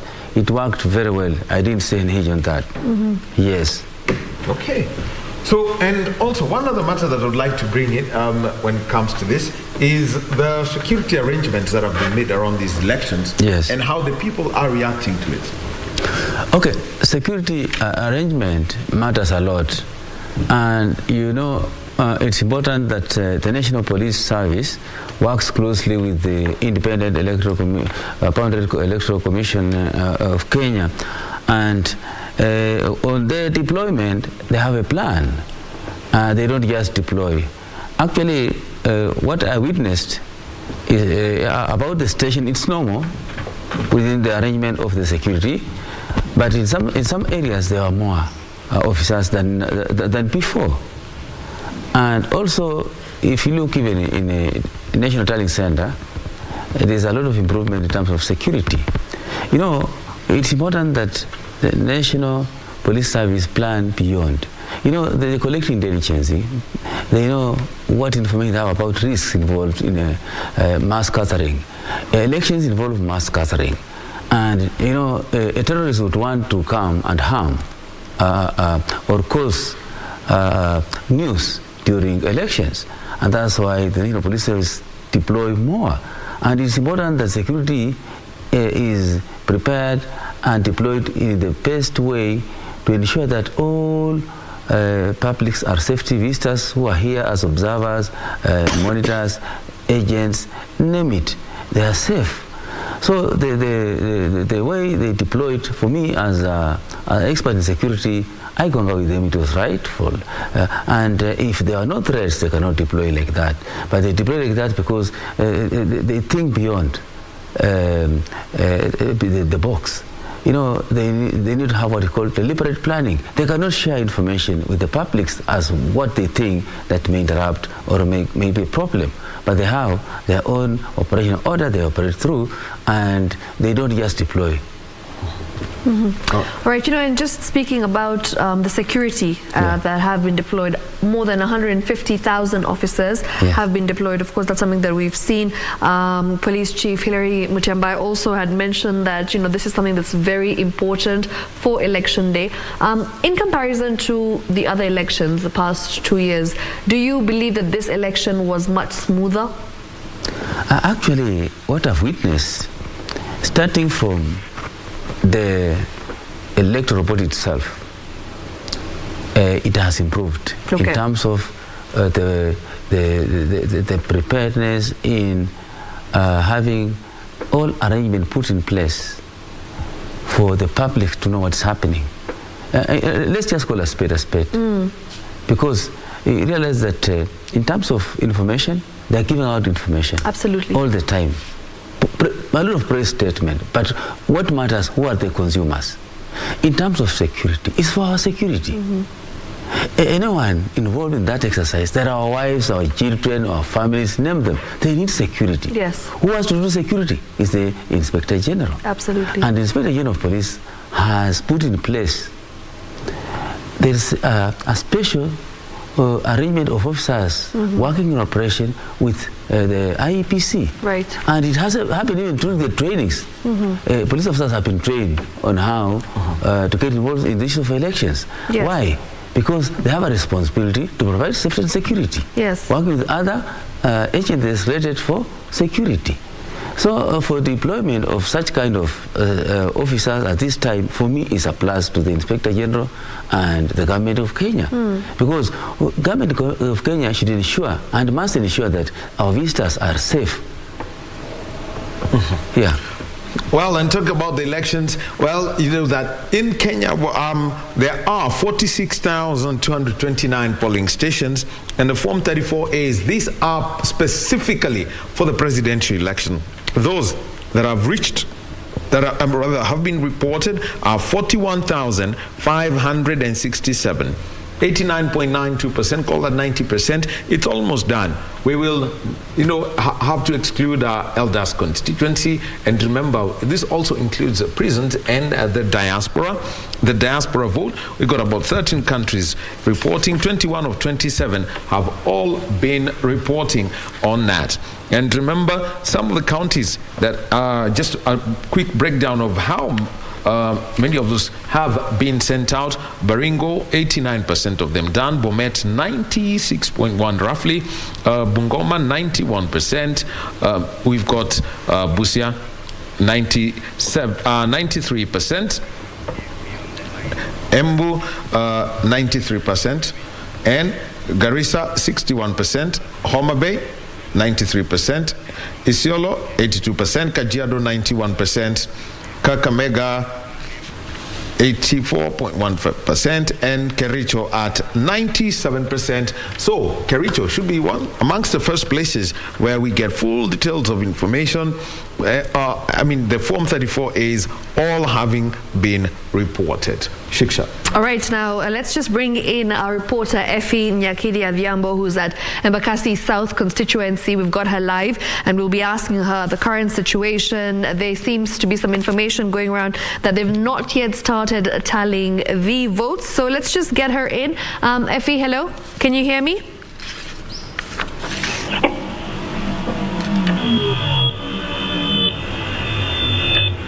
There we go. Hi, Effie. How are you? And what is the current situation when it comes to Embakasi South constituency? Do we have an update so far?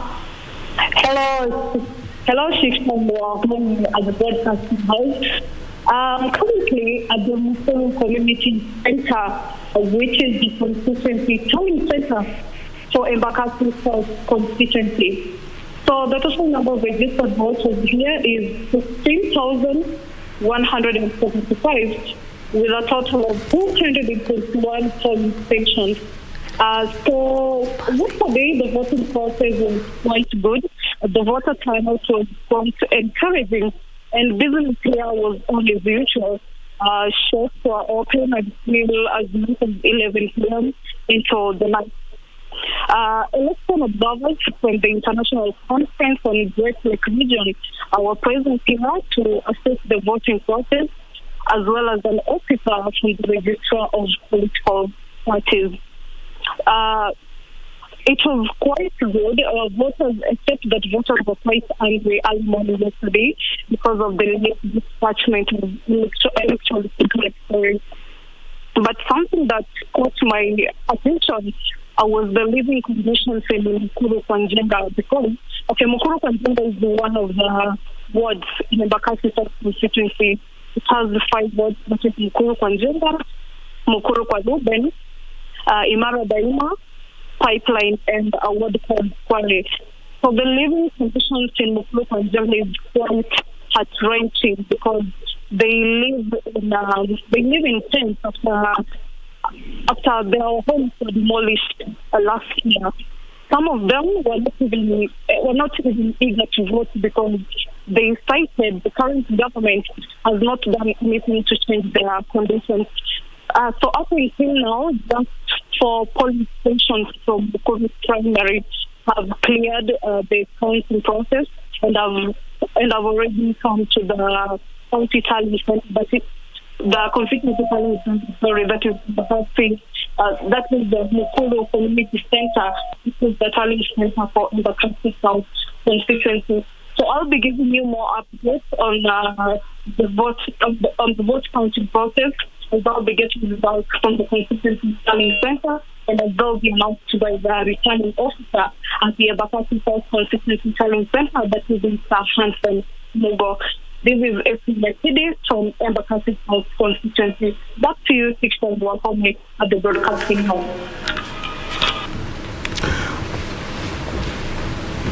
Thank you very much, Effie, for that update. Remember, Effie is at Embakasi South constituency, and she will be bringing us live updates from there as we continue to count and, of course, get more information with regards to the tallying and, of course, the percentage of the voters that have voted for, their respective choice of parties.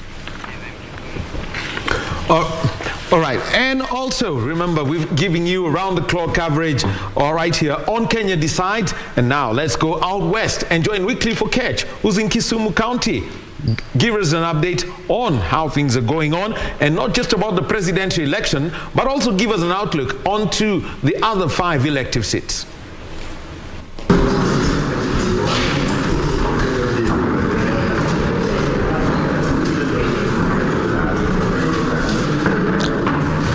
Daniel Wahome, thank you. Back in Nairobi. We are, of course, coming to you live from Kisumu City. We are at the constituency tallying center for Kisumu West constituency. Actually, here the tallying exercise is currently underway. This is an exercise that began just a few hours. Actually, this is a constituency with registered number of voters about 83,000, and those registered voters are spread across 5 wards with about 163 polling centers. What's happening right now is that if you can notice from the pictures that you are being shown by my colleague Christine here, is that the presiding officers from various polling stations, the presiding officers who were charged by manning the polling stations, they are now streaming, coming in with the results here, and the results are being verified by the constituency returning officer here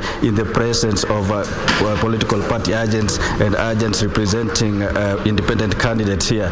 This is an exercise that has been going on all night long. Actually, you do remember that the polling exercise closed yesterday by 5 p.m. and we were hoping that probably by midnight this exercise could have ended, but then it has rolled all night long, and we've been pitching camp here, just noticing what's been happening here. And in terms of security, Wahome, I can authoritatively report that the situation has been calm here. Actually, we've been with the OCPD for Kisumu West, who has been we've been in communication with them, assuring us that there is no cause for alarm here, and generally it has been a peaceful process here, only that it is quite slow. Actually, it is quite slow, but then we just hope for the best, because as we report now, remember I told you there are about 163 polling stations that were used for the exercise, but so far it's only 21 or thereabout that have for which results have been streaming to this tallying center here.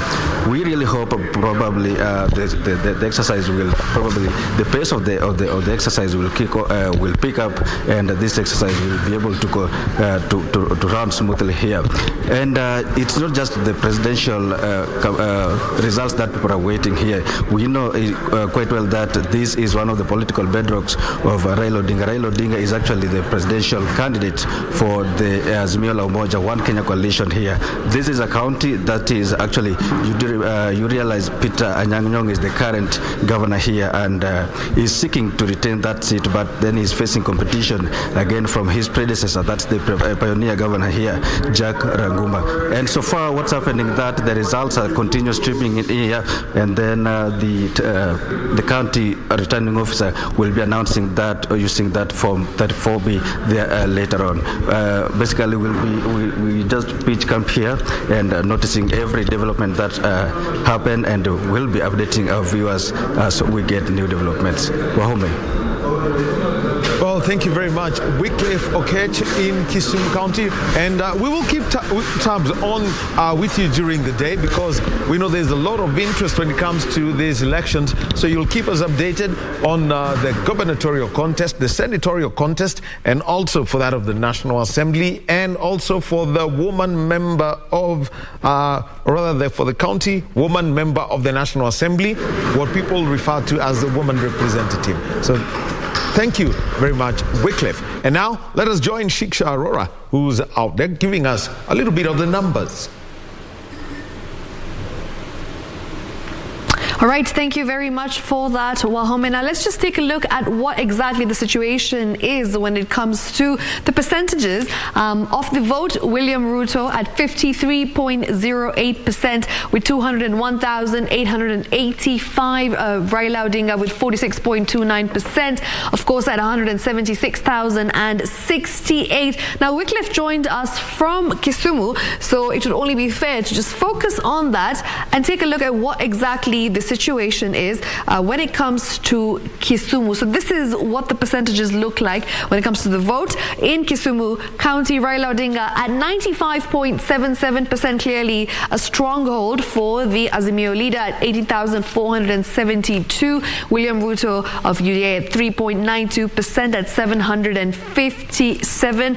George Wajakoya at 0.21%, and that's 41 people who voted for him, with David Murray at 0.09%, and that's of course 17 people. Now these are the results so far. As Wycliffe has mentioned, he will be giving us more numbers as they keep coming in. So of course this is subject to change, and these are the provisional results. We'll keep updating you on this. But before I give it back to Wahome, let's just take a look at what the situation was in 2017 elections in Kisumu County. Raila Odinga of NASA back then at 97.91%, and of course he garnered a vote of 430,229. Uhuru Kenyatta from Jubilee Party at 1.76%, and of course 7,743 people voted for him. Taking a look at 2013 with regards to the vote, of course registered voters back then in 2013 was 386,606 people.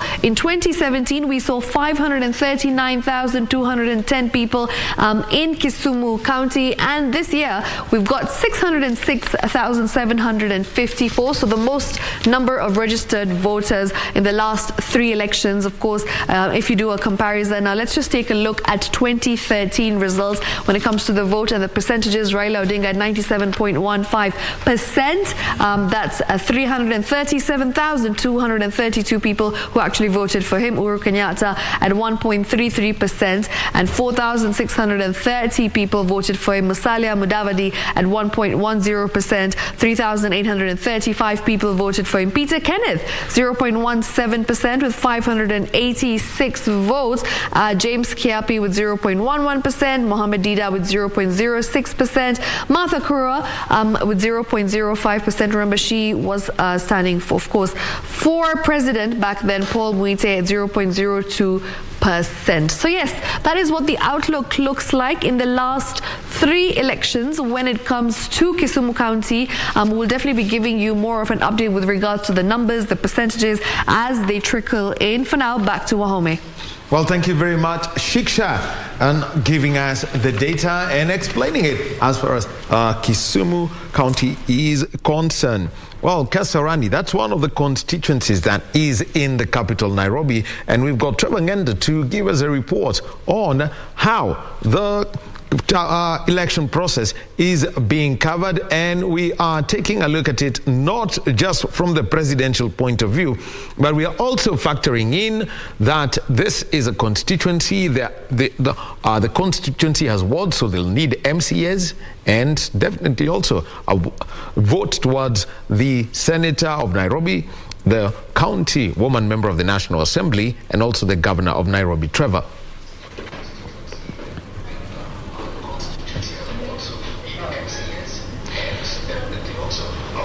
Well, a very good morning to you, Wahome. Indeed, we are coming to you live from the Kasarani County. It has been a long 7-hour wait from the different constituencies in the country, and so far, right now, they just arrived. You can see on this other side, on my right-hand side, I can kindly ask my camera person to pan around to see what is happening right now. We're seeing the action right now. The ballot papers have arrived. They are currently being verified at the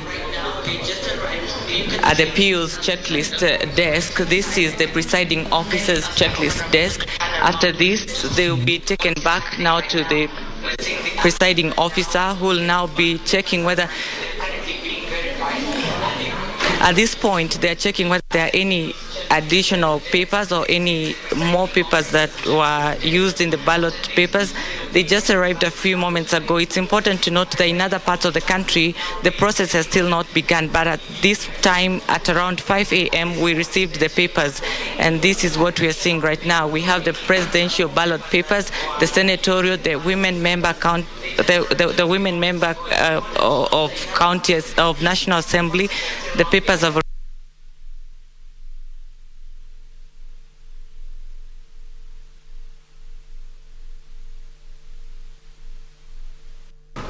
Well, apologies for that breakdown in that link with Trevor Ngenda, who's in Kasarani. And Shiksha, Kasarani, it's a huge constituency geographically within, towards the northeastern side of Nairobi County. I mean, you could just give us a profile of this county. and actually Kasarani constituency. All right. Yes, absolutely. Let's just take a look at, when it comes to the past two elections, how things were looking in Kasarani. Now, I'll take you through that particular profile with regards to the numbers, the percentages, and of course the vote. Now, in Kasarani, remember, we've got a Kasarani constituency, which we're not able to look at that because the results have not come in as of now. So we're definitely going to, keep updating this. But taking you back to 2017, let's just take a look at what exactly the vote was like in Kasarani. We've got Raila Odinga and Uhuru Kenyatta. Of course, Raila Odinga at 28,882 votes obtained. Uhuru Kenyatta at 85,468 votes obtained. And this was back in 2017. Of course, the leading candidates there, that is in Kasarani constituency. Taking you all the way back to 2013. Just looking at Kasarani constituency's vote. Remember, this is... Sorry for that. I'm trying to get the number out here. Here we go. Uhuru Kenyatta at 64,313 votes. Raila Odinga at 24,818 votes. And that is back in 2013. So yeah, we will keep updating you as soon as we have the results for this year. In terms of Kasarani constituency, we'll definitely let you know with regards to the vote. But let's just take a look at Westlands. We have some figures here so far. Raila Odinga at 1,429. William Ruto at 709, David Maurya at 22, and George Wajakoya at 22 as well. We also have some figures for Embakasi East with Raila Odinga at 12,802 votes obtained so far. William Ruto at 6,169 votes as well. George Wajakoya at 86, while David Maurya is at 41. So that's pretty much what Nairobi looks like. So we have a few numbers coming in. So as I said earlier on, this is all subject to change. Remember, these are provisional results. We will definitely be giving you all the results as they come in. And remember, we've got our reporters on ground at the different polling stations who are continuously giving us an update and telling the results for us so that they can reflect over here and we can bring to you the percentages as well. So we'll continue to do that. But for now, Wahome, back to you. Well, thank you very much, Shiksha, for that. And well, we are going to be having our teams reporting all around the country, and this is around the clock as we keep up with this electoral process. So now let's move on to a conversation with Pius Masai, and he is our guest in studio. And Pius, some of the things that, from the last 24 hours, conversations that have come is how the members of the public have conducted themselves around voting stations. Previously, you would hear the heckling, or if a candidate shows up, there will be some pandemonium of some sort. There will always be some exceptions to the rule. But overall, what did you pick up as you traveled south from Kiganjo to Nairobi? Actually, member of the public, where I visited and where many of my people visited, because I got information, they communicate and send us whatever they see happening right and whatever they see which happening that requires us a concern. We witnessed them being very peaceful, and even outside the polling station, I talked to some outside the polling station, and they were able to say that they want a peaceful election. They are voting peacefully, and they conducted themselves maturely. We did not see any incident in the of hooliganism, apart from any other area that I don't know that may have been mentioned, because I've been following in some of my information that I have. Because what we saw is that they conducted themselves peaceful, and they're looking towards accepting results of the ballot. Because they say we are voting and we want to accept our results, and we are still living peacefully. That's what I heard about them. Sure. Now, the other one that everyone has been asking, and this is a process that you always take a look at. We can, exclude vagaries to do with the weather, but what has been, the logistical process of ensuring that ballot papers, ballot boxes, polling booths, the lights or everything that is needed as a polling station gets to the destination in time and in good order? Actually, as you're aware that IPC, though we know, there are systems in place in their logistics, in that through their planning, it's their responsibility to ensure that the whole component of a group of people who are working as a team in a particular station, they move and arrive at the location within the limited time and the required time. But you may find that most of their plans succeeds. However, you may find that due to our geographical challenges in some areas, we might have challenges, there may be delay. And when there is a delay, we are aware that they have within the arrangement to organize, to adjust, so that voting doesn't delay.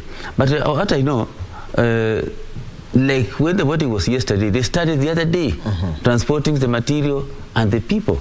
And it's a responsibility of the presiding officer to organize for the East team and the logistics arrangement required. Even if there will be a time whereby they may delay to start, the chairman told us, the chairman IPC, Mr. Afla Chebukati, said they're allowed to adjust the time to feed the situation. Right. Now, let's come to the other one, and I'm just trying to think about how this is going to work. We have got about 9 votes, different places that are going to be Kakamega and Mombasa. We'll have to hold their gubernatorial elections on the 23rd of August. Kacheliba and Pokot South will have to have the elections on the same date, as will also Rongai, Nakuru.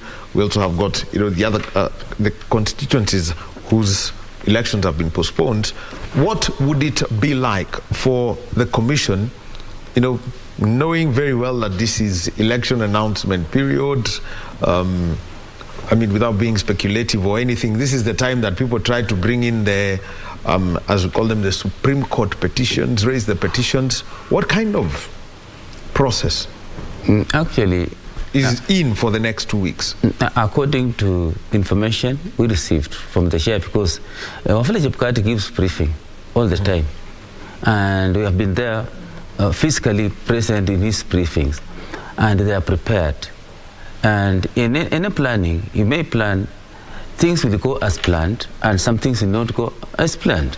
As though it has happened to the areas that you mentioned that election didn't take place, but the IPC has announced that on 23rd of this month there will be election in those areas. Actually, what I know, the challenge will be on the voter. Some voters had requested for permission to go and vote, and some voters had planned that they go and vote at that time. So the voter turnout may be lower than expected. Why? Because the public didn't expect that they'll miss voting. So as far as I know, in terms of the IPC, they have the system in place, because they have already disclosed that they are, in case of any challenges, they are ready. And if in the case of the court patrols taking place, IPC, we know the IPC of Kenya have systems. So if anyone that will not be happy that has been denied a chance, and lawfully has a responsibility to go and file a case through the legal process. And actually, as far as I know, the IPC, they have, it is within their planning that some things of that nature may come up. So there are plans for that, we know. All right. Now, the other one is the kind of messaging, that IBC has put out through infomercials. They've been sending text messages, and we've also seen, choirs around, singing about elections and how people should conduct themselves around elections. Raises now brings about the question, after what we've had over this weekend. It's not a by-election. This is not a by-election. It is actually a general election scheduled constitutionally with 57% voter turnout. How would it then affect the turnout 2 weeks from now? People will, schools, in terms of, because there are things that people have to put into consideration. Schools having to stay open or close for that election to take place. People having to leave their day jobs unless it is gazetted a holiday within the zones. Actually, it's challenging, and it comes with a lot of costs and challenges within the stakeholders' involvement, because it requires a facility to conduct an election. That facility maybe is not, its primary purpose is not an election center. It's declared to be an election facility for that particular time. So actually, I know it will have challenges, and it may not actually be the way it had been planned before. It will be happening differently in terms of the voting pattern and also the presence of the voters and also affecting the particular owners of that facility. If it's a school, the pupils or students need to be away from the school. So actually, the voter turnout, as it has been witnessed, is lower, and it may be lower than what is expected of what has happened just in a day ago. So we expect to have, unless something miraculous happens. Yeah. Well, and remember that those are repeat elections, but also interesting times. Shiksha, I was basically trying to go look at something that is known as the 1/3 gender rule. Right. Yes, and where do we start? We start with the Senate. Yes, 47 senators, and guess what? We need 16 to be compliant with that. And also, we're taking a look at the members of the National Assembly, and these are numbers that we need to take a look at because this is the real one now.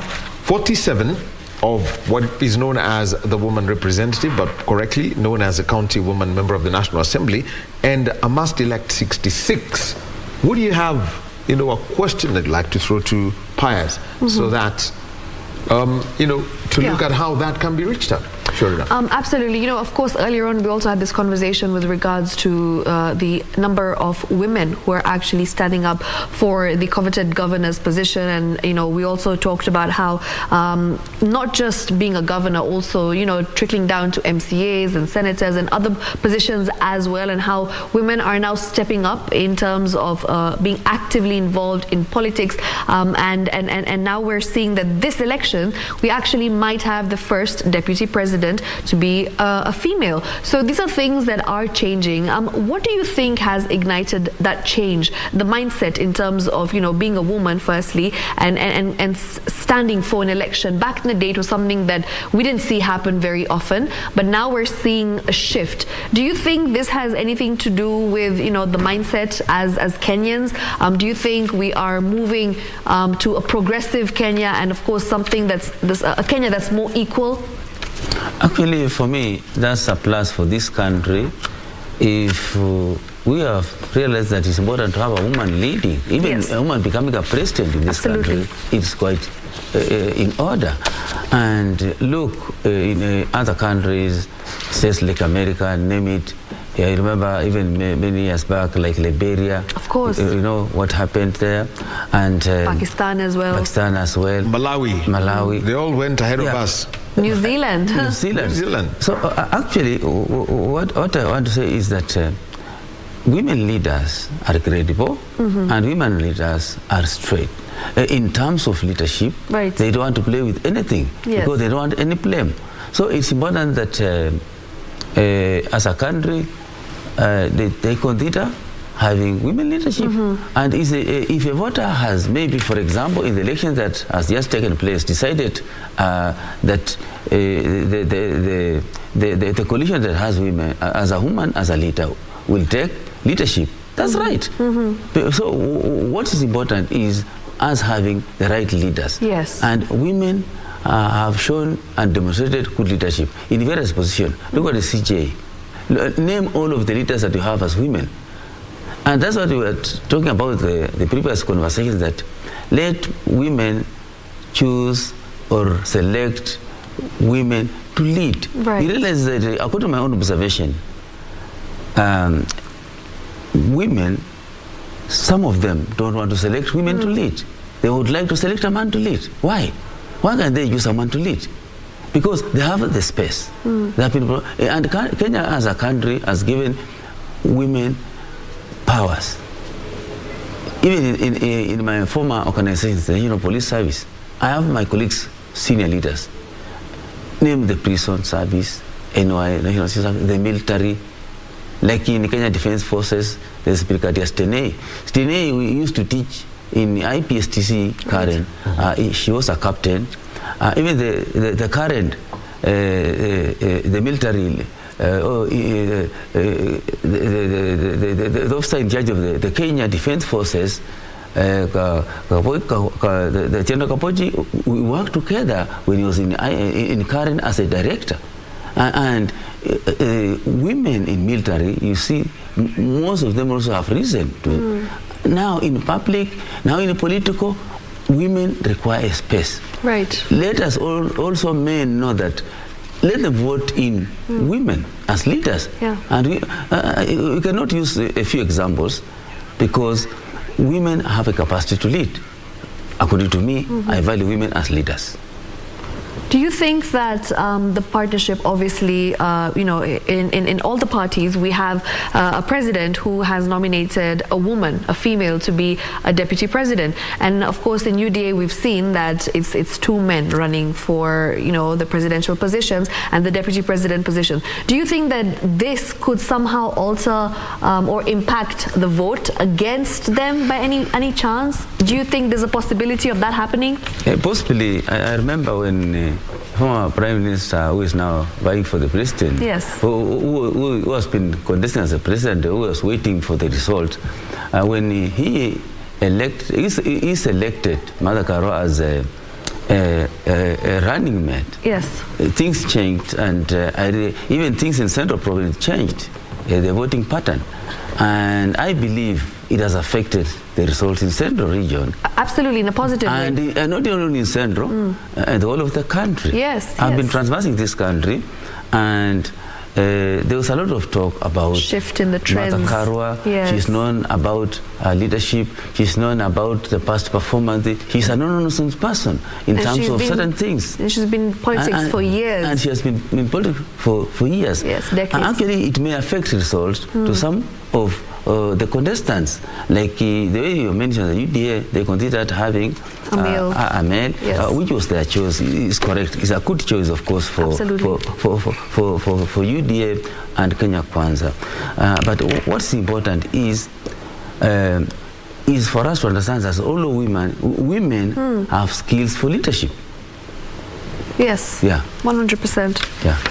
All right, of course, and as we continue to have these conversations, remember the results are due to be announced no later than August 16th, any second round runoff, which will be held within 30 days. And if no candidate files a challenge to the results with the Supreme Court, then the winner takes office in 2 weeks after the final results are announced by IEBC. And if the court orders an annulment, a new vote must be held within 60 days. The winner obviously needs 50% plus one vote in 24 of the 47 counties, and of course Kenyans are also choosing 47 county governors, 47 senators, 47 female representatives, 290 members of parliament, and 1,450 county assembly members, and there are a total of 16,100 candidates this election. Now, as we continue to just have this conversation about the different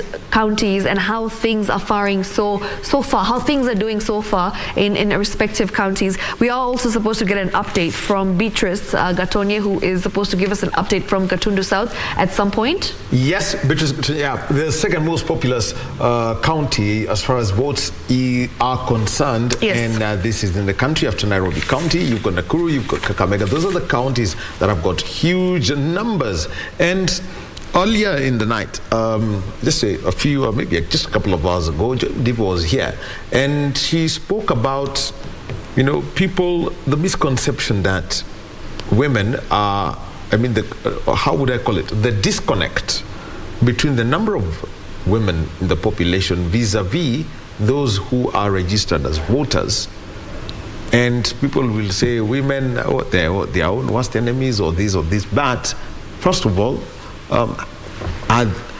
how then do you get more registered? Because all these calls are made, and all you need to, and the IBC hires clerks who go around the country, and at times all they do is sit under a shade for 8-9 hours and only 3 people show up. Actually, it is a challenge for our people in Kenya to go and participate in registration as voters, especially youth. Women, I thank them because they normally register in large numbers. And some men don't register as voters. They will go astray by being confused in some of the tracks and confusing there, and they don't have votes. Most people follow politicians. They don't have votes, but they know how to make noise. They are very strong. They can do certain things, but they don't have votes. I'm telling you, I know. Go entertain a politician and you are there anytime. Yes, they can make noise. If you go to funerals when the time they are doing politics, they are the people who make noise, but they have no votes. You understand? And most of the youth, like you see, when politicians plan for rallies, what and what, you'll find youth are following. But some youth have taken responsibility. They have voting cards. Some don't have. Even some don't know that they have a responsibility just as voters. So there's a lot of attitude change. In fact, just to chip into that point, you know, when Professor George Wajackoyah announced that he is running for presidency, we just saw an uproar online, and social media was just going ablaze with all about him, and there was talk of him for a very long time. And the youth really seemed to be supporting him, sharing his content, and really just giving all sorts of positive comments of, oh, we're going to give our vote to Professor George Wajackoyah. But it's really not reflecting in the numbers. And I don't understand, what exactly do you think could have gone wrong? Is it because they don't want to vote? No. I personally witnessed the launch of Professor Wajackoyah in KICC. Okay. We saw a number of youth who came to witness. And in social media, in places, while we were in normal activities, people have been talking about Professor Wajackoyah. Absolutely. But what I'm seeing, they have not voted for him. Yes. It's not reflecting, because they have been all over. This time is Wajackoyah, Professor Wajackoyah. That's has been the talk. They're not walking the talk. And I think it's attributed to the fact that the youth is not registering to vote for elections. It's true. They have been cheering, but they have no votes. Yes. So it's important the youth think about registering as voters. Yes. Because the way they've been moving and attending rallies, meetings of Professor Wajackoyah, if they could vote and convince their parents, convince their friends and their colleagues to vote. I said one thing before we started these discussions some time back, that youth, we have them in large numbers. Yes, we do. They can change this country. You see now we have got the Youth Council. I was with them in Mombasa at the time, training them with the IPC. And the youth, if they can really understand that they have a responsibility to lead through a ballot, why can they register as voters? Yes. And they vote for each other, winning seats. But let's just wait to sort of this election. How many youth are going? How many youth are going to win this election? In fact, you know, it's interesting that you mentioned that, because I know when in the U.S., for instance, when Kamala Harris was running, you know, as DP, as vice president, I felt like most of the uproar was for her and was by the youth. Yes. They were very proud to see a woman actually, you know, taking that position and taking up space as vice president, and it was a big deal, and it was, you know, there was a movement when it came to her. So if we use the same, you know, example here in Kenya, and we actually kind of embrace that as well as the youth, I feel like there could be something, there could be a change. Actually, if you want to get youth, announce there's an artist from Tanzania, name it. Diamond. Diamond will be, you've seen that Diamond will be in Kasarani, it will be full. Yes. You understand? But now what about election?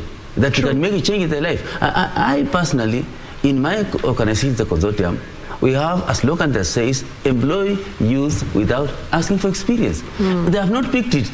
Instead of them picking and running with it away, that let us tell employers to employ us. And the other question is that I want to ask this is, I mean, for a very long time, I'll call it, let me simply say this, for my lifetime, we've been told, vijana nyinyi ndo viongozi wa kesho. But this, lakini hii kesho haifiki. Kesho ni nini? When is kesho?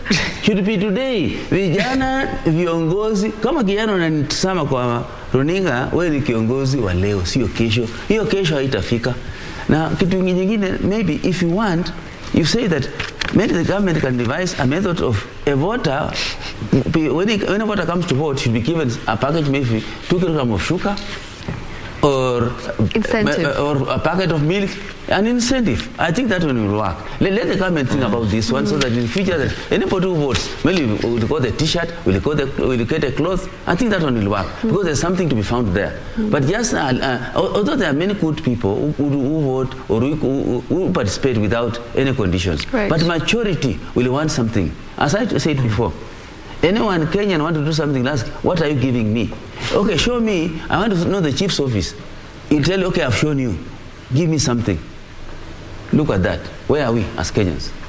Well, Paez Masai, and he is a security expert, and he's leading a consortium of election observers here in Kenya. And the pictures on your screen right now are coming in from the Kasarani Constituency Tallying Center. As you can see, the ballot boxes now all being gathered together. And remember, just by taking a look at the color, you can know which ballot box belongs where. A white box, that's for the presidential one, and you realize for the member of the National Assembly, for the senator, for the governor, for the county woman member of the National Assembly, for the member of the county assembly, they are all differently color coded, and this is where they're taking them, so that the confirmation of all the forms 34 to 39A, that is the polling station form that shows the total of the votes cast at that place. All those forms, they've got to be verified and a result, and also so that they're tallied. Remember, for the presidential election, and this was stated explicitly by IBC chairman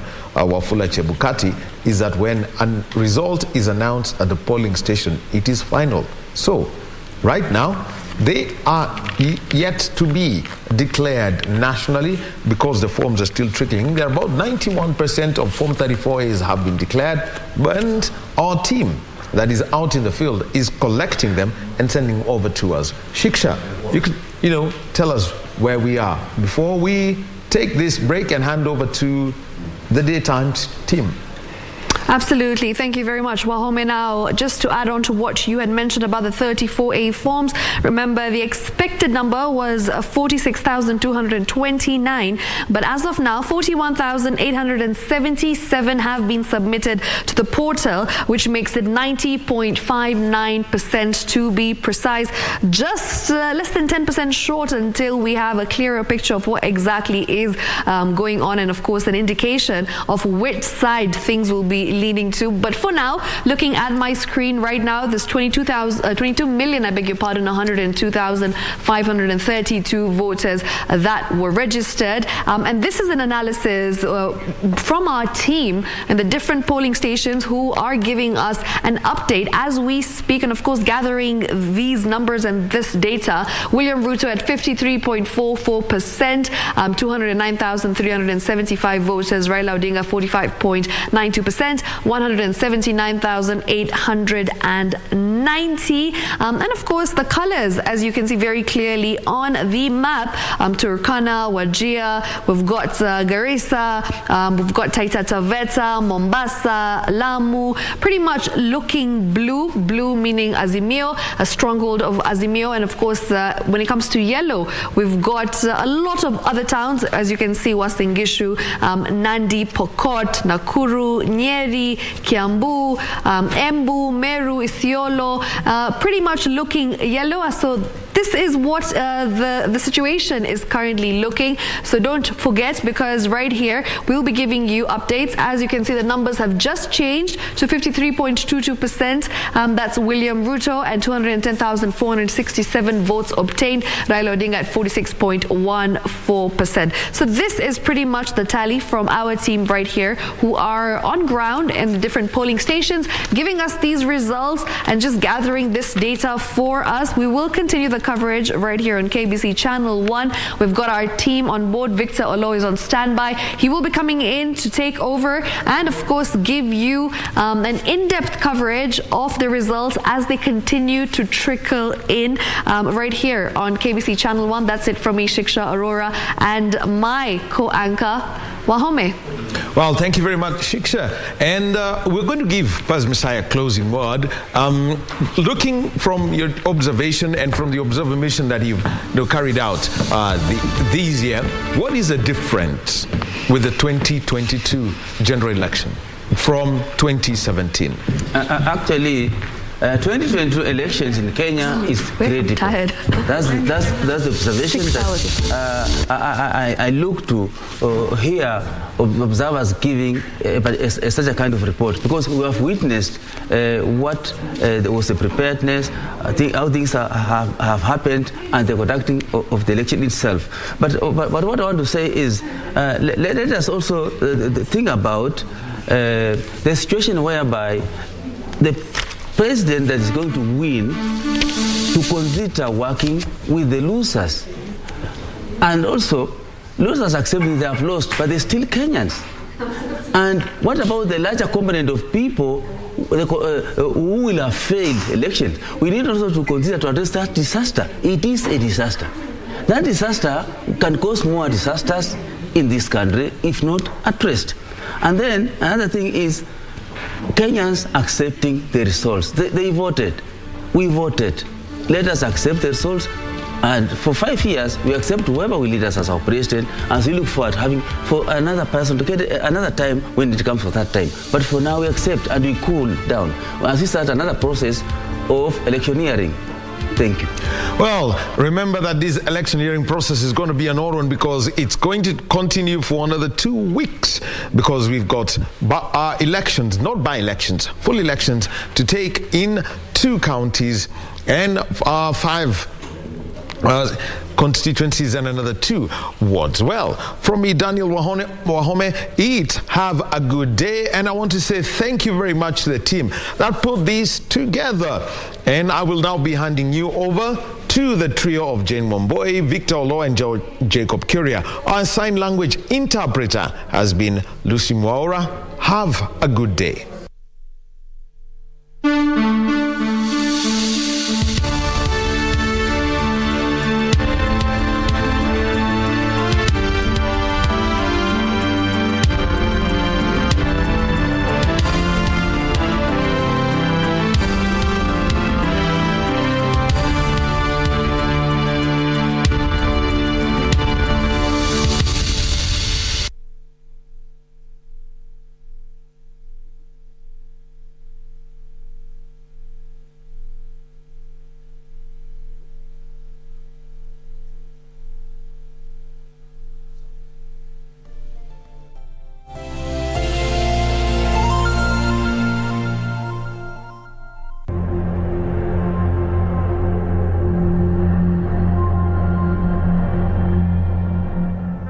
Habari yako mtazamaji na msikilizaji wangu wa asubuhi ya leo.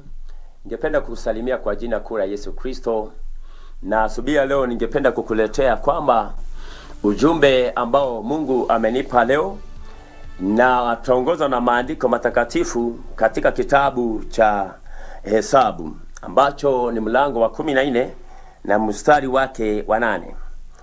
Ikawa Mwenyezi Mungu amependezwa, ikiwa Mwenyezi Mungu atapendezwa nasi na kuipeleka ikiwa atapendezwa nasi huko na kunyenyekea kwetu, atatupa nchi iliyojawa na asali na maziwa. Basi mahali pale muweze kupalithi, katika nchi hiyo ambayo Mwenyezi Mungu aliwaapia baba zenu. Bwana Yesu asifiwe sana. Asubuhi ya leo ningependa kusema ya kwamba Mungu anapoombwa usikia maombi. Na anaposikia maombi, kwa sababu alitoka na Musa pale katika mlima wa Horebu. Mungu aliposikia maombi yao, aliwaahidia ya kwamba nchi ambayo alikuwa amewaekea, Mungu alisema ya kwamba nitawaridhisha. Na akawaambia nchi hiyo imejawa na maziwa na asali. Wakati ule Musa alipoomba, ndio Mungu alisikia na akaahidi. Akasema ya kwamba mtakapo nipendeza mimi Mungu, nami nitawaridhisha hiyo nchi. Bwana Yesu asifiwe sana. Kwa sababu hiyo ningependa kusema ya kwamba Wakenya, ya kwamba tunapomuomba Mungu, tunaponyenyekea mbele za Mungu, tunapompendeza Mungu, yeye usikia maombi yetu. Wakati tunapoomba wapendwa, Mungu anaturidhisha baraka ambazo ametuwekea. Bwana Yesu asifiwe sana. Kwa hivyo wapendwa, asubuhi ya leo Mungu anasema ya kwamba tukipendeza Mungu, mlali tu tusimuasi, yeye anaahidi ya kwamba kuna baraka ametuwekea kama wananchi. Kuna